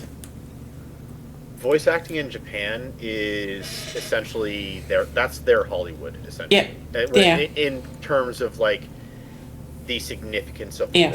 role. Not Meanwhile, necessarily- in America, it was usually like, from what I know, they didn't really pay a lot of attention to it. they And don't like, pay a lot of attention to it. They don't pay very well. That said, there's Yeah. a number of prolific actors that ventured into voice acting that have Oh, yeah. done a lot of work to bring up the role. People like J.K. Simmons, Mark Hamill was pretty good, yeah. Yeah, like a bunch of people who were part of the Mm-hmm. Hollywood, like they had a chance to become part of the Hollywood elite, but didn't like it, and so they went into voice acting, and they Yeah, I mean, realized how expressive that you can be in it. yeah, I mean, the thing is, here we actually had like a lot of trained, voice actors, theater actors. That was a whole thing, because we had kind of a scene here with, puppet theater and stuff, so it was there and it was well paid. The thing is just, they just stopped doing that because the thing is, YouTubers, no, it's not only that they didn't pass on their craft. What just happened was a bunch of, certain publishers that don't exist anymore realized they can just hire YouTubers. And here's the thing I want to point out. I know a lot of voice actors nowadays are YouTubers. A lot of voice actors started their career on YouTube. And I know you are definitely doing your best. But you're not a professional. And it Yeah. really fucking shows. Like, the thing is, I think that is probably the one thing that I hate the most, is the fact that some YouTubers had a very specific way of voice acting, and they repeated that on and on and on, because for them, Yeah. being a voice acting role was advertisement for themselves, not trying to fit the role. And that's yeah. A good example of this is I do know that this is a very prolific voice Mm-hmm. actor in Japan, Takanashi Rie. She is amazing because she doesn't do just one voice. She can have many different voices for different characters, even though they don't have that much variation. The way that she speaks, the intonations, all the little quirks of speech Yeah. change, and Yeah. it's well done. And that's not something that's uncommon in even the lower levels of Japanese voice acting. In a lot of English, especially American voice acting, especially the YouTuber side of things, it's the same fucking voice. It's like, I'm watching this. I watch a random anime. Oh wait, I'm listening to Bleach. Yeah. This is Ichigo who's talking. It's the same character, and it's uncreative. I hate Yeah. to say this, and I apologize. And you know I what's- kind of apologize, but it's just not creative. You know what I kind of hate about that fact the most? Because it impacts anime the most, because I think most people, like, a lot of dubbing, companies in the West especially don't give a shit, because they actually think banking on the, that recognizability if they just do the same shtick over and over again, it works. And they just have this one weird fan base that just is a lavish following. Like, for the German scene, I basically call it the strawberry cake effect, because she's a voice actress that she just sounds the same everywhere. Like, you watch an anime, you spot her. You'd think she has no talent, except then you play a game video games like Borderlands 2, where she speaks Gage, and you don't notice that because she can voice act. If the people actually tell her do that. Yeah. So here's the thing. It's been mentioned in some areas, but the voice acting issues, especially with the YouTuber side, it's not necessarily on the YouTuber's fault. In fact, many of them are very good at voice acting. Yeah. But they can only do the one voice because there's a couple sides to this. Some of them actually have struggled to do more than one voice, but that's fine. The biggest issue is the direction. Yeah. There is, and part of this issue is just the fact that the dubbing industry is very weak. On top of being small. I mean, if I recall correctly, the Writers Guild does not like the dubbing industry, which is weird, but yes. Yeah, so essentially the dubbing industry has a big union against them, which is really rough. A lot of American unions have a history of being very hostile to their own and adjacent and affiliated industries. It sucks. Which is why there's also a lot of open hostility towards unions here. But yeah, the point is that a good director can make a moderately okay voice actor sound amazing. Yeah, that's true. And I think this is ironic because, as I mentioned, by the way, the irony is how things swapped. Because in the at early 2000s, you basically had like the last hurrah of German dub, because we actually had a long history. I said this before. Germany funded some of the most basically influential anime of the 70s, like public TV, and they had banger dubs, and that just continued. We had really good dubs, high quality stuff, and it kind of peaked with Digimon Adventure. We had one hell of a good adaptation. But the thing is, then, again, more and more YouTubers were brought on. The irony is, meanwhile, the video game industry, they sucked. And you can hear that in some of the biggest games, like, quite literally. If you play the Modern Warfare games, from the original ones, you hear that this was literally just someone put in a room with, like, literally a sheet of text in front of them, to what to say, no context, no direction, and they just yanked it off. It sometimes just feels so utterly stiff and wrong, and those were like literally the biggest games during that decade. But they changed because they realized maybe we should do good dubs. Actually, and here's the I thing. actually have a good example of video can I game finish? dubbing. Yeah. And the irony is now around the time where they were like, maybe we should do our dubs better, I was like, fuck it, I only want to have my games in the language it launched in, which is mostly English, because I kind of also wanted to learn English better. And oops, yeah, that dubbing is not that for me. It was like, yeah. So I actually have, and this is, in my opinion, the perfect example of what video game dubbing used to be, and it still is in some way, but it's gotten a lot better. It's a specific mid-game cutscene from Fire Emblem Radiant Dawn. The game came out in the early 2000s, and there's, I'd say about 70 to 75% of the voice acting is very Which poor. game? Fire Emblem Radiant Dawn. In fact, I can send you the Not really relevant, but like I think it's probably. But yeah.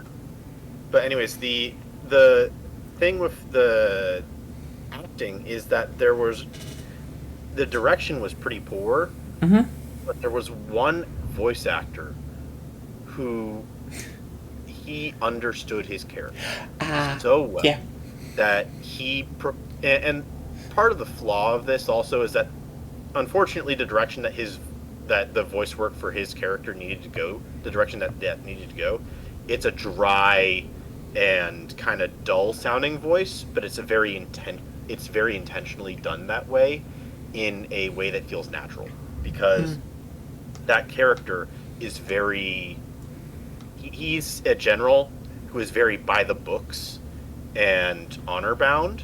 I mean, And so he doesn't have much flair to him. And so basically everything was very mid to bad, but one stood out that was really good.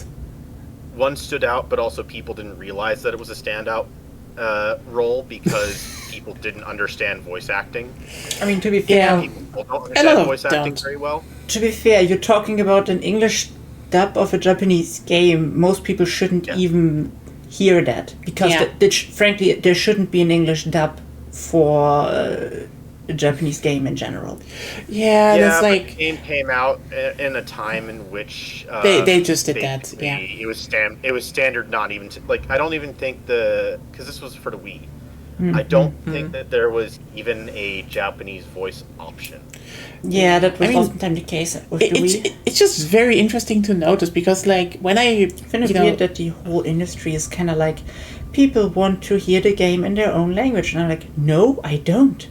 I mean, that is probably okay. This definitely comes down to certain cultures. I think, at least when it comes to Europe, mainland Europe, it depends heavily. I would say everything Germany northwards is like, we learn English anyway, and for us it's like, I mean, in general, things are better in the way it was in the language it was made in, but also we do want to learn English. Like there's a general sense in this is something we should do. Meanwhile, so the French are just arrogant. Let's just be real here. Their thing is like, I mean, they have a whole fucking ministry for making new words, and they basically get like, no, French is That's great. not even their main job, though. Like their main job is making sure that the language is pure. That's probably the closest description to what Yeah. their job is. Meanwhile, I think. Which is like okay, Weird. Yeah. yeah. Meanwhile, and if I notice one thing from people from Anglosphere countries, it's there's aside from the queer scene, there is a very big thinking of why do I need to learn another language, or why should I even care about another language? So To be fair, you don't need to learn it, but yeah, but like I- it's the thing. Learning and caring are very tightly connected. So like, if you don't even care about learning another language, you would even.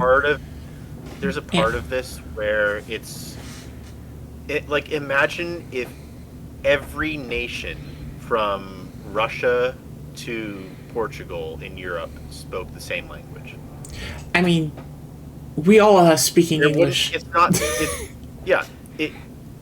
but What I mean is that if that was their main. I know. like, It's just then I other would main still language. want to learn another language.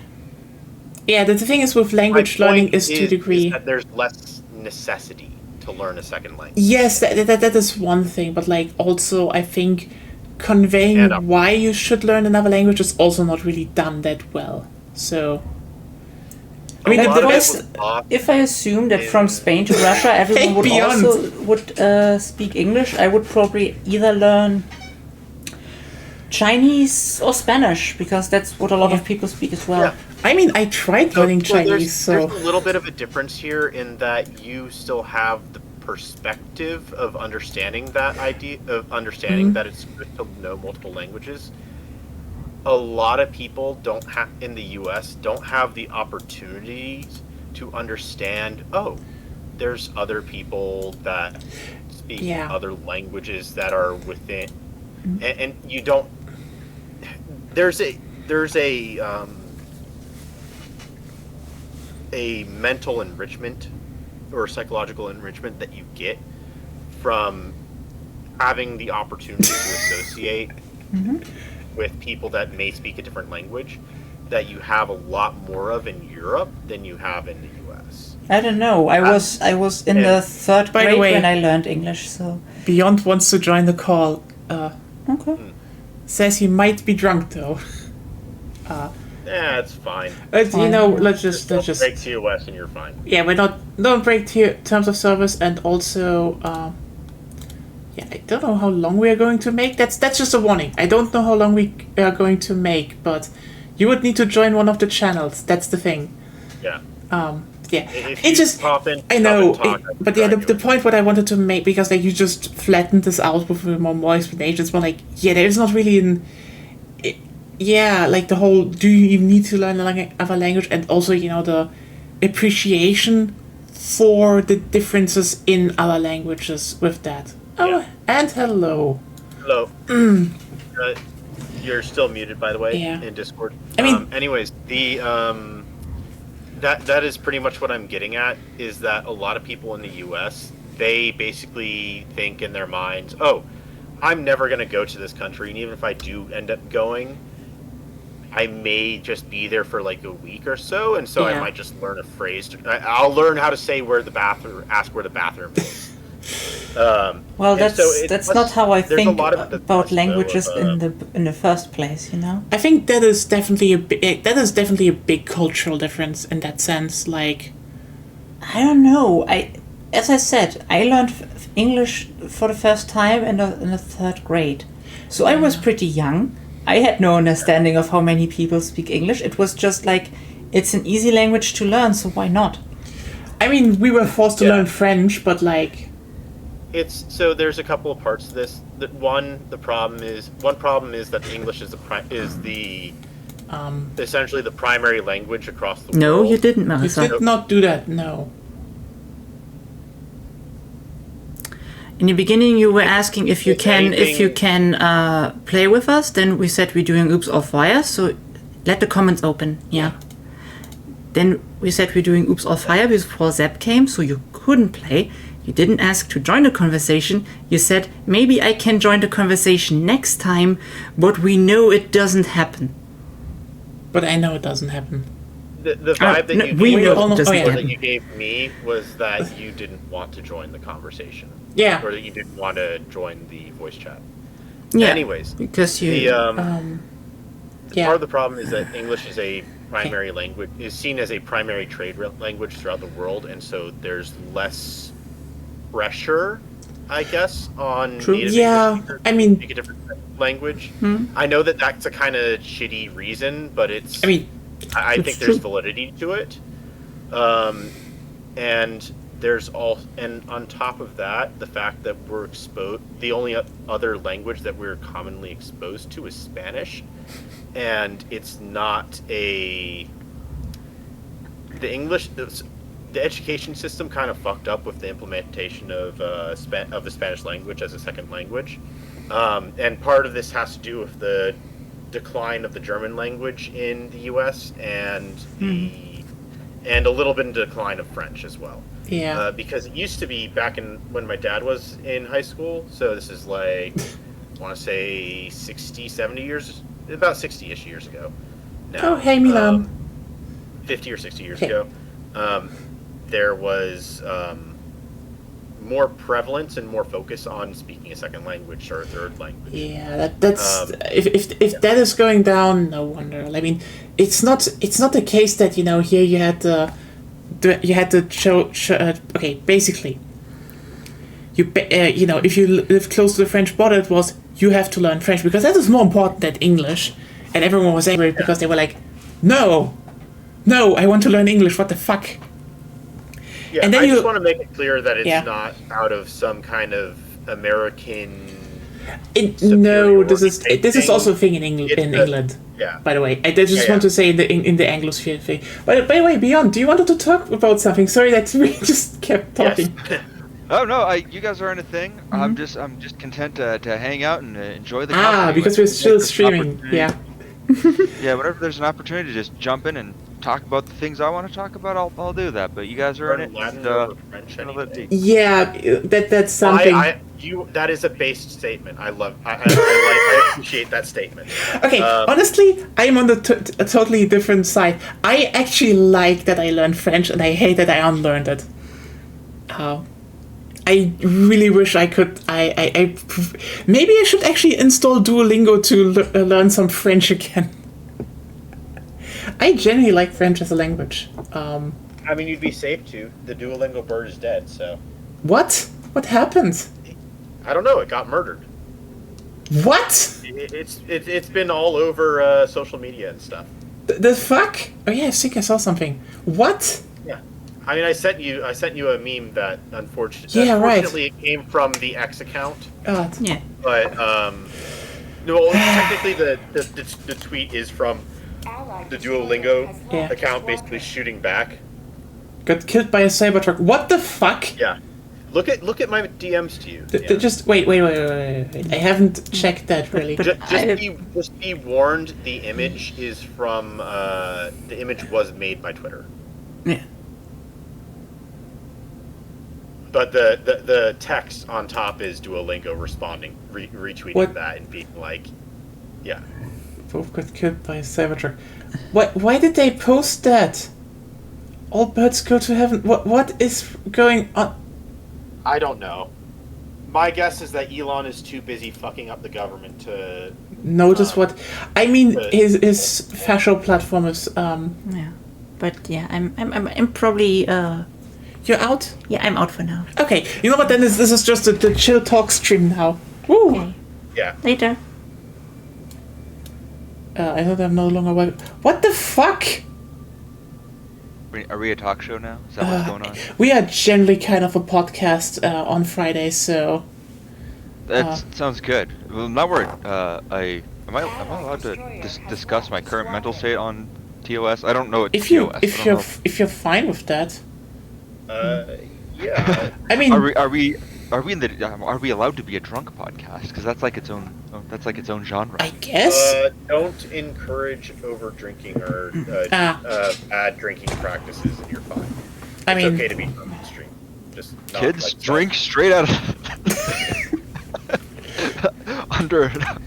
No, won't say anything. Won't say anything. Boy, it's been a week. It's been a week. who do you say? Sleepless due to food coma? Oh god, you have a food coma.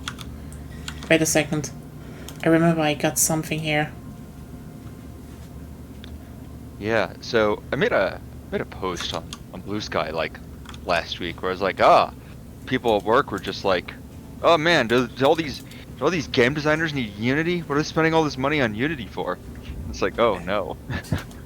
Oh god. And so, well, this got layers to it, man. This got layers. It's so much worse than that. So much worse than that. So it comes to my attention at the beginning of next week, where supervisor, in our weekly meetings, like, hey, so it came down from on high that we maybe need to investigate using other tools in our process, because Unity is costing us a lot of money. So it's like, okay, maybe we can switch to Godot or something, right? Yeah. That's fine. I'm cool with that, right? Godot, good game engine, all that stuff. I mean, Maybe we go to Unreal. I wish I understood it, but it's hard. It's hard to learn. I never learned programming, so it's kind of like I'm banging my head against the wall, just being like, why? How? What? I mean, these days, all these tools are pretty, like, homogenous. Like, you open up the application editor, you open up the editor for, like, Godot or Unreal or whatever, they all look the same and all function about the same these days. Yeah, So- the problem is more like, needing to get behind, a programming language, and I just never learned any, and it's... It's all whatever. And so it's just, but we're using it for making our rapid prototypes, but, like, switching game engines is, like, not an easy thing to do. So it's like, it's kind of like, the analogy I would come up with is it would be like if somebody came down from upstairs and, like, went to a work site and was like, what are all these contractors using all these nail guns for? Can't they just use hammers? Do they even need those hammers at all? Like, it's a ridiculous thing to say, right? Like, Yeah. why are we... And so it's just like, okay. So I had set, like, we have to set our own, like, goals for, like, the year or whatever, or, like, all that, like, we get the freedom to kind of dictate what our own, like, work schedule is, which is kind of, not our schedule, what our own priorities are. So I was like, okay, well, I'm gonna just go talk to the guy who made this decision, because it's like, that seems kind of silly. So I figure I'd just go ask him what the logic behind this is, right? So, that means I'm gonna go talk to my boss's boss's boss. So miraculously, I get that meeting, and I get it all set up. I get in there, go talk to the guy, and oh boy, this is, get in there, he's like, well, the issue is actually not that we're spending all this money on Unity, the issue is that we're making all this throwaway work that doesn't do anything for us. was like, excuse me? It's like, oh yeah, all these prototypes and stuff, this isn't bringing any value to our games or anything. This isn't helping us at all. I was like, oh, Like, okay. And he's like, and the personnel spend on this is ridiculous. So he just throws all this business talk at me that I have no idea what he's talking about. But basically, the short of it, he's like, oh, I don't think your job is doing anything meaningful for the company, and he didn't realize that I was the guy who was doing the job that he said that stuff was worthless. It's like, oh no. So, obviously, when the guy in charge of your job says that he doesn't see the value in your job, you have to take that seriously. So, yeah, that's definitely that is So- not a good sign. So not a I great- not a actually great have I have a massive amount of experience with this, specifically because my dad is the one who has that kind of mindset, and now that we work at the same place, I see both sides of the conversation now. I mean, The problem is that these people oftentimes don't get quite read into the value of what you do, and also there is a semblance of a point that they do have in a general, like, in not in all occasions, but a number of occasions. There's like they have reason to say what they're saying. It's not like it's out of complete total ignorance. It's not out of no. And there's actually two Yeah. points of failure that have happened here, and unfortunately, the guy who made this decision thinks he knows better than me, and I could tell that right away when I got Yeah. into that meeting. It's like I recognized his kind of attitude towards this, because he was kind of combative when he just went that to me. I didn't come in there with like a combative yeah. mindset, but he came at me being real combative. It's like, whoa, buddy, I wasn't coming in here looking for a fight, but you came at me with a fight, so I don't know, man. Yeah. So like he had clearly made up his mind about this before I even entered the room. So it was like, oh no, this is not good. This is not great. So I wasn't prepared for that, and he was definitely kind of like combative about it. So, like, I'm not going to argue with somebody or like try to justify my existence in the company with somebody who's already made up their mind. There's like a name for that psychological phenomena. What do you call that? Where like you argue with they call it a blowback effect, right? When you argue with somebody, it only just makes them dig in further. So Yeah. talking to that guy Oh, was yeah, not. yeah. I was I not going to mean- have there's zero chance I was going to have a productive conversation there. There's So- a very specific way to approach those. I don't remember those kinds of I- people. I I don't don't- remember how it works. Unfortunately, real- right now. Well, the real issue is that's not my fucking job either. Yeah. I'm not Yeah. supposed to be the guy who's talking to the big boss man. That's supposed to be my boss and his boss doing that work. So it's not my problem.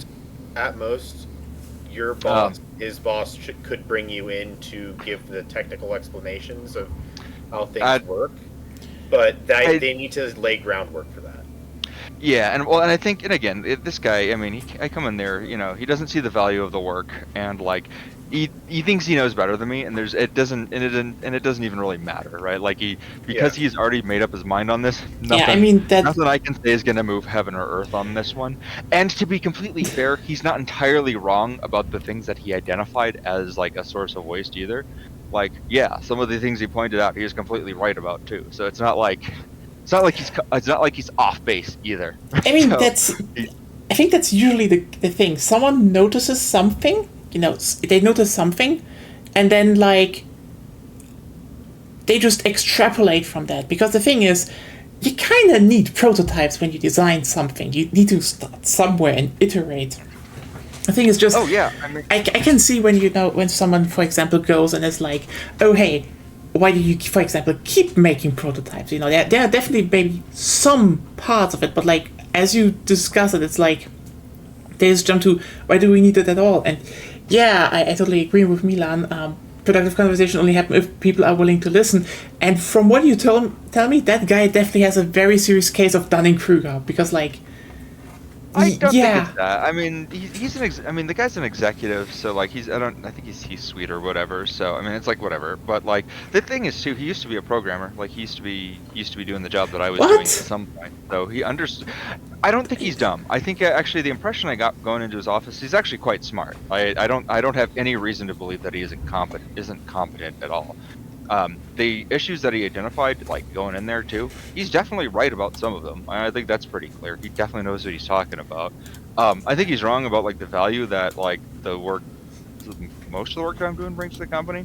But like, yeah, some of the shit that he pointed out that like, you know, did we need to spend this much money on a prototype to determine that we needed to start like working on like a, can't actually talk about what I'm working on a whole lot, but there's a thing that happens in one of our games, and it's just like he was clearly right about. We didn't need to spend that much money on the prototype to like discover that thing. You could have looked at it and seen that there was a problem there. I mean, and he's right. yeah, like that's fine. I get that. But like at the same time, he has no visibility into what we're doing, right? And that's the second part of this, right? And this is kind of what kind of the second thing that kind of blindsided me here. So he identified this issue, right? Spending a lot of money on these prototypes. So I talked about some of the things I was doing. Like he didn't know. A lot of the games that we're working on are like physical games. So like we're talking like they have like there's a studio somewhere where there is like an actual physical set that these games take place on. I think of them like interactive game shows or something. She basically says hi, by the way. Just yeah. Oh. Sorry. But yeah, then that's how some of those kind of function. It's so like, you know, obviously that's very expensive. Yeah. But like, we use some of our, we use our prototypes to like, you know, set up camera placement and stuff on some of those. You know, if you're, I don't know if you ever been like on a movie set or worked on like a TV production or anything like that, but you know, you get in there, you got to move in like lots of camera equipment and shit. Like some stuff's very expensive. You have to set it up. I mean, it. Yes, but, like, I did it in some form. Yeah, but we did that digitally, and I mean and we made a much better experience out of a game that was kind of clunky. We did a lot of stuff with the prototype that he had no idea that we did that, and it sounded like he hadn't even seen the prototype that I was working on. From there, I was like, "Oh, dude, you haven't even seen the work I've been doing." And then like some of the ways he described some of the other prototypes, he was clearly talking about prototypes that we had designed months and months ago, so he wasn't even seeing the work that I was working on. And then here was the other wild thing that he kind of was like talking about there is when I came in there, I thought that I was going to be trying to pitch him on the idea of us maybe switching to Godot or something. But like when I got in there, it was very clear that was not the problem. But here's the thing, right? The way it was communicated to me from top down was that this is a software issue. We need to find cheaper software, right? And I came in with the attitude that like, hey, I'm going to find out from this guy, what are we doing with this? What's the software problem? I got completely blindsided to find out that it's not a software problem. It's that, you know, the work that we're doing is costing them too much money. And it's just like, so, okay. The next question is, why am I just hearing about this now, right? Like, here's how I would think about this, right? Because here's why this completely threw me. Here's the best analogy I'll come up with because I can't really talk about the things that I work on. Last year, I was assigned to work on building a house and building a boat, right? As two components of my job. At the end of last year, I got a raise and a bonus because I was told, you built a good house, you built a good boat, you did a good job on both of those things, keep up the good work. And I was like, great, love this. Like the house that I built, like the boat that I built. And I kept building the house, kept building the boat. And so yesterday I have this meeting, and the guy I talked to is like, he didn't even know about the house, and he's like, why did you build a boat? We're spending too much money on the boat. What are you doing with this boat? We wanted you to build a motorcycle. Why weren't you building motorcycles? And the thing is, I know how to build a motorcycle. I could do that like very easily. I would be very happy to do that. Why didn't somebody tell me I should be building motorcycles like 6 months ago? This is not my problem. So, and that's where the the issue. problem. I see where the problem might be. I know exactly where the problem might be. It sounds like there's too much separation between how aware of day to day, or at least even like the week to week or month to month, is that the upper level management is. Yeah, that is definitely like that is also what I thought. Like when you were telling me he basically talked about builds from like months ago, then I just sit there being like, my man, you could have maybe just went around like, okay, what is the current situation? But like, here's the thing. This is I kind of have a I have a vibe about this. Like, I don't like getting involved in company politics or anything. Like, this is, like, I like to make video games. I like to just make shit. Yeah. Yeah, know? understandable. That's what I do. I don't want to be involved in company politics, right? But here's my impression. My boss's boss, so the guy beneath that executive dude, right?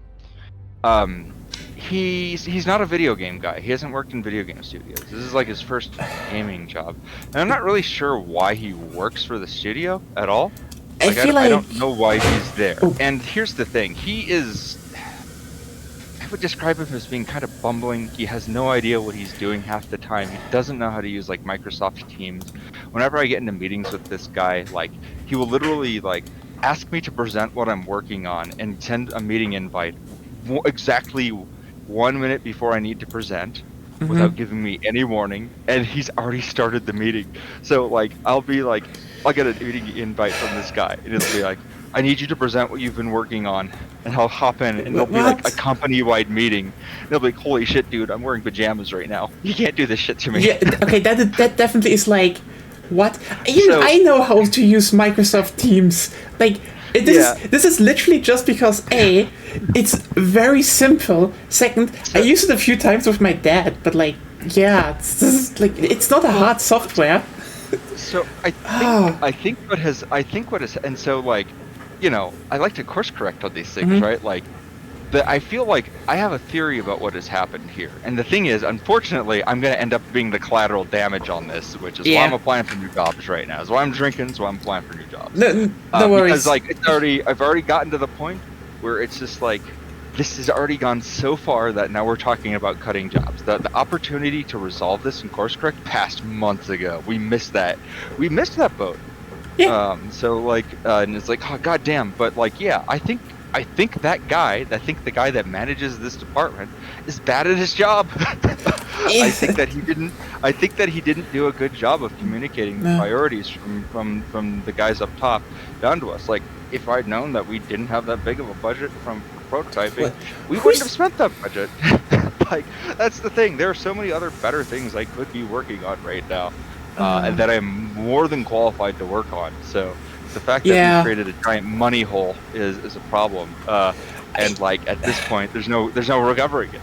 We can't like course correct on this now. So that's bad. Also like, who is using Skype? I wanted to say that. Who is still using Skype? Here's the thing. I know this is probably because, you know, my dad, despite being old, he always worked with computers. He's basically managing IT security at multiple hospitals.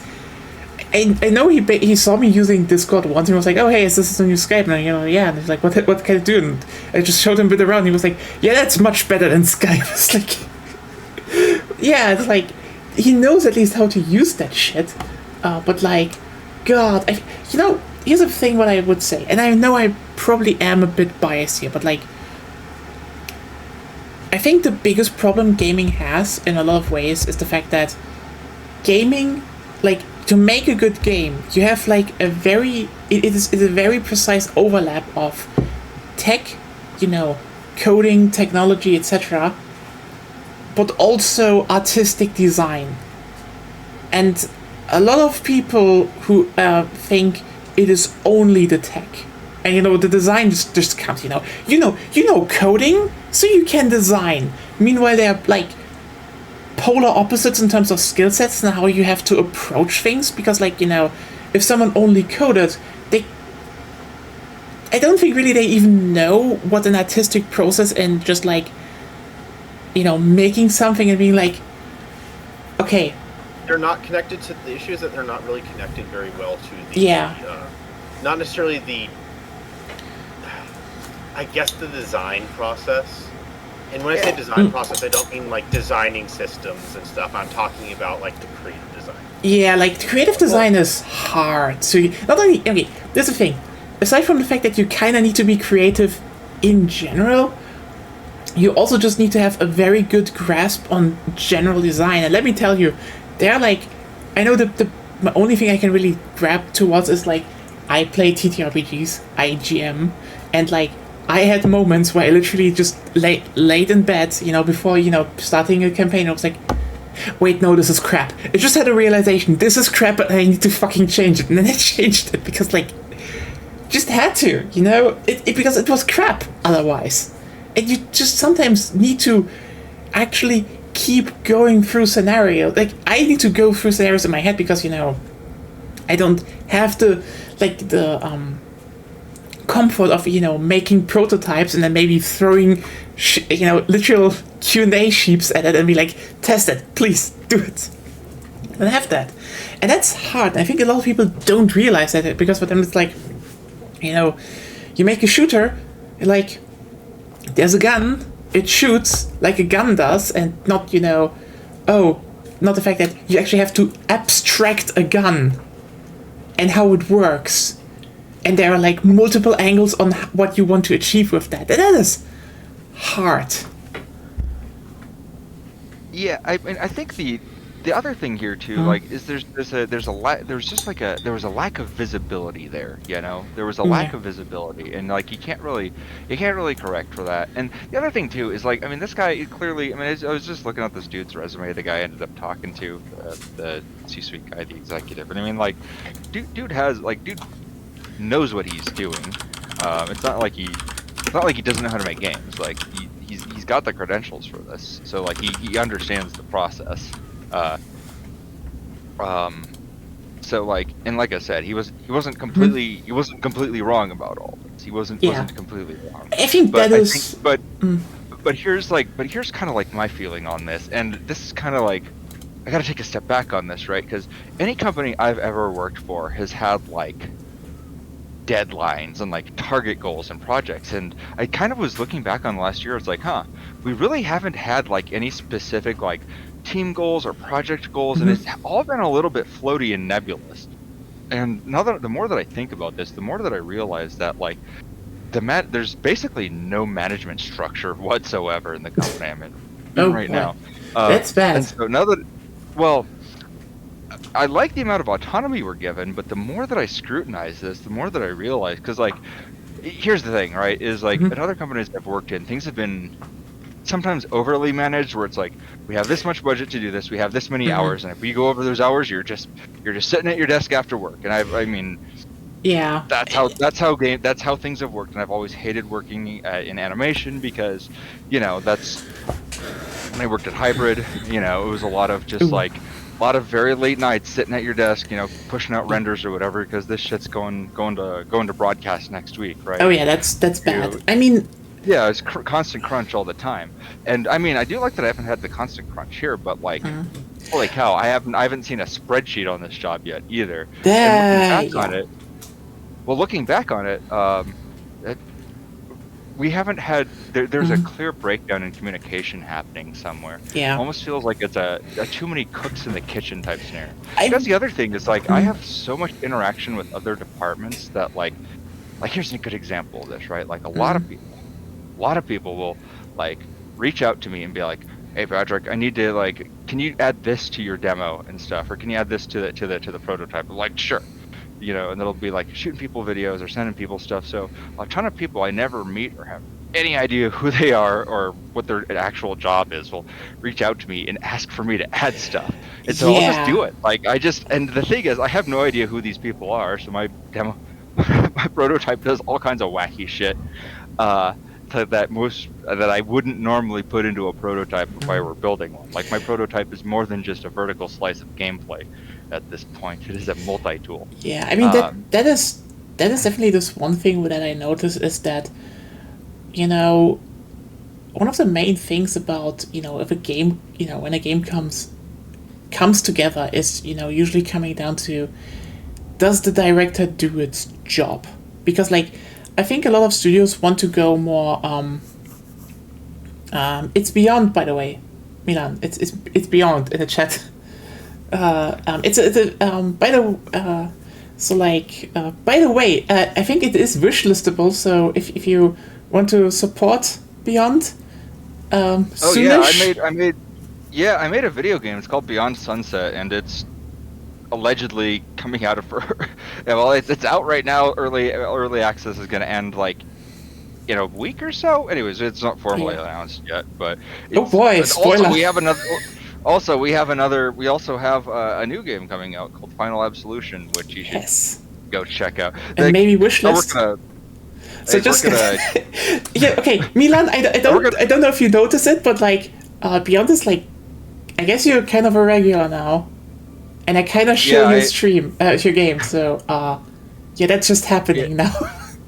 yeah, and the games that my day job, it has nothing to do with any of the indie games I've made either. So Yeah. the thing that I'm complaining about now has nothing to do with either of those games either. So Yeah. I think if I had to, that's the end of my rant for the day. But anyways, just if I had to sum everything up here, there was a huge failure in communication, and I think I'm probably going to lose my job because of it. Which Yeah, kinda sucks. that is. But I wish, if I had to say any one thing about all of this at the end, I am of the opinion that if we'd had the opportunity to course correct on this, like, back in October, like, I think I'd be fine. I'd be perfectly happy to be working, like, on the broadcast team or on the animation team, because that's good work that contributes to getting games out the door. That's fucking work I know how to do. But at this point, like, they've hired animators now. It's not like they can just shuffle me onto the animation team at this point. So, like, I am now redundant. So it's not like they can solve this. That is very. I mean, yeah, I mean that is definitely the thing what I noticed, because like I think people are like I totally agree with the whole I totally agree with the you shouldn't attribute one game to one person, but the right person in the director's job makes a whole like worlds of difference to how a game is concerned. Our ship doesn't have a captain at work. That's what I'm Yes, trying to say. Our that's the ship thing. doesn't have a captain. It needs a captain. Our captain is not driving the ship. I mean, if I have to be completely honest, my direct immediate supervisor, he's like a guy who used to work at Ubisoft. The guy who has spearheaded a lot of our initiatives. He knows how to fucking get shit done. The guy above him, I honestly do not have. I mean, he's a nice enough guy. He seems fine. Like, he's cool. He's But a he decent human doesn't- being. But he doesn't seem like he's competent to me, and maybe that's because I don't know him well enough, but he just doesn't have any creative vision for the products that we're working on. It's also possible that he's in the wrong position. Yeah. Yeah. And that's the thing too. He might be a good manager, but he's not good at managing games. Yeah. Like that's my vibe. Like he clearly failed to communicate to us what his vision for us or what his intentions for us are. And so here's my frustration, right? He said, we have a problem with our Unity licensing. So I came in here trying to solve a Unity licensing problem, and I came out realizing that I'm about to lose my job. So like, that is you see so stupid.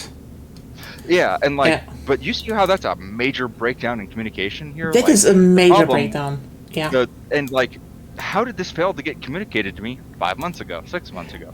And like, here's the insane thing, right? And like, this is, why is it when people in like upper management or up at the top, why is it when they fuck up, I gotta lose my job, you know? Like, that's like... This is the thing, right? I've been laid off so many times over the last 10 years that it's just like, God damn.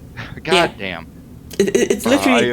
I'm so annoyed by this. You know what the irony about this is? Because there's a way that you could have... maybe there's a way that, like, the direction of the issue could have been steered where it's not necessarily your fault or towards, like, a more positive or productive future process. But I think, like you said, at this point, you were if you'd known, like that. Well, that's the thing. If I'd have known this was a problem, that's the thing. You could have come in with something prepared to be like, oh, well, I can pivot to do these things that are productive for the company. Or potentially productive for the company. Like, if you'd been able to come in properly prepared for the conversation that actually happened, I mean, I but feel like you would have been able to do stuff. But this is they don't communicate. That's the thing. There's no communication. There was no communication there, because here's the thing, right? Like we've hired animators and motion designers and stuff since there. Like that's my bread and butter, man. Like that's my shit. Like Spine, Unity, or Spine, After Effects, Maya, shit. Like I animate shit, man. That's what I do. So like, if I'd known this like before they hired all those people, they could have very easily transitioned me out of that position and put me in the motion design department. That's what I'm best at. Or they could have put me on client side. Like I know how to write JavaScript. I do more JavaScript than any mother. I'm a contributor on Roll20, baby. If you've used Roll20 or if you've used Oh. Foundry Virtual Tabletop, baby, I maintain the EVA character sheet on there. So like that's what I do. So you want to talk about front ends? I know everything about front ends. So like they could have put me on the client team, but no. I find out that they filled all those roles. You know what I find very interesting about that? So like over the last 2 years, Sakurai basically made a whole fucking YouTube series about making games, and like I think 40% of those videos are just here's how you actually communicate with a team, and it's just so much. It's so important. Yes, I know. It's kind of wild because when he talks about You have one job.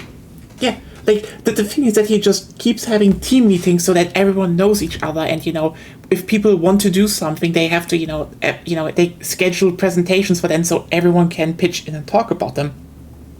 You're like, yeah, it kind of makes sense that his games are really, really fucking good because he knows how to organize a team. And he basically made a lot of good games with, varying teams. And it's like, this is what I mean. If you have someone who knows how to actually be like, okay, we're going with this. Because this is probably one of the biggest problems a lot of games have, is that they usually have an idea, but they don't follow through on it. And they change it, and they pivot, and this, like, we've seen this happen a lot of times, which is like, I think a lot of people over-attribute, something like, for example, oh, hey, a game is bad, the publisher must have done something there, and sometimes it's usually just the developer just kind of fucked around, basically, for too long, and didn't know what to do, actually. Like... Yeah, it's... I think one of the best examples for that is ironically Anthem, where a lot of people contributed it to, oh, this had to be definitely on the part of the publisher, but then, when Jason Schreier reported on it, it was something that BioWare wanted to do, had no fucking idea what they wanted to do with the game, until, ironically, the CEO played a playtest and was like, yo, flying with Iron Man-like suits is fun, why are you not doing that? Why the fuck are you not doing that? That's a good idea.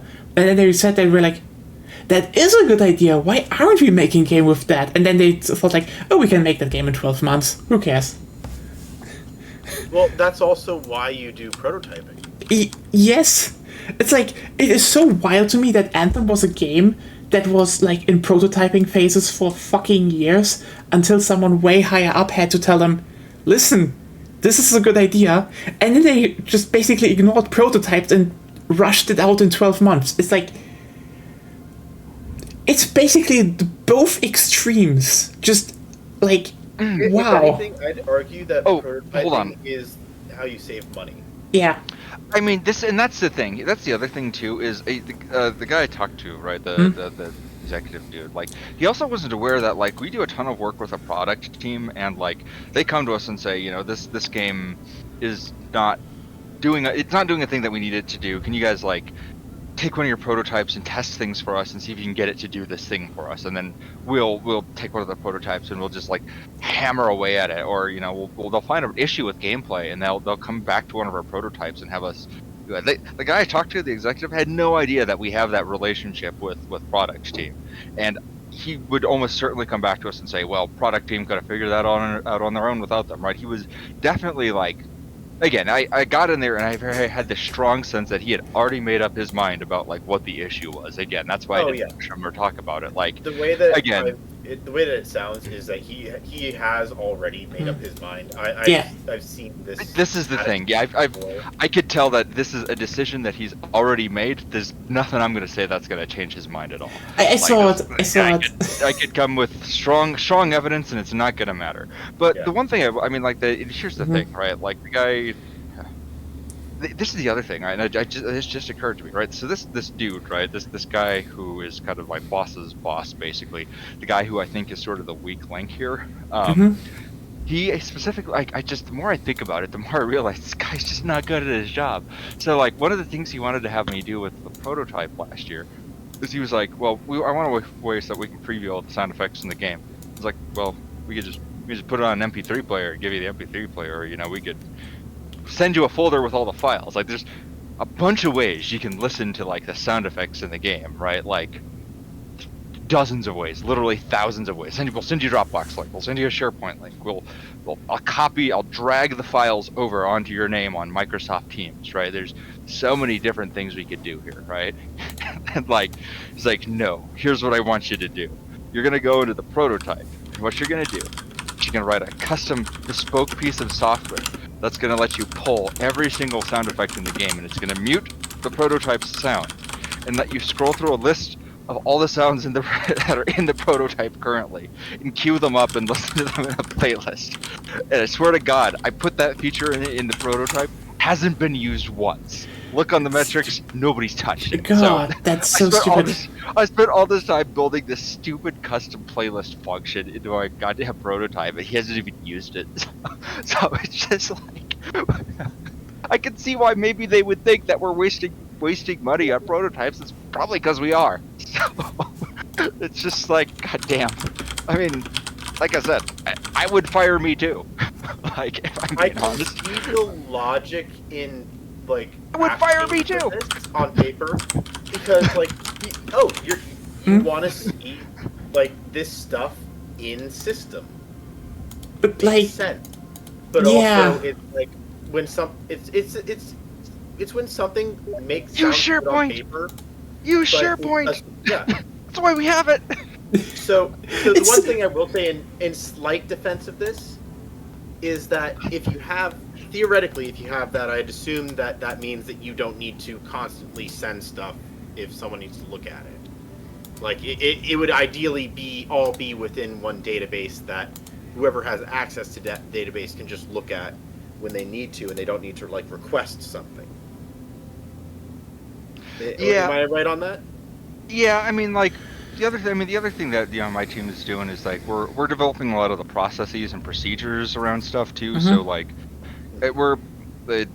my job description is that we bridge the gap between art and engineering, and that's a pretty good description for what we do. Yeah. Like we're the people who know how to like write code, but also like move pixels, because you can't. Oftentimes you get a lot of animators who are like good at animating, but you throw them a Python script and they just melt down. Or you get a lot of programmers when you hand them a 3D model and they're like, I don't know what this is. So I'm the unicorn. I'm the guy who knows how to code and also like animate, which is surprisingly a rare skill set, turns out. I can see but, that like, actually. Yeah, but the thing is, I don't have a computer engineering degree, so they can pay me half the price. Which Oh is why I'm a God. good deal. That's fine. I don't mind it. I love it. I love my work. But like, goddamn, yeah. It's just I looking at this just from like just zooming out on all of this. It's thanks for coming to my TED Talk, guys. If you guys ever start a game studio, make sure that you're hiring qualified individuals to do the work for you. I mean, if I did that, I would hire you, and I know at least 2 other people. If you want to make a game studio, I am more than happy to join creative design. I can't really code, but I know I was taught how to code at one point on C++, so I do understand some. I'm still working on Godot, so like maybe I can help a bit. I'm so over this career path. Like, I am 35 and I don't own shit. I own a piece of crap 2011 Subaru Impreza that is just caked in red dirt right now. I think I'm after this. It's a pivot for me, hard pivot. I am going to get one of those jobs like, man, I think I'm gonna buy a truck. I think that's what I'm gonna do. Not like a Ford F-150, but I mean like a like an 18-wheeler, like an 18-wheeler. No, like an 18-wheeler. Like, I think I'm gonna become a trucker. I think that's what I'm gonna do. I think I'm done with game design. I think I'm gonna be a trucker. I think I like driving. Both of my cousins. By the way, Beyond? Yeah. Milan was asking if someone wants to get into game creation and not through studies, where to start. I mean, I guess the base thing is make indie games. Yeah, the way my degree is, I think, technically an English literature degree. Oh wow. Because because my degree is It's a. I went to. I studied film studies, but I studied animation. So like I did all the computer graphic stuff in college. But because it's film studies, it's technically like a. What do you call that? There's weird classifications for. Yeah. Yeah. It's basically. It's like a Bachelor of Arts or whatever, but Yeah. or BFA, Bachelor of Fine Arts. I Yeah, think yeah. is what my degree is. But anyways, but yeah, if you want to get into game design or whatever, and not like have the credentials for it, just ship a product, like make a video game, sell it, and like that's how I got my job. That's how Yeah. that's how I broke into the industry. Was I just made a game, I sold it, and my boss played my game, or at least was aware of it, and hired me based on that. And like I said, at the end of last year, he's like, "You make good houses, and you make good boats." So thanks for How do being you on learn the team. making game? Basically, how do you learn making a game? First of all, you learn how to code. Second of all, you scream. Third of all, you make a game. like, How do you make a game? And that's actually there's no right answer to this question. Yeah. Because that has changed. The answer to that question literally changes year over year. Because when I first started making games, I was I would say here's. and I was doing it with like. So there's not one. Can I say one thing? I think I know a good analogy. Like, Milan, you play TTRPGs. Like, we all do that.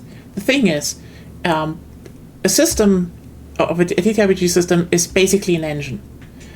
The rest you do yourself. And that's the thing. Currently, I'm basically learning GeoScript and Godot. I'm bad at it because, like, I never learned that shit, so I'm really bad at it. But the thing is, it doesn't matter. If I, would know how to use C# and Unreal Engine, I could use that. There's like, the point is more like you need a tool set, and at that point it is kind of irrelevant which tool set you use. At least, if you can use the tool set, the rest is building it. The tools that you start with, what matters is knowing which tool set will help make what you want to make best. Yeah. So and so, look up. We'll figure out first, like, okay, what do I want to try and do? Not beyond, like, just make a game.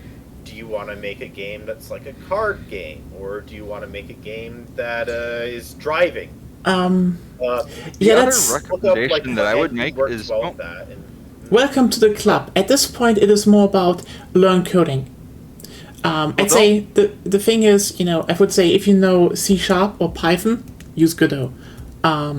Because it's open source and free.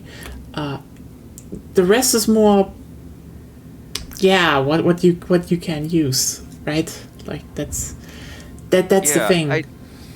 There's a lot of different, like, I wouldn't even focus so much on that because, like, the other thing too is, like, one of the problems with my game Beyond Sunset was we bit off way more than we could chew with that game. That was it was a very, very ambitious game. Our next game, Final Absolution, is definitely designed to sort of be the anti-Beyond Sunset, where it's actually a very, very simple game in comparison. Beyond Sunset is a flawed game, but one that we put our hearts into, and it's something we're probably going to revisit again in the future and, like, do it right that time. Yeah, we're already talking about how we want to do. We're already talking about doing a remaster or remake on it, and, like, how we're going to approach it differently. But that's so far down the line. We're not a serious conversation. But what I will say is, like, take whatever your idea for a game is and, like, cut it in half and then cut it in half again. Yeah. That's where you should start. I think that everybody always tries to do something like, I'm gonna make a Grand Theft Auto, but it's for weebs, or I'm gonna make, like, the biggest MMO ever. Know your limitations and just start small and just go from there. I mean, start with something you want to make and then just, like, I don't know. I think the thing start with your game concept and then just make a game that you think is interesting, that is interesting to play for like an hour. Yeah, I would say literally pick what you want to know, because, for example, Beyond's game is running on GZ Doom. That's the Doom 2 engine. And it has Quake 3 movement. And it has vertical levels. They are really complex levels. The thing is, what a letter writing game with different choice for less. Here's the thing. Basically, if you want to do something, about, for example, more narratively, there are some options that are way, way easier because they basically strip out a lot of stuff. So, for example, RPG Maker is like very easy if you want to just have some top-down narrative experience. That just streamlines a whole fucking ton of you. If you want to then have some RPG combat in it, you can do that as well. You know, there's a lot of stuff in that. But basically, there's why you have so many top-down narrative games, because RPG Maker was just like very easy to just do that. If you want to have something text-based, there is a thing, something... Yeah, there's actually a visual novel maker thing, so like Twine you can is, do I that. think there's also Twine is pretty good. Yeah. Twine, yeah. There are some things for that. Like if you, for example, really want to just do something like a visual novel thing, there are some specialized engines that basically strip out everything else, because they're like, yeah, you just only need backgrounds, a bit of, you know, maybe animations and text anyway, so why do you need the rest? Like you could do the same thing in Godot, no question, and technically you could make it even fancier and have like, you know, whoops, it changes the genre of stuff, but the thing is more like, do you need that? That's the thing. Yeah. There are some things, you know, example, again, if you want to have like RPGs, narrative games or stuff, Visual Novel Maker or, you know, RPG Maker are definitely better for that because, you know, they're hyper specialized on that part, but that usually isn't really the case. Like, for example, if you want to make something like a shooter, you can make the shooter you want in basically any engine, because there are some that basically play like Doom, but run on Unity. Yeah. I mean, There's it's sometimes... For visual novels, there's one that I see commonly used. I think it's Renpy or whatever. Renpy, yeah. Yeah, Renpy. I see That's the that. common from one. what like, there's... Yeah. Like I said earlier, find one that's... Like, look up which ones are easy to work with and see if it does the things that you... like, that you think you may want to do. Yeah. And try it. If it works, then it works. If it doesn't work, then try and see if there's something to move on to. Try and see if there's something else that'll do the things that you need to do. Yeah. Like, A lot of it's going to revolve around Googling stuff, looking stuff up. Yeah, it is like, the thing about engines is that a lot of engines are very, very flexible on what you can do with them. It's just really about what kind of skill set do you have to actually use them. Because, again, I still aim to maybe make like, can I finish? On that, skill sets can be built up. That's my point. Yeah, it is, yeah, I mean, Flappy Bird, you don't make a Flappy Bird clone in Godot. Let's just be really... Don't give Unity more stuff. There's a lot of good reasons to use Unity. Like, I know everybody likes dunking on it, but like, Unity's I know solid, it's a good engine, but currently the management is horrible. It's like... The one where... the CEO is literally the guy that made EA infamous.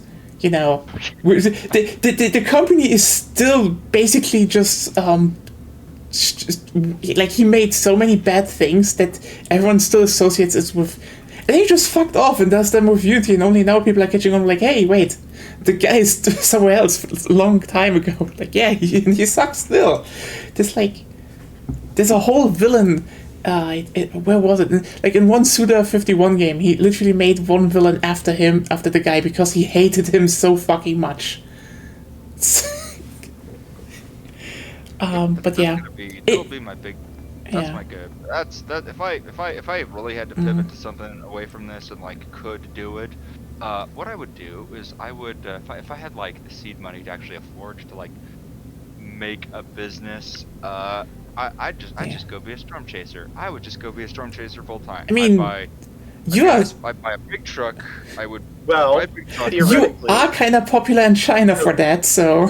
Theoretically, Yes. With the whole idea of trying to do Storm Chaser licenses, maybe you could look into weather stations, see if they're looking for Storm Chasers.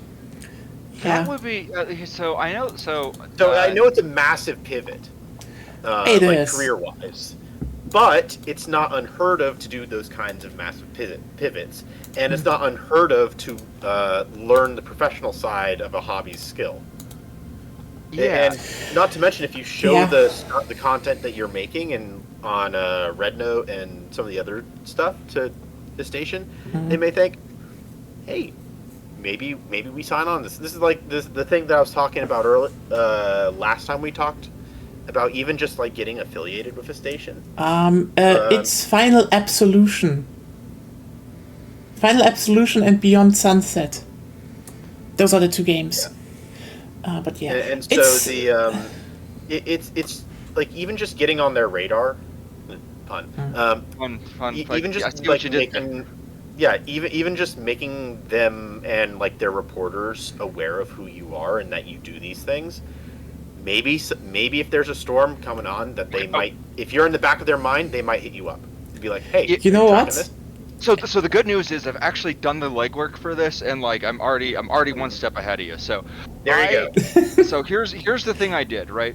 So if you're following me on Blue Sky, which you should follow me on Blue Sky, I am. You should beyond also follow me on WX. Blue Sky. This is my stream. Follow me on Blue Sky. Yeah, I stopped forgetting about Blue Sky, honestly. I use Blue Sky. I don't use Twitter anymore. I use Blue Sky. But yeah, I'm I mean- Beyond Weather on Blue Sky. That's Beyond WX, because WX is the abbreviation for weather. I'm Beyond Weather on Blue Sky. So like when Blue Sky introduced the whole starter packs feature, I was the first person to create a Storm Chaser and Meteorology starter pack. And because I basically created the de facto home of all the Storm Chasers I'm the king of the Storm Chasers now on Blue Sky. I'm the gatekeeper. I decide who gets to be on the Storm Chaser list, who doesn't make the cut. And so, because I'm the king of the Storm Chasers on that platform now, I literally have every Storm Chaser, everybody who's anybody in the Storm Chasing community has to go through me to make the list. I'll literally put anybody on there. I don't care who you are. I got people in there probably but you have the shooting power. But You can remove because them. of that, I have like some like really big meteorologists. Like I got CBS Weather following me on there now. I don't know if you guys know this. CBS Weather nice. follows my dumbass on like the Weather Channel, and a couple really big names are following me for no goddamn reason. I post pixel art porn on mine occasionally. So like not sure they know what they were in for when they followed me, but They do now. Honestly, sure do. funny thing, I think that a lot of corporate accounts are possibly realizing, oh, you know what, it doesn't really matter as long as we're there when they do the thing that's okay for us to like say, like people aren't really gonna take notice, and even if they do, it's not gonna become a big deal. But With the sole exception of like, oh, if somehow all of a sudden you're a Nazi, like that's the that's the I think thing. that would say is a bit of an exception to this rule. But for the most part, if you're doing like weird shit, as long as it's not illegal or like or like heinous, whatever. Yeah, it's just They'll piggyback off capitalism. They'll piggyback off of your virality a little bit. but yeah, They'll be fine.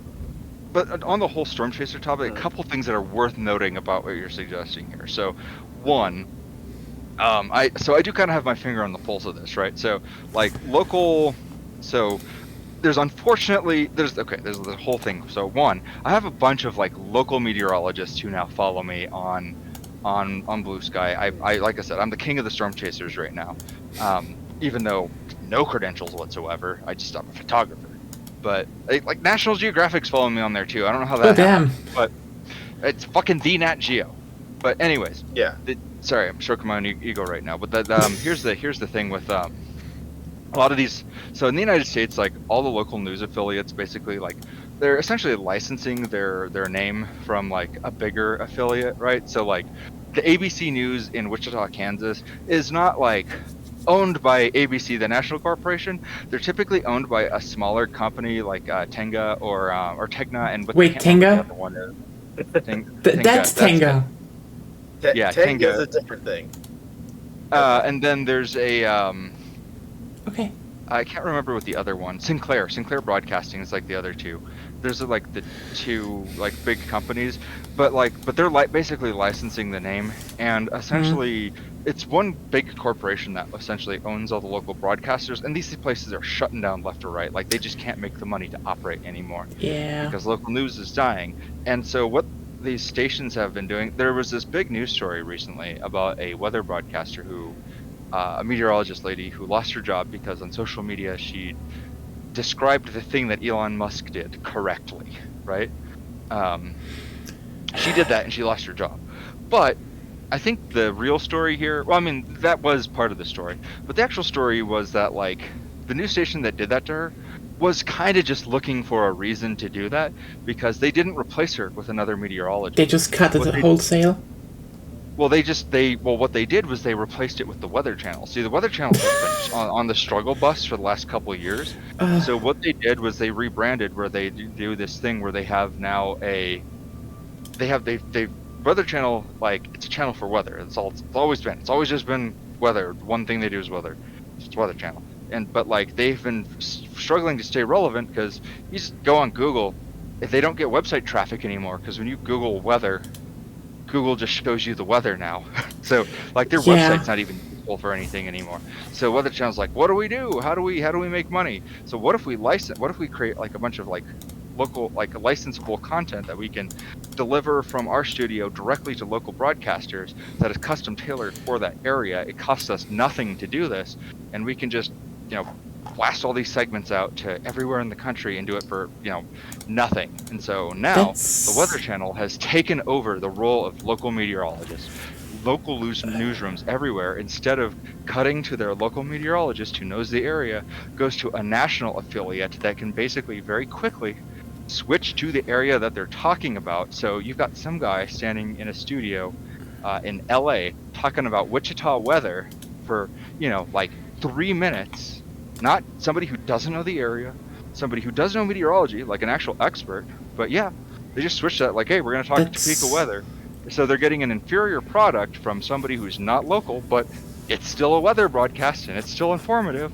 And so, like, yeah, they iced out all of the local meteorologists, and the Weather Channel is basically, I can't blame them either. They're trying to survive. But the thing is, local storm chasers are also getting cut out of the loop too. So I mean, it's just Dan like Scoff and his team, like they got cut out. Like they were the big storm chasing. Weather Channel, honestly, I think they would have been better off going in the direction of what's it called? Oh shit. Going in the direction of I think they should.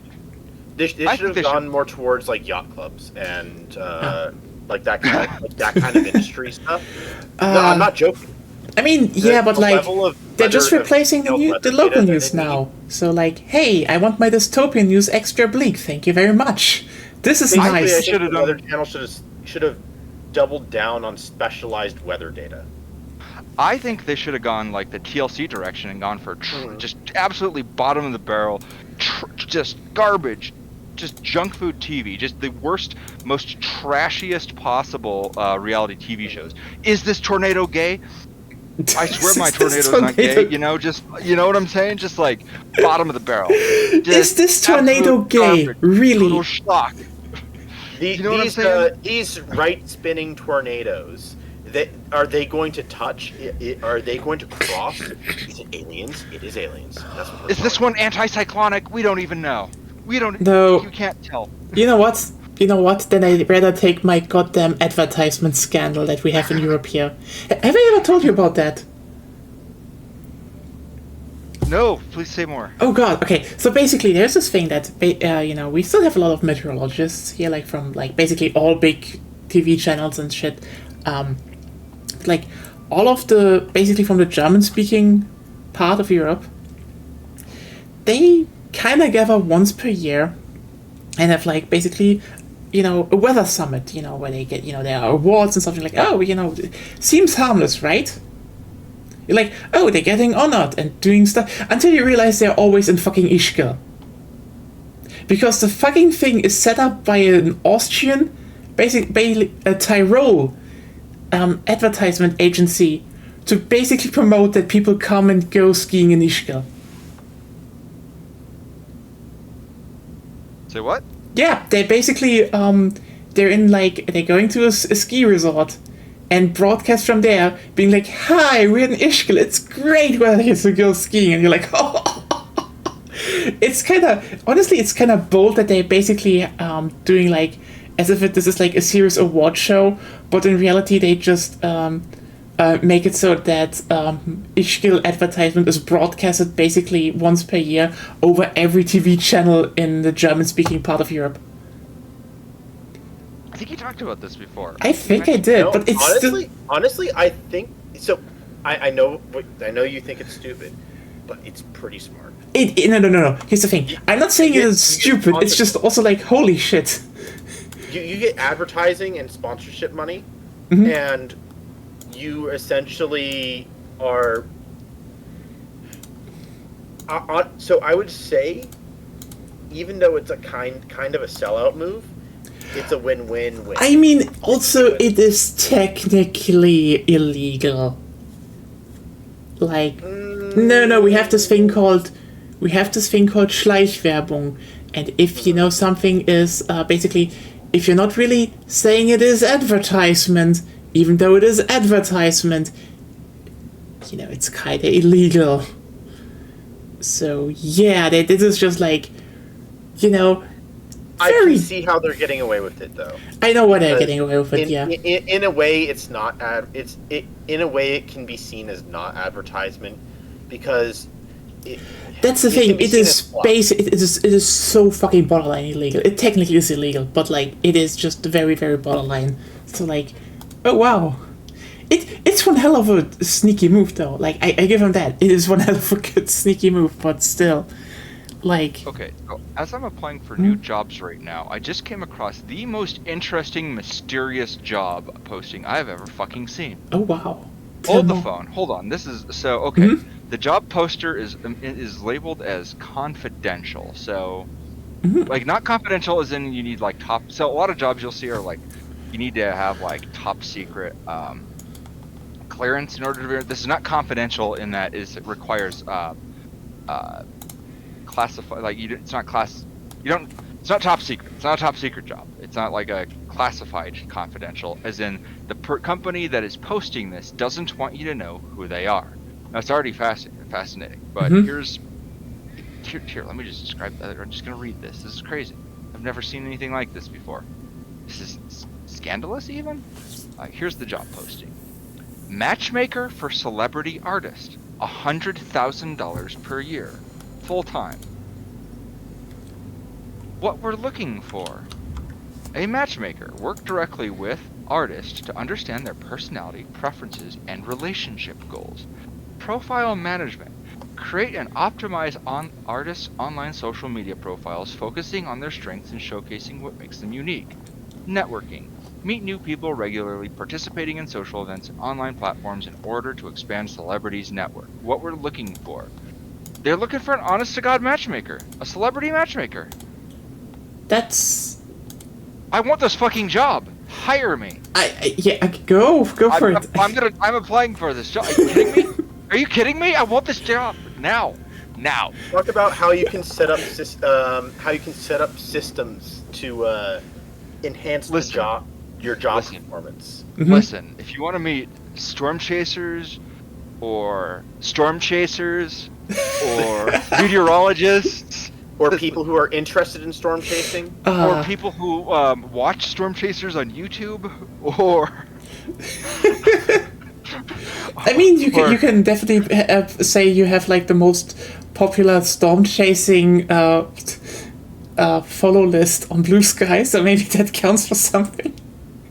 I have. Okay, so what I will say though is I do actually have a very, very good, because like listen, I got the autism spectrum 2, baby. Autism spectrum disorder 2. I got double autism. So it's one step down from 3. I think it's like Scientology when you hit 3. I have fake autism. Or something. Anyways, like the whole no, literally. Yeah, I think when you hit 3, you can move objects with your mind. Not the Oh. point. Point is because I have that kind of clinical weirdness, I am very keyed in with like metrics on on dating websites. This is one of these things I just fixate over. Right? I mean- you might be aware of Yeah, of you my talked a ongoing lot about struggles that. with online dating. You might be very aware of my ongoing struggles with online dating. I have a very good idea of how this shit works. If there's anybody you want managing your online dating profiles, it's me. I know how this shit works. So like, there's nobody better higher than me to manage your online relationships. Like, I got code, I got scripts, I got self-esteem issues. I got it all, baby. So You're selling yourself to me pretty hard there. yeah, that's what I'm saying, man. I'm the right man for this job. Just sign me up.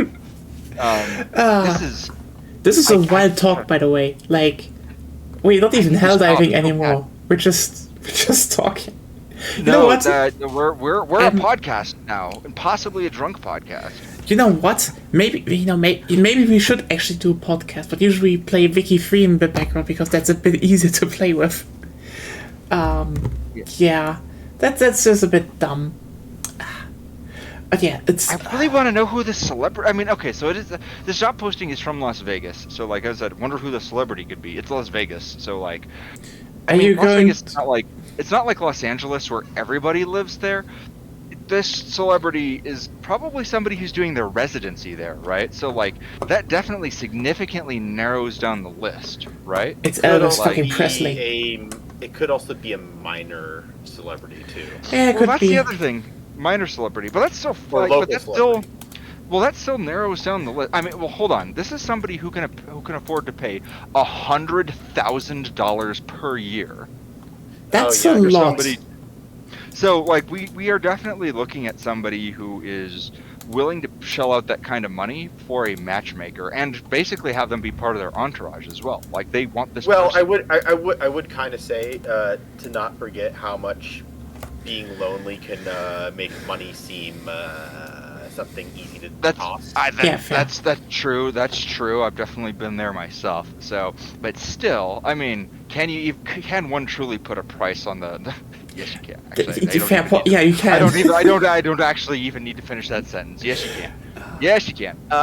Hold on though. Like, okay, I'm just gonna apply for this job because I just. Goddamn, good luck becoming a matchmaker for a celebrity. Honestly, with the 100,000 per year is like, I might even do that job because just like, am I qualified? I don't know, but I can definitely learn being qualified for that amount of money. Seriously, It is all. The job also has benefits, so it comes with dental insurance, Ooh. health insurance, 401k, vision insurance, paid time off. holy shit! Yeah, good luck. You could Yeah. definitely do some indie game dev on the side with that. I Yeah, feel like yeah. that Hell. narrows down who it could be even more. Yeah. Who do we know who's in Vegas too? Listen, I'm not It's an someone in American. I don't Vegas, know. Someone who It's someone in. It could very well be an American.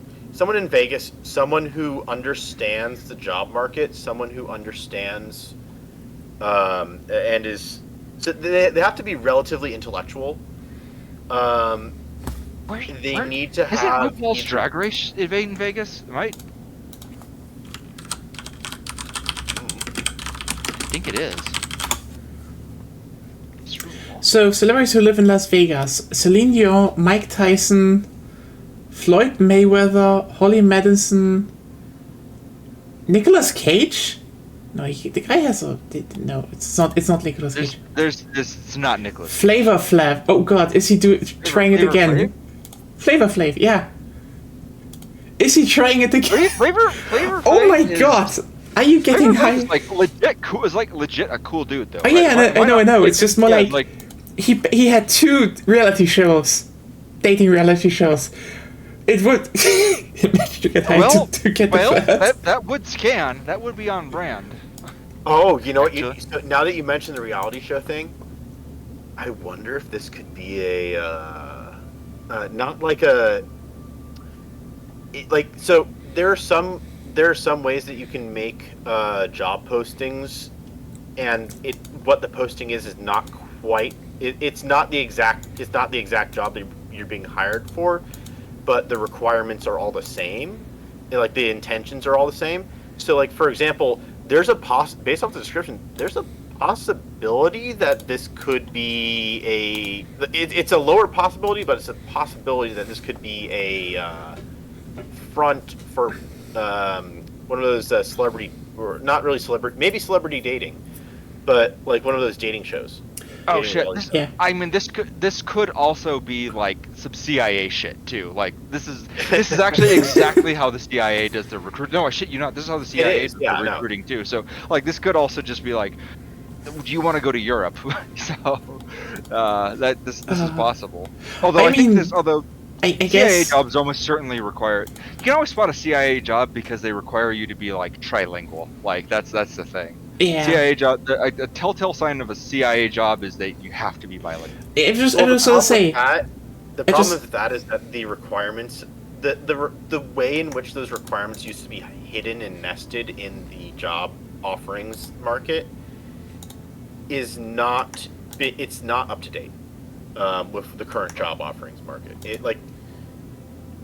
So that's why it's easier now. It's actually easier now to tell what it's a CIA listing than it used to be. And when it used to be, because a lot of more jobs used to look like what a CIA job looks like. Yeah, they don't disguise themselves very well. It's just so funny too, because like I don't remember where I saw this, but like you can always like spot when it's like an FBI job or like a CIA job, because it's just like they're not disguised very well. Yeah. Okay. But like, here's the Also, thing. I missed the part where there's a performance bonuses. There's a performance bonus here. I'm just gonna post. I'm gonna post this on the Discord. This is fascinating. I just gonna say one thing. You're really flipping the coin because you know. Good luck on you, but like you might get someone like Flavor Flav, but Gina Carano also lives in Vegas, so. And they're both single. You know, now that you've said that, I want that job even more. You kidding me? Oh, I'd love to be a matchmaker. Oh yeah, getting the right wing girl left. You just give her lefties all the time. You know what? That's a good point, because She's going to, oh god, you're going to create such a Right-wing- fucking meltdown on the Joe Rogan show. When it comes to the dating sphere, right-wing people have such a hard time. Even like Oh people god, fuck who, yeah. because No, they I all will- decide to label themselves as centrists, and I can tell you, everybody on dating sites, they know that if you label yourself as a centrist, Oh yeah. that you're more often than not masquerading. You're a right-wing person that's masquerading. As Yeah. Yeah. This has been my experience. Any woman on a dating app who labels themselves, uses the moderate tag, hard pass. They are almost always Yeah. certainly like far right. Especially if they identify themselves as Christian, don't even touch them. Not even worth it. Like, yeah, they're almost certainly like crazy like Christian, like just insane. It's wanna fucking find yourself 6 a nice- a.m. here, and we're giving dating advice. If you want to find a nice Christian girl who's a proper person, look for someone who's or like even like a Christian non-practicing. Look for someone who has spiritual. That's never Yeah. Not all the my time, experience. but like a quarter of the time they'll be that. It's hard to I- find this on dating apps. They often don't go on dating apps. You know So what? the interesting I can't thing even. that I found- I can't even join this conversation because, like, you know went what? out I of the left market for a school while. and I landed in a relationship, and that relationship is still going. I didn't, you know what? I didn't even do a lot of things. Like, quite literally, I posted on Twitter. Agonia saw it, and then she decided, no, I will pick that person. She seems right. She seems right. And then that just happened, and now we're 11 years in a relationship. I shit you not. She literally told me. She saw me posting on Twitter, and was just like, "No, that she's right. That's the vibe I want from a person." And then she just grabbed me. Damn. I know, like, I'm the person that usually is, extroverted and talk to people, but like, no, that one, it is fucking funny what happened there. There's even more to that, but we can talk about the stream about that. But yeah, this wasn't like, she struck the iron insanely fast, and yeah, 11 years now. Like, we had our basically our how's it called? I met my girlfriend in fucking Overwatch. Hey, I keep saying, you find the best partners doing things you like, because you already have something in common. And like, you know, I mean, I guess talking about lentil stew and pizza also, that just kind of helped. We just did that. And then she was like, oh, that girl also likes, you know, RTS games. So, yeah, sounds good. And then it turns out she got a weirdo, but like a fitting weirdo, I guess, that can cook.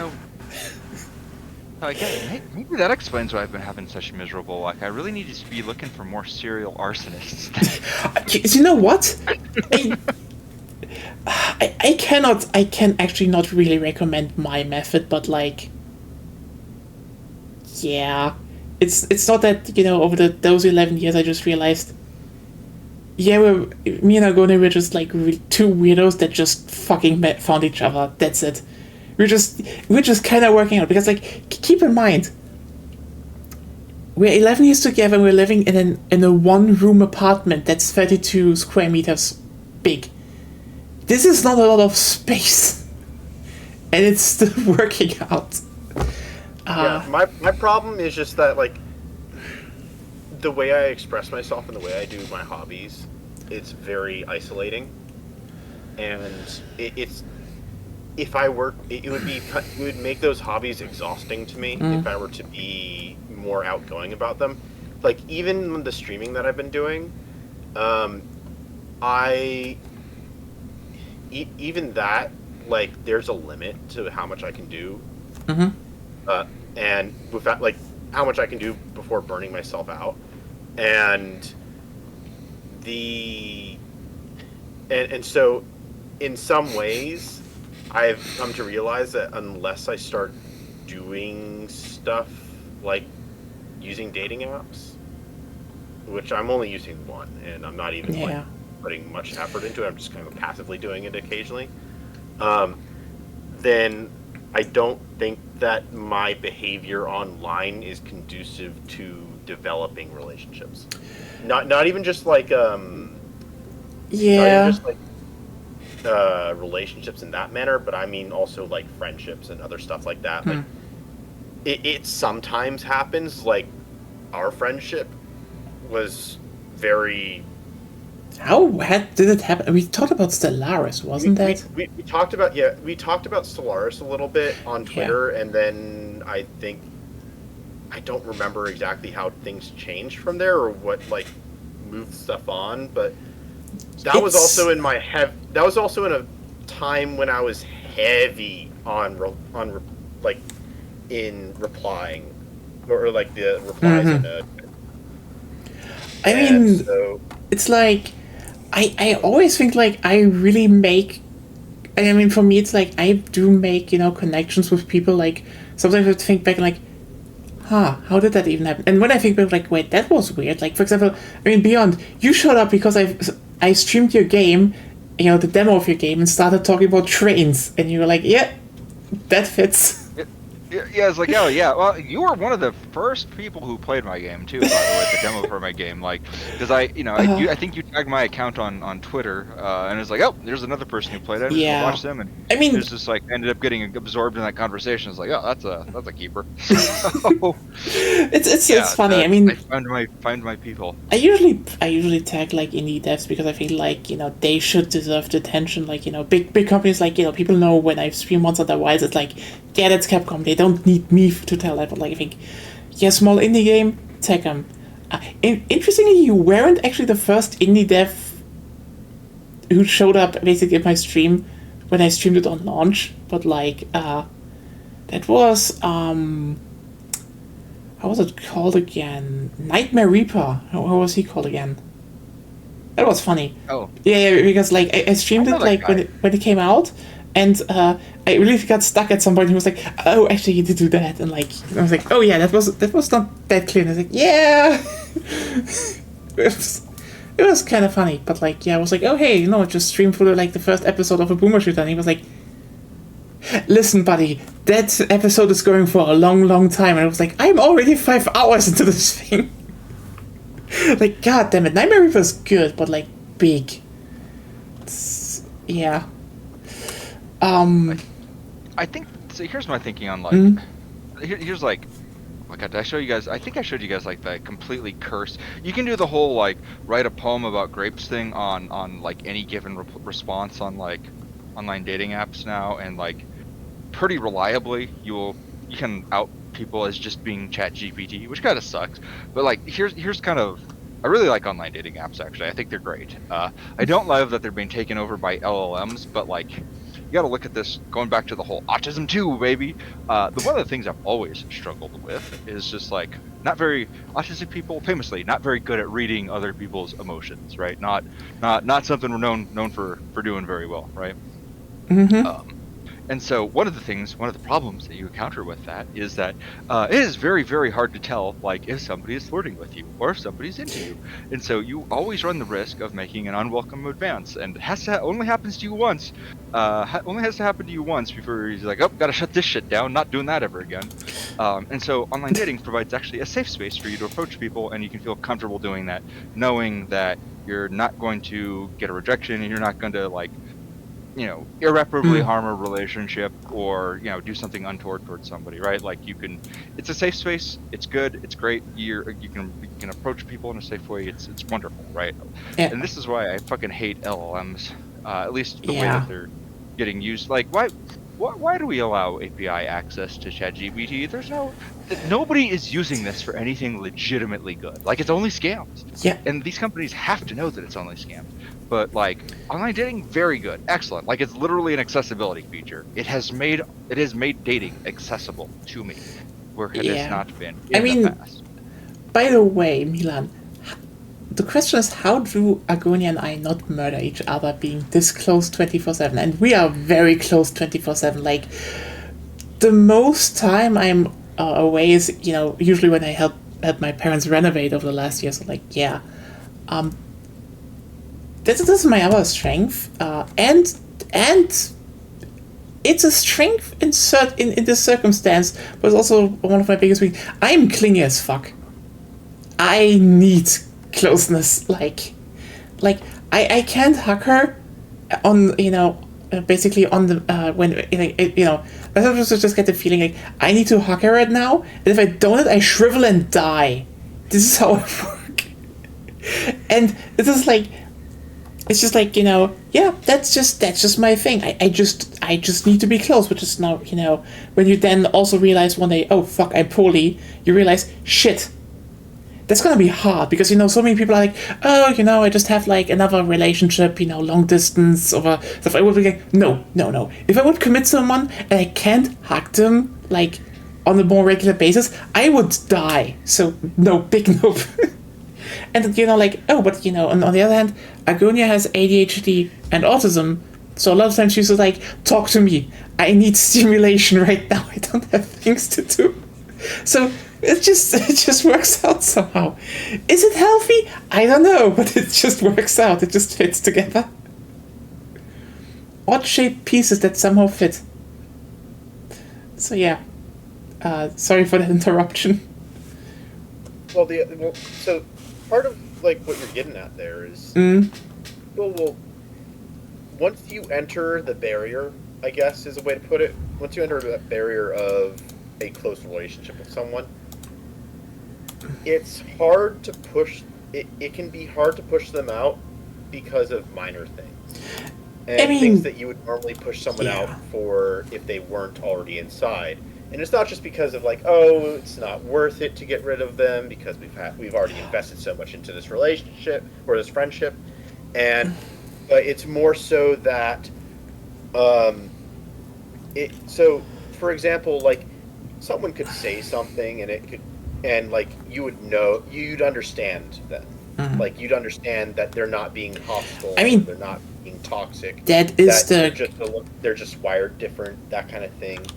And there's also, it's like, if you have family members that you care about, it's very easy to forgive behaviors because you appreciate the connection that you have with them. I mean, yeah, I totally get that, but like, I mean, this is basically just, you know, Yeah. you should talk to people. Like, being able to talk to each other is like the key part. Because, like, here's the thing: we, like, for everyone who's like wondering, we fight. We sometimes fight very fucking nastily. Because, like, here's the thing: another part where I would say, like, you know, There's a ring in the house. There's a fight ring in the house. There's first of all, weekly- that, this but weekly also like, matches broadcast. but also like the thing is, Agoni and I, we are very competitive. So like, if someone is starting to, you know, do stupid shit, we usually are like, you know, oh fuck you, you hurt me, I know where I can hurt you, and then we hurt each other. I mean, granted, I'm worse at it than she is. She can get very fucking unhinged with that. She knows where things hurt, and she isn't holding back on that. But like, the thing is more like, if you know how to talk about later, it can work out. Like, because the thing is, in the end, you can actually see eye to eye if you actually understand, like, this is the problem. You fucked up there, I fucked up there. Because, like, there's things to that, you know? You can do this. I mean, this is always what I say. Talk to each other. That is, like, the key thing to getting a relationship done. Because the rest is just, like, you will find out if it works out. Like, for example, if you say you're, you know, pretty reclusive, I can probably see that, you know, if you want to be in a relationship, it would probably be more like, you know, if you're to be with someone who, you know, who can just leave you alone for a while. That's one thing that maybe somebody. So that's at least how I feel. You know, interpret what you said. That, you know, you need time for your own stuff, and that can still change. Kind of, you know, but yeah, it's kind of along the lines of like, I need, as you say, I need time for my own stuff, but also like, I would appreciate if you like popped your head in and was like, "Hey, how are you doing? How are things going?" Like, yeah, I know that. I mean, no one to check in on me because otherwise my self-destructive habits may occur. And the other thing is just kind of like, it's not like I'm in this weird personality where I'm competitive. I don't like conflict, especially if it's competitive but not liking conflict is, yeah, that's a bind. Especially if there's like even if there's like some hidden like genuine emotions behind it or motives behind it, I sense that shit right away. And maybe not right away, but I can generally sense that kind of shit, and it makes me feel awkward and uncomfortable, and I get silent, and I have trouble responding to when people talk to me, which normally I don't. Normally when someone talks to me, it's like I guess when someone talks to me, that's how I get into golden retriever mode. Decide like, upon which battle I change like that on a dime. But if I need to initiate with someone, it's always like, yeah. I drag my feet a lot on that, and I'm not very good at it. Yeah, that's the thing. Some small exceptions, like there's maybe like 5 people at most in my life that I can easily initiate a conversation with. No, like drop of the dime, or that's not actually the right phrase, but drop of the dime is an interesting phrasing though. I've combined two phrases that are not alike in the right ways. Yeah. Anyways, I can count on one hand the number of people that I can approach out of nowhere and just have a good conversation, have like a active good conversation with. And with literally everybody else, I very rarely, I most often am waiting on the other person to initiate, or at the very minimum, I do a little bit of back and forth in initiating. Like, they talk to me 2 or 3 times. I'll try and initiate once, and Yeah. if that doesn't work the first time, I don't try initiating again. But that's aside from that. That's the like very, very, very minor neurodivergence Yeah. that I have. I mean, that's like, it's just like the thing with relationships is just to basically boil it down. I think it's like you can basically make it a 3-step thing, in my opinion, if you can call it that. Is know what you want and need and what you can offer. Actually talk about how you can One planet at a time. how you can actually go and okay, what are you willing to compromise? What is the other person willing to compromise? And then just keep fucking talking. Like, the last part is the thing. It's an ongoing process. You really need to keep doing things because, Hour of our next victory rapidly. You hear that buzzword? Mm-hmm. Beyond 3-step guide to relationships, 3-step guide to succeeding in your stuff. Absolute buzzword stuff right there. God damn it! Yeah. I'm not fuck. For- There. I just try to entertain people on Twitch. I don't want to sell them a scam. Again, I'm bad. I didn't even initiate my relationship. I'm 11 years in, and Sell us your relationship book. I can't. I haven't written one. Step 1, pick one, question mark. I mean, relationship. I- That's literally okay. what happened. I mean, when it comes to books, my Audible guide Bible. I mean, when it comes to books, I was generally thinking about, if I maybe sit down this year and, like, maybe translate, like, one of the ones that my great-grandfather wrote, but, it's like, maybe. That's just still a big maybe. Which would be still So- fucking niche. I know probably some people would be like, oh, wow, but, like, yeah. It's like, hey, and anyone wants some leftist societal analysis from the 1930s? Anyone? So I feel like go on. I thoroughly sorry. I have to jump in. I'm gonna derail this by jumping in with a politics top. Well, I don't know if it's politics. This is a public health topic. So we got another bird flu case here. It's very concerning. I mean, there's measles yeah. in 4 counties in Texas, so... And so I'm really at the point where I've kind of just like I have not just watching the state of politics currently. I fully changed sides. I fully gone to I'm on whatever I say I fully changed sides. I'm on the side. I'm with the measles on this one. You feel me? I'm with the pathogens. And so a very interesting thing has happened, and I think it's kind of, I mean, it's kind of terrifying, it's kind of horrifying, it's kind of It's scary, but horrifying, also yeah. but also like in the most funny possible way that it could be.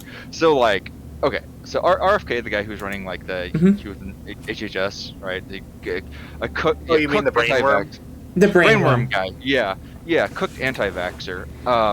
Guy is a huge like fan of like raw milk, which Yeah, no. raw Like- milk, like just for the record, raw milk is probably where smallpox came from. Like that's probably how smallpox got introduced to the human population. That's probably where it came from. Like most of like human diseases, like the most deadly human viruses, probably came from cows in like ancient times. Like that's just to give you an idea of how bad There's raw a- milk is for people. Yeah, there's a reason like, there's- we fermented this shit. Yeah, well, there's a reason we have pasteurization, baby. The RFK made it his number. I think it's very funny that he made it his #1 policy agenda, like to like basically like lift all the restrictions on it and so, like and to get it into like more stores and stuff. And so like all the raw milk producers are like, this is great, and like he's been like heavily he's always been a huge proponent of it. He's been a huge promoter of it. Like it's just one of those things where it's like crispy hippies are into this stuff, but there's like no real evidence behind it to suggest that it does anything for anybody other than it's just like milk that's a little bit gross. Like, you know, like that's all that it is. It's just milk that's a little bit gross. If that's your thing, go for it, man. I don't care. I mean- But now we have a very, very highly pathogenic bird flu that has now like they've had to kill so many cows in this country because they keep well we've had to kill so many birds in this country, but like now it's in the cows, and now we have a guy that is just a huge enthusiast of raw milk, now making it so that it's very easy to put raw milk into grocery stores, and at the time that like H5N1 is spreading, so like I'm so fucking ready for this, guys. Like It's gonna be a shit happen. show. It's It's gonna be gonna one hell. happen. It's gonna happen. Like, here's the thing. Like, I'm starting. So I shit you not. Like, I don't know what happened, but like my TikTok got like conservative brainworms. I think it's because I'm a storm chaser, and storm chasers, again, I think I've mentioned this before. Yeah. Very conservative. I have a very conservative audience. It's the reason why is because it's like red pill dads watch storm chasers, and that's why I always get shuffled onto that side of TikTok. It's like red pill dads are just into storm chasing for some reason. Whatever. You like the like- one ground of you're the leftist that just likes the weather, and everyone is like, I'm so American. I chased that weather phenomenon that could kill me. It's like, chill down. Yeah, man, I just out here to take pretty pictures. That's what I'm here for. But it's like, but I get served a lot of the like dad content where it's just like top 10 steaks for World War II guys you never heard of before. Most common, like dad stuff. Like, here's a wallet that's made of bacon. Like that kind of shit, right? Like just dad stuff. Dad pilled stuff. Yeah. I mean, hey, you know what? Second ad, Beyond is also doing storm chasing, so I think you're streaming on YouTube, right? Yeah, I stream on YouTube. It's also at Beyond WX. But like, yeah, this is all dad pill stuff, right? But like, so now I've been seeing like, but I also get pushed all the like, like dad cooking stuff. It's like, grill pill content, right? But now I'm getting like those like videos there's like top 10 benefits of raw milk, and so like, oh boy, I'm seeing raw milk starting into the algorithm. I know that exact same slippery slope on YouTube. I've seen it. It was directed at me, and I was very quick in like nope. I noped out of that very fast, thankfully in part due to VTuber clips. I was just like, oh yeah, I'm gonna watch shit out of this stuff. But I think it was about 2 years ago I had started scrolling down YouTube a lot more, just because like I used to just go to YouTube for like anime AMVs and stuff like that. The cultured but, way. Last couple of years I've started watching like some short YouTube stuff at like during like downtime during the day, and so it's just sheer amount of content, and I would sometimes see stuff that's like weird, okay, and then I start to see a bit of like, wait, were you literally allergic to milk, or is it similar to me that you can just process it? Your stomach can just process it. That's there's a difference between having a milk allergy and being lactose intolerant. Oh, you really are allergic? Did I fucking forget that? Were you always allergic? Fuck. Some allergies can develop later in life. I mean, I guess. True. Yeah, I okay. knew somebody who developed like a very bad and very serious peanut allergy, which was insane. I've never heard of that happening before, but apparently can. The peanut allergies are a little weird. They can start randomly and they can also stop randomly. Especially when you go. I mean, not like purely randomly, but it can it especially happens around like puberty and also like the later edges. So not really the later edges of your life, but like I'm saying that you're gonna die soon. Oh God. Oh, Dennis. 40 man's coming. Like when you're 40's coming. going through like your mid-20s. Oh fuck yeah! You actually told me that. I totally forgot that. Oh Shit. my God! Yeah, that happened. Yeah, no, that's exactly when my friend had it happen. Like she just randomly, like she's like 24, and randomly just developed a peanut allergy. It was very strange because like I was eating the way we discovered is I was eating a payday, and she just got hives all over her arm. And it's like, wow, you're just. It didn't happen to her before. Yeah. It happened the day after. I mean, there's ways that this can happen. Either you spend too much time not eating something, or you've eaten something too rapidly within a certain span of time. You can at least develop a minor temporary allergy. Yeah, I mean, what can also be the case is that if you're like under a lot of stress, and then eat a lot of from like one thing specifically, your body produces histamines, and basically kind of is like just firing at the most common thing there, and like it's just coming from two sources and just kind of does that. Allergy against milk, that's bad. And here I'm sitting here just being intolerant, and intolerant against milk, but also addicted to cheese, as we all are. Which, okay, ironically, by the way, our bodies is that we are technically mechs because our brains and our bodies function on different networks and they communicate. I mean, there's actually an interesting thing though. That's how this kind of thing happens. Did you know that you can technically cure lactose intolerance? Yep. You know how? I don't remember if this is the correct system, but if I recall correctly, it's something to do with reaccustoming your. Actually, it's the opposite. You just have to drink milk 24/7 for at least 2 weeks. Yeah. It's gonna be fucking horrible. It's gonna be not nice because you're basically having to drink milk and then rehydrate because like you can dehydrate for it. This thing is not like nice. But the thing is, there's gut bacteria that still produces some form of lactase, and if you just drink enough milk, those can reactivate and recultivate, so that you're basically your fauna, like your gut flora and fauna, just readapts to processing lactase. I genuinely am like, do I want to try this?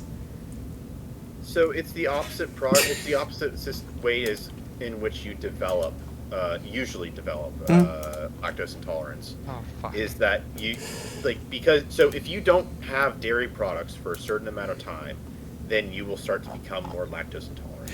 This is how that works. I know. Then you basically tell your body, hey, you got to keep producing the stuff to break down lactose, which is why I have not stopped eating cheese. I eat cheese. Not daily, but damn near almost daily. I still do that, even though my body's still not doing it, and like, I'm just too addicted to cheese. I fucking love cheese. Cheese is the best. Cheese is just like, the world would not be worth living in without cheese and butter. But yeah. Where is that meat? You guys, oh man, oh god, I made the mistake of opening my news app. Oh no. God. You know what? I don't know why I did that. SSRI ban, though, that's wonderful. That's not great. Oh boy. Oh boy. Yeah. I think they're just trying to create. Nah, I can't even say that word on. I'm not allowed to say that on Twitch. Anyways, oh boy, Yeah, right now a lot of stupid. Drunk. You know what? A lot of stupid things like, do we want to even go into the fucking thing that Elon and Trump want to cut funding for the F-35? I think that's a good thing. I mean, they also want to cut any funding for legacy armor, so basically any form of tank, because they're just like, no, we can just win any war with drones and more ships now, and they just sit there being like, I can sort of get behind the F-35 thing because I'm actually behind that. I mean, like the F-35 is bad. There's not really a competitive jet for us for that. You know what the thing is? It's a very specialized weapon, and we don't really need it. Let me put it like this: the A-10 sucks, though. The A-10 sucks. It's a bad plane. Like, there's a reason it's basically like just. It's not a good one. Like, the F-16 is better. That's the reason people still use it. But like, the thing is,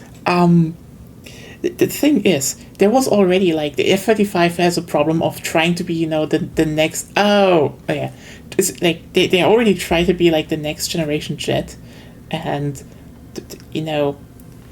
so the only reason why a lot of countries wanted to get the F-35 anyway is just good relationship with America.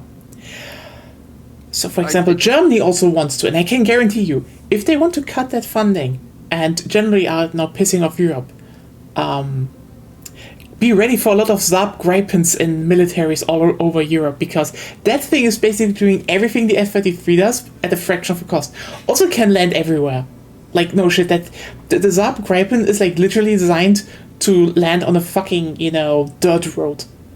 I don't know why the Swedes wanted to do that, but they did it. It's like, yeah. I just want to like make a kind of a point here, and it's just like the United States hasn't won a war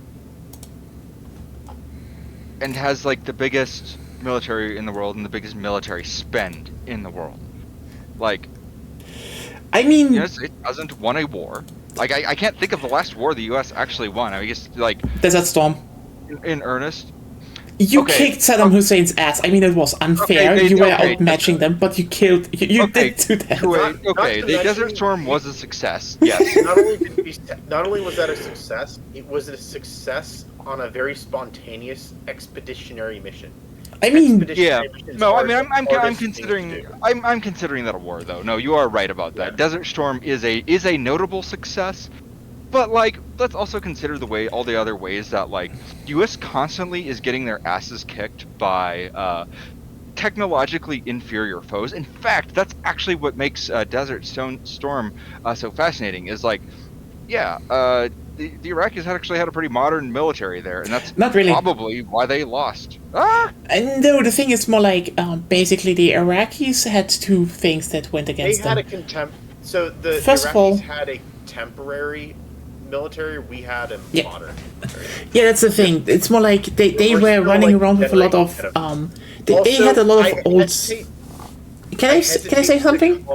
Can I say the obvious difference is just the single fact that the Iraqi army had a lot of tanks that were top of the line in the 1950s, and the Americans had M1 Abrams, and the difference between those is that one has to stop before they want to shoot, and the M1 Abrams doesn't. Anyway, I think the Americans lost exactly one M1 Abrams, and that was due to friendly fire. Yeah, this was like, here's the thing. It was technically a war, but also like, What I want to say really quick. I hesitate to say some of the conflicts that we've been in for the last 20 years.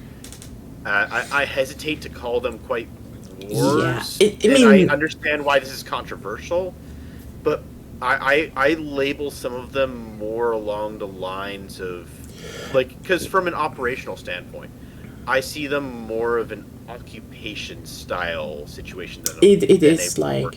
I mean, the thing is basically what Bush wasn't actually an occupation. The thing is, Bush Senior basically still did a war because, like, he basically went in, kicked Saddam's ass, and was like, "You don't do bullshit now.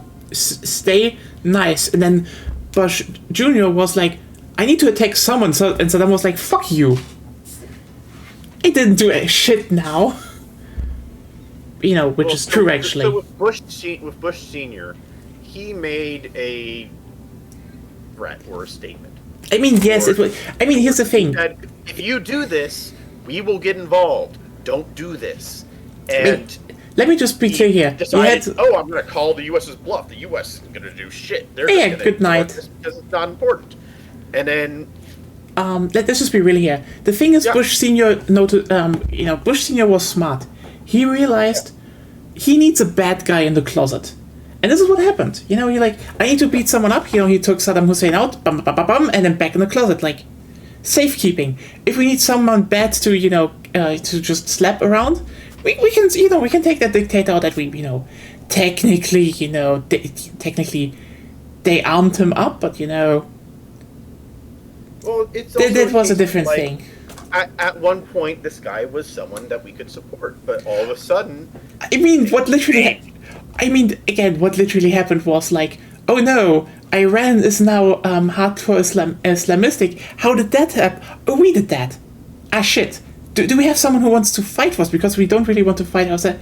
That guy sounds good. He's a defender of democracy. I mean, yes, he's a brutal dictator that, does bad things to his people, but, he's not a radical Islamist, so... There was a pragmatism in the U.S. I mean, it's not. That was not. No. There was a pragmatism in the U.S. that was not as. It's not that it wasn't forward thinking. it's that sometimes they didn't have they didn't have the option of being forward thinking, and sometimes the logic that they were operating by. I mean, also was let's just be real was here. old logic. It doesn't really It was out matter there. why they did it. It's like, I Yeah. mean, it's Kissinger, and Kissinger sucks. Good Yeah. lord, it took too long for him to rot in hell. Anyway, but like, let's just be real. It's Kissinger. I am in no way defending Kissinger. No. It's just like his whole idea of politics was just bad, and basically the whole reason why we are in this mess that we are in right now. Because, yeah, the thing He that knowingly and willfully did all this stuff, knowing understanding the consequences. Yeah. He just didn't care. again, the thing with Saddam Hussein was like, he got money, and the deal was, hey, you invade Iran. Okay, you dismantle the mullah and shit, and you can keep the oil wells in the border region, and so that was like nice, oil. I want oil. Oil is money, and then he fought against Iran for a few years, and he was like, I can't do this war anymore. Where's my and he was like, okay, what do I get for that now? And then the Americans were basically like, did you capture any oil? And he was like, no, the fucking Iranians fought back, and it's like, yeah, sucks to be you. And he was like, okay, so there's this other, Muslim fundamentalist nation just, south to me with a lot of oil. And I've just been attacking those anyway, so why not this time? And then, then the Americans were like, yeah, no, sorry. We decide who you can attack. And Kuwait maybe fits the bill similarly, but no. And that was that. But yeah, basically, again, just to get back to it, it wasn't ass kicking because basically the USA just came in with like quite literally superior firepower and just stomped them. And the rest, I mean, again, I wouldn't even call them wars because, like, yes, Desert Storm was a war. Okay, let me put it like this. It was a war in the sense that it had the whole structure of a war. It was just unfair. Yeah. I think the whole Falkland War thing was even fairer for the Argentinians, and that one was unfair as fuck. Just to say that. But yeah. Afghanistan wasn't a war. That's like. It is more like. That was a long search and destroy mission with some. I don't even know how to say it. Yeah, you occupied the region and then it was just a shit show for 20 years. So like, we good occupied job. the region and tried to set up a local government that would be effective. I mean, everyone tried that. All of NATO was involved, and we all failed. So like, yeah, I guess good job, West.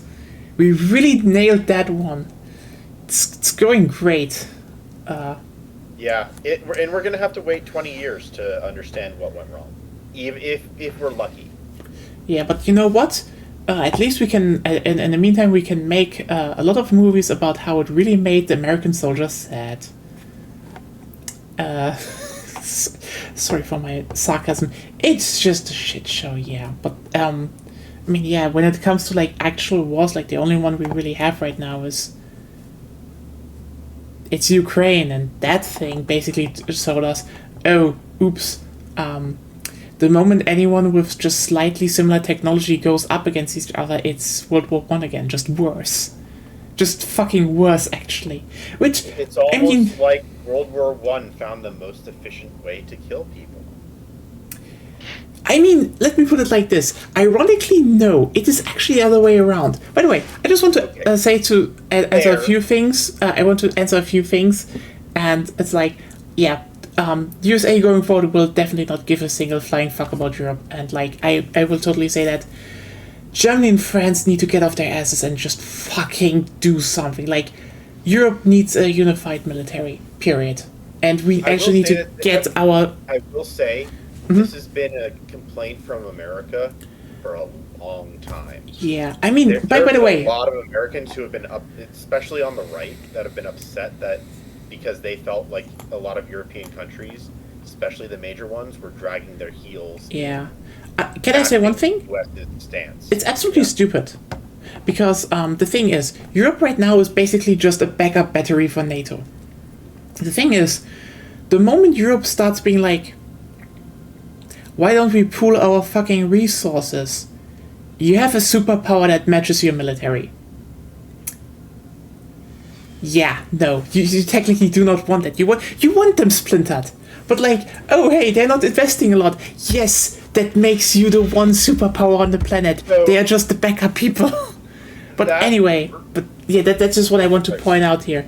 And So that line of thought works. So that line of thought works, assuming that the U.S. actually wants to constantly be the world police. It's an exhausting job. I mean, it is an exhausting job, but like And- the thing is, it gives you a lot.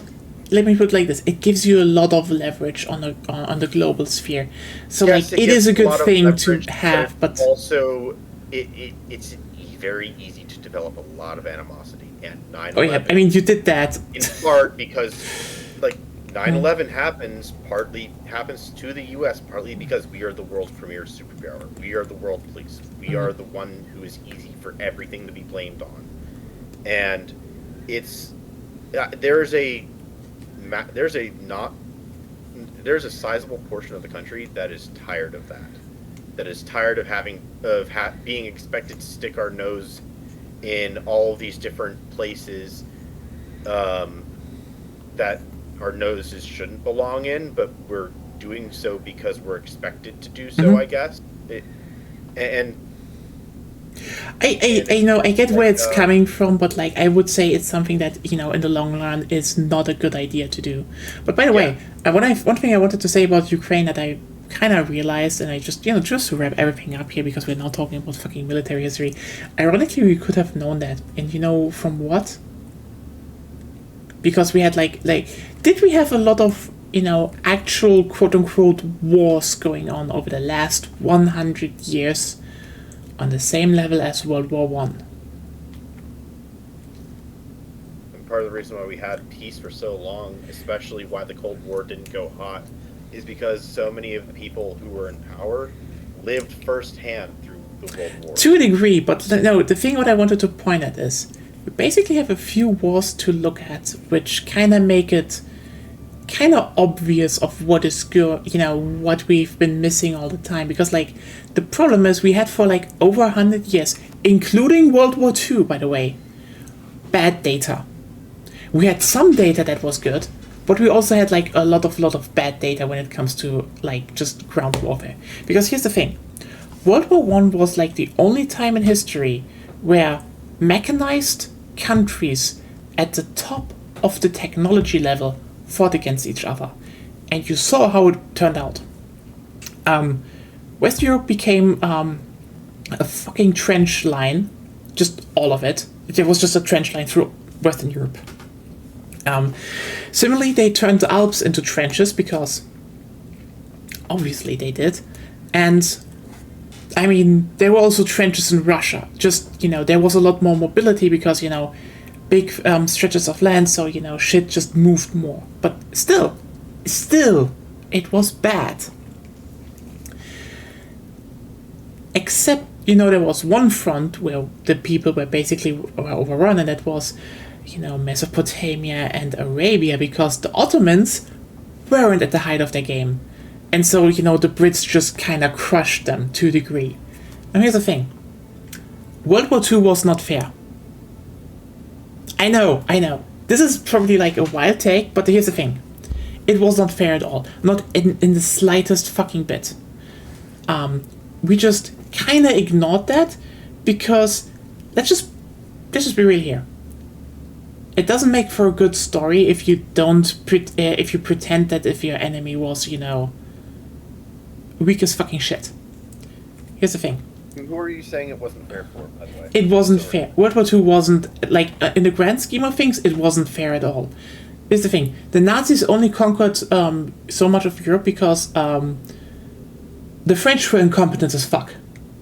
Like, no, seriously, that's the whole reason. They were incompetent as fuck, and also, you know, the whole purge of some... Let me see. The Nazis sent tanks through the Ardennes. The Brits were telling the French, there are tanks in the Ardennes, and the French were like, no one would be so stupid to send tanks through the Ardennes. And the Brits were like, here are literally photos of tanks in the Ardennes. We saw them. They're literally having like gigantic ass tank, you know, traffic jams. And the French were like, no one would be so stupid to do that. And then, a bunch of tanks came out of the Ardennes and just encircled, like, nearly everyone. And the British just got out of it very, very fucking... It was just not that good. But then, then... the Nazis attacked Russia. They kind of ran over them because, the whole purges thing to a big degree, which was also just kind of bad. But also the issues of Russia being completely mismanaged beyond the purges. There was like a lot of thing that went on to like. There was a whole lot of things. But here's the thing. And the recent famines, which are state-made on it. But here's the thing. When they get that bad, like the ones in China and the ones in Mao's China and the ones in Soviet Russia, that's like when they get that bad. That's a state mismanagement issue. Yeah, but also here's the thing. The moment you look at North Africa, what do you see? There's they had a more... North Africa was basically the Eastern Front of World War One, just with more tanks. Because it's a huge landscape, but they still dug in, they still defended, and like, it became a bit of a trench warfare thing. To the point that if you look at any, World War II video game, the usual maps you find trenches on are Africa. And that is the only time, that's one of the few times during World War II, where, similar, factions of similar technology and manpower fought against each other, because, the Brits were also kind of hanging back. But, then America joined. So anyway, America basically started bankrolling the Soviets, so... Yeah. We essentially paid for the Western Front. Or sorry, the Eastern Front. You paid for the Eastern Front. So the Soviets started just pushing through, and the Nazis were just on the back foot. They just had to defend. To their credit, the Soviets paid for it in lives. They did, but who fed those lives? American grain. Period. It just did that. Then you had, how's it called? And then you joined the fight yourself. With M4 Shermans, and that was basically just a whole. You were just rolling over everyone before they can set up defensive. And this is an interesting thing.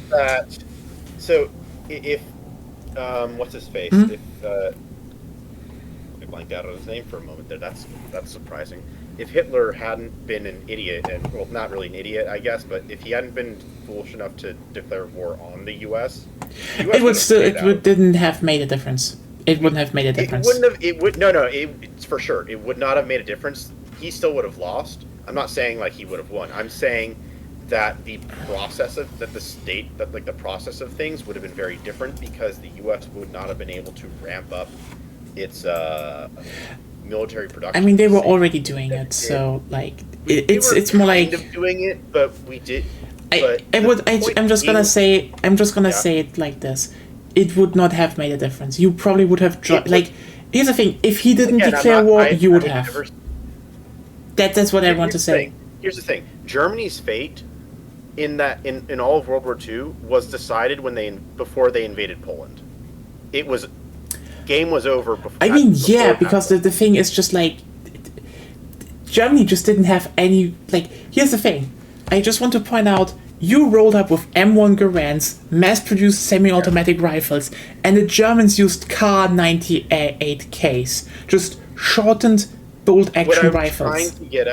What I was trying to get at, basically the core of this subject was basically that the U.S. was able to do that because none of our production, none of our land was threatened.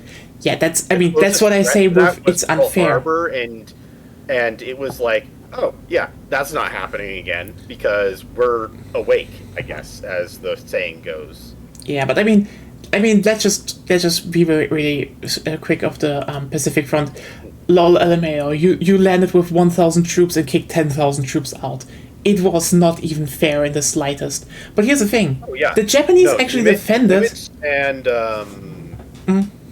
everybody else who was leading that front, absolute geniuses. Not just like code breaking, but the whole island hopping campaign concept and a little bit of sprinkling of luck in the naval warfare. I mean, let's just be really, in terms of naval warfare, the Japanese were just fucking stupid because, Midway was just like, they were literally told... In inter-service conflict. They could not get out of their own app. They could not get their heads out of their own app. And also people told them, the Americans probably cracked your code, and they were like, no. And then they lost their carriers. Which is, one of the things that people actually learned from World War II.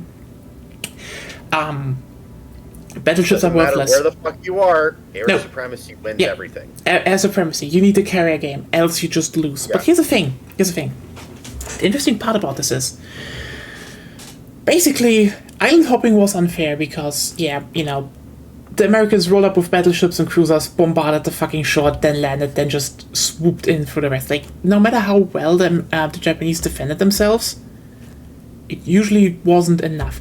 Except I think Saipan was the island. There they really dug in, and that thing turned into a shit show. The moment they were actually able to dug in, it turned into kind of a shit show. Well, so Saipan and here's the thing. Is big enough. It also has enough geography for landing resupplies, as well as being close enough to the Philippines and other naval bases. But I know that, but it's a uniquely strong position for Japan.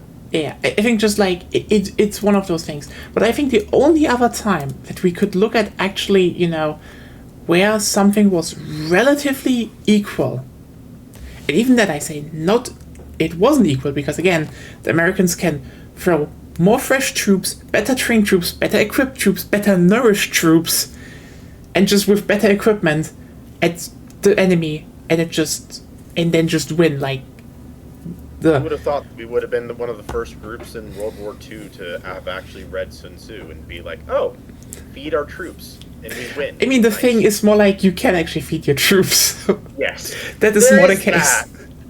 That. Here's the thing, though. Italy. The Germans were able to the Nazis were able to set up one hell of a defensive line, and suddenly everything turned into World War I again. I will say, so with regards to the Italy front, I mean, it just turned. By the way, they were able to set up an exploitative, like they were able to purchase that time by draining dry their puppet government in Italy. I mean, yes, but like it is more like actually setting up that defensive line was like the key thing, because that is one of the reasons why World War I, for example, dragged on for so long, because basically the Germans advanced a whole lot, but actually fell back. It's like squeezing the water out of a towel. You need to squeeze extra hard to get that last bit of last bit of liquids out. I mean, that's the irony about World War One. Why did it become trench warfare? The answer was, they could have probably thrown more manpower at the problem, because they were basically right in front of Paris, but they were like overstretched and shit, and the French were dug in, so they were like, they were not having it, and so the Germans basically fell back. They were like, we're actually erecting like a long ass trench and bunker line, and really make a good defensive line. And that's the thing. This thing was the part why that the Allies were never able to penetrate. And that's the irony. Why do you build trenches? Because trenches save so many fucking lives. Like, everyone thinks, the trenches are a symbol of death and destruction, but like, Ukraine would have collapsed without trenches. A good trench network saves lives. This is what I was trying to get at with World War I being about efficiency. It was an economy game. The trenches saved lives so that you could be more efficient in the cost to, like in the manpower cost of your attacks. Now, that said, there were a lot of stupid decisions that were not efficient. Charging trenches. But like charging trenches, but that's more of a doctrinal problem than a high-level warfare issue. Yeah, I mean, the thing is, World War I showed us war became, war shifted from fighting to logistics. And World War II was even more about, resources and logistics. But I like mean, it's always been about logistics. That's why people like Sun Tzu and Alexander the Great were so strong. But it's the first war where all sides were like, oh, we kind of need to get these logistics down on a doctrinal, on a systematic basis. I mean, some did it before, looking at the Spain's building roads to get to the Netherlands. But yeah, it was never like a core doctrine of the entire country or military. At most, it was spearheaded by individuals or small groups that never really handed down their knowledge. Yeah, I think that the part is just that what I want to get at is the fact that it was basically staring everyone into the face that the most obvious thing that, how do you actually offend if you're somewhat equal? It's trench warfare. And then you need to find ways to circumvent trench warfare, which, let's just be clear, I think Ukraine is better at that than Russia is right now, because Russia is very much stuck in the idea of sending in the next wave, which isn't working at all. Well, it works a little bit, but, it's not working well. But I think the big part, to just wrap this fucking podcast thing up, is I think what happened is a lot of people didn't want to realize that World War II was inherently unfair because it gave a comfort. Because World War I was fucking horrifying. Even today, people sit down and, when we talk about the most horrifying war, it was World War I. And everyone thought there's not going to be another World War I style because trenches are out, we now have tanks, it's going to be more mobile and shit. If there was a World War III during the Cold War, the Fulda Gap would have become a trench line. The difference between World War I and World War II is not that there was trench warfare and there wasn't trench warfare. No, there was some, but it was still trench warfare. It's just that the trenches became squad based. They stopped being one massive line, and they still had those. Yeah, I mean, it's more like the thing is more. It was more a local thing that they had to do because the thing is more like the localized stuff is the thing because again, basically one side. Both participants on one side, or all three, were just horribly behind on technology, and the other side was top-of-the-line technology and could just bankroll the whole shit, so... It was essentially mobile trench warfare. I mean, it was squad tactics. It was squad tactics, but, the thing is more like, the trenches were to a degree gone, but, now we're just basically back to the trenches again, because turns out at some point, World War I didn't start out as with trench networks. It started out with, individual trenches that just got expanded until they were a network. And yeah. Also, I feel like this is also evidence of that warfare actually runs on a rock paper scissors type system, where that's a bad word for it though. It is a very bad word for it, but I mean, it's more rock, paper, scissors, drones. So let's just be real. Right now it is drones. The thing is usually simple bullshit beats quality. Drones is that you're taking the thing about drones is that that breaks that system is the fact that it takes out the it diminishes the manpower risk and loss. Yes, but the thing is, what I wanted to point out, it was more of a joke because, right now a lot of people use drones, but, also, you can't win shit with the thing is, just to rob... No, you've just done it. Anyway, the thing is, you can't win a war with one thing. And usually it's simple shit counters expensive shit, usually. Yeah. So, and it just be like, expensive shit, and when you get moderately better shit in order to counter the simple shit, you get the expensive shit to counter that moderately valuable shit. Because you need to overpower the moderately powerful shit. Otherwise, you're just going to end up in a really muddy situation. Yeah, I mean that's the irony, you know. You look at currently everything, and you know, then you hear that, oh yeah, we're That's what I discontinuing was the getting at with the F-35, whole- we're discontinuing the, armor because who needs that? We just win shit with drones. And I just sit there being like, Well, so So remember that's what I was the. getting at with the whole rock paper scissors thing. No, can I please continue? Yeah, go on. The thing is, it's just the same old fallacy again of, you know what, we can just win the war if we're just like really good in this one new thing that popped up. You know, back in the day it was like we can just win by just having air superiority and we can just bomb them into submission and then no. Yeah, It there's didn't no happen. one way to. There's no one way. To The irony is drones are just a way more stupid version of literally that mentality. Because, yeah, it just doesn't work. Like, oh yeah, you definitely need air superiority. Look at Ukraine. You do need that. But also, you know, it's hard to keep. And also, even then, it's hard to do because, like, you know, oh yeah, the Russians have air superiority in some parts because the rest of the thing is basically they fly a bit out of sight, out of that region, and whoosh, there's a rocket, and they're dead. So that's fun. So yeah, Modern Warfare sucks. Let's just be real here. Modern Warfare was a fun game. It was, yes. It's not that bad. I'm not, you know, I'm not shitting on Modern Warfare, the game series, the OG ones, not the reboot. The reboot kind of, the reboot actually kind of sucks. The reboot was I hate You know what?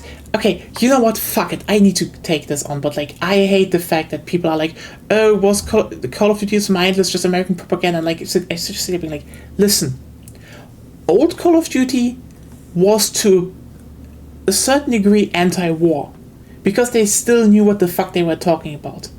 Like, the whole point about Modern Warfare, the first one, the U.S. soldier that you follow in the campaign. Yeah. The one where they end with the guy dying because of a nuke, and you're literally you have a you literal get nuked. level where Like- you're dying through it and trying to crawl through a radioactive wasteland. Yeah, it's like the thing about the scene is that I wanted to get That at. is anti-war. That is a great scene. That is a great level. It traumatized me just a teeny little bit as a kid. Not really not like terribly, but it was like, yeah, war kind of fucking sucks. It is, and I think the biggest part about this is that they actually built up to it so well, because the whole American campaign that far is, oh, hoorah, we're like the Marines, we're the best, like we're flying with the helicopters, and we just, we kick ass. It's that Gundam meme. It's like the I'm amazing. It is fucking Kinda like amazing, and then they just pull the whole, and you are still irrelevant in the face of the nuclear bomb. Yep. And you know what? The thing As is, a prominent, as a big hater of Call of Duty, that era of Call of Duty was okay. it was really okay. I mean, I would still say, to a degree, even the second and third game where people are like, oh, it's stupid, the Russians are invading the East Coast. That's like so dumb, but also like, yeah, you know what? The whole imagery of, the war on, soil, basically the home soil for a lot of people, that was still kind of a statement of, that shit can hit you too.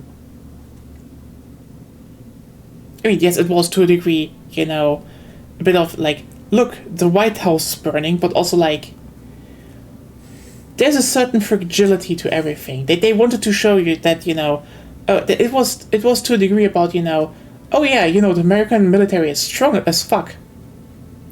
And it's still not unbeatable.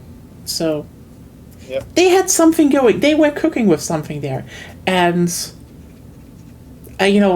also doing the whole thing that the whole war was basically instrumentalized by an American general who was like, we need to have a proper war to actually honor our soldiers, which is like, oh yeah, spoilers, that's the ending of Modern Warfare 2. It turns out the American general was the evil guy. Because he kind of did a whole great man bullshit thing. Wasn't the general the guy who shot you at the end of war? Yes! Yeah. Yeah. Okay, yeah. So he was the obvious bad guy at the end of one. I mean, he was, but like it's still, you know, let's just put it like this: making like an actual, you know, not just some evil Russian the bad guy, but like, you know, oh hey, the evil Russian was also just like controlled by like an American general who was like, no, we need to do some war again and prove how we're like manly American men and show everyone how important the military actually is, and like. I will say, I think I think that game is part of why people did not fall for Putin's whole, oh, we need another conventional war thing for the economy. Because he said that back in, I think, like 2012 or something like that. Could be. It's like his reasoning was basically like, oh, the world wars and the conventional wars that followed them, they revitalized economies. Look at what happened to the U.S. Their economy shot through the roof, became amazing because of the conventional war. And I'm like, when I see that, or when I saw that after I'd like known about the whole thing in Modern Warfare, and I knew some other stuff as well. I was a big military nut in that age. I was just being like, it's you know what? It's maybe a long shot, but it wouldn't surprise me that, you know, when people started talking about, oh, we just need to do some war again, at least back then, people were probably thinking, like, they thought about the whole, you know, mission where you are in the American suburbs and, you know, they're destroyed and burning, and probably were like, no, maybe not. Again, I don't want to say, you know, Call of Duty is perfect and, like, an actually, you know, secret anti-war thing. Like, not really, but they had their part in, you know, war is bad. They sat down and were like, war may be bad. AC-130 cool, but war may be bad. It's you know, it's not Gundam level. It's just they did it. They did it to a degree, and I think this is kind of important to point out.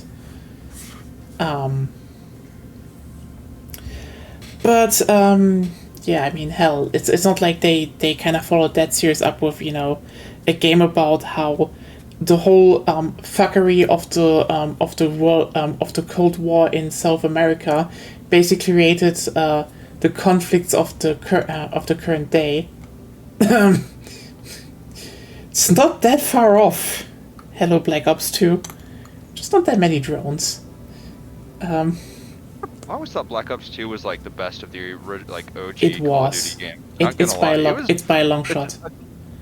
Most underrated. Like at the time, I remember that game like didn't get like wasn't like as well received as the rest, but like What? that game had like multiple People branching fucking- storylines. Well, that game was great though. That was the I see thing. what you're saying about not being that well received in regards to the way in which people perceive. I mean, way in which people appreciated it, but it was the most. It was like absolutely massive in the amount of people that were discussing it. oh yeah, I mean, I Regardless can. of their opinion on it, it was like impossible to not see discussion on it. I mean, the biggest problem that game had, just to like, oh god, it's almost 7 a.m. Fuck, that's why I'm hungry again. Shit. I'm about to crash out. Not crash out. I'm about to crash anyways. The crash out will can I- happen can later we just- once I lose my job. Can we just like wrap this up really quickly? Because then we can just finish the stream. That would be perfect.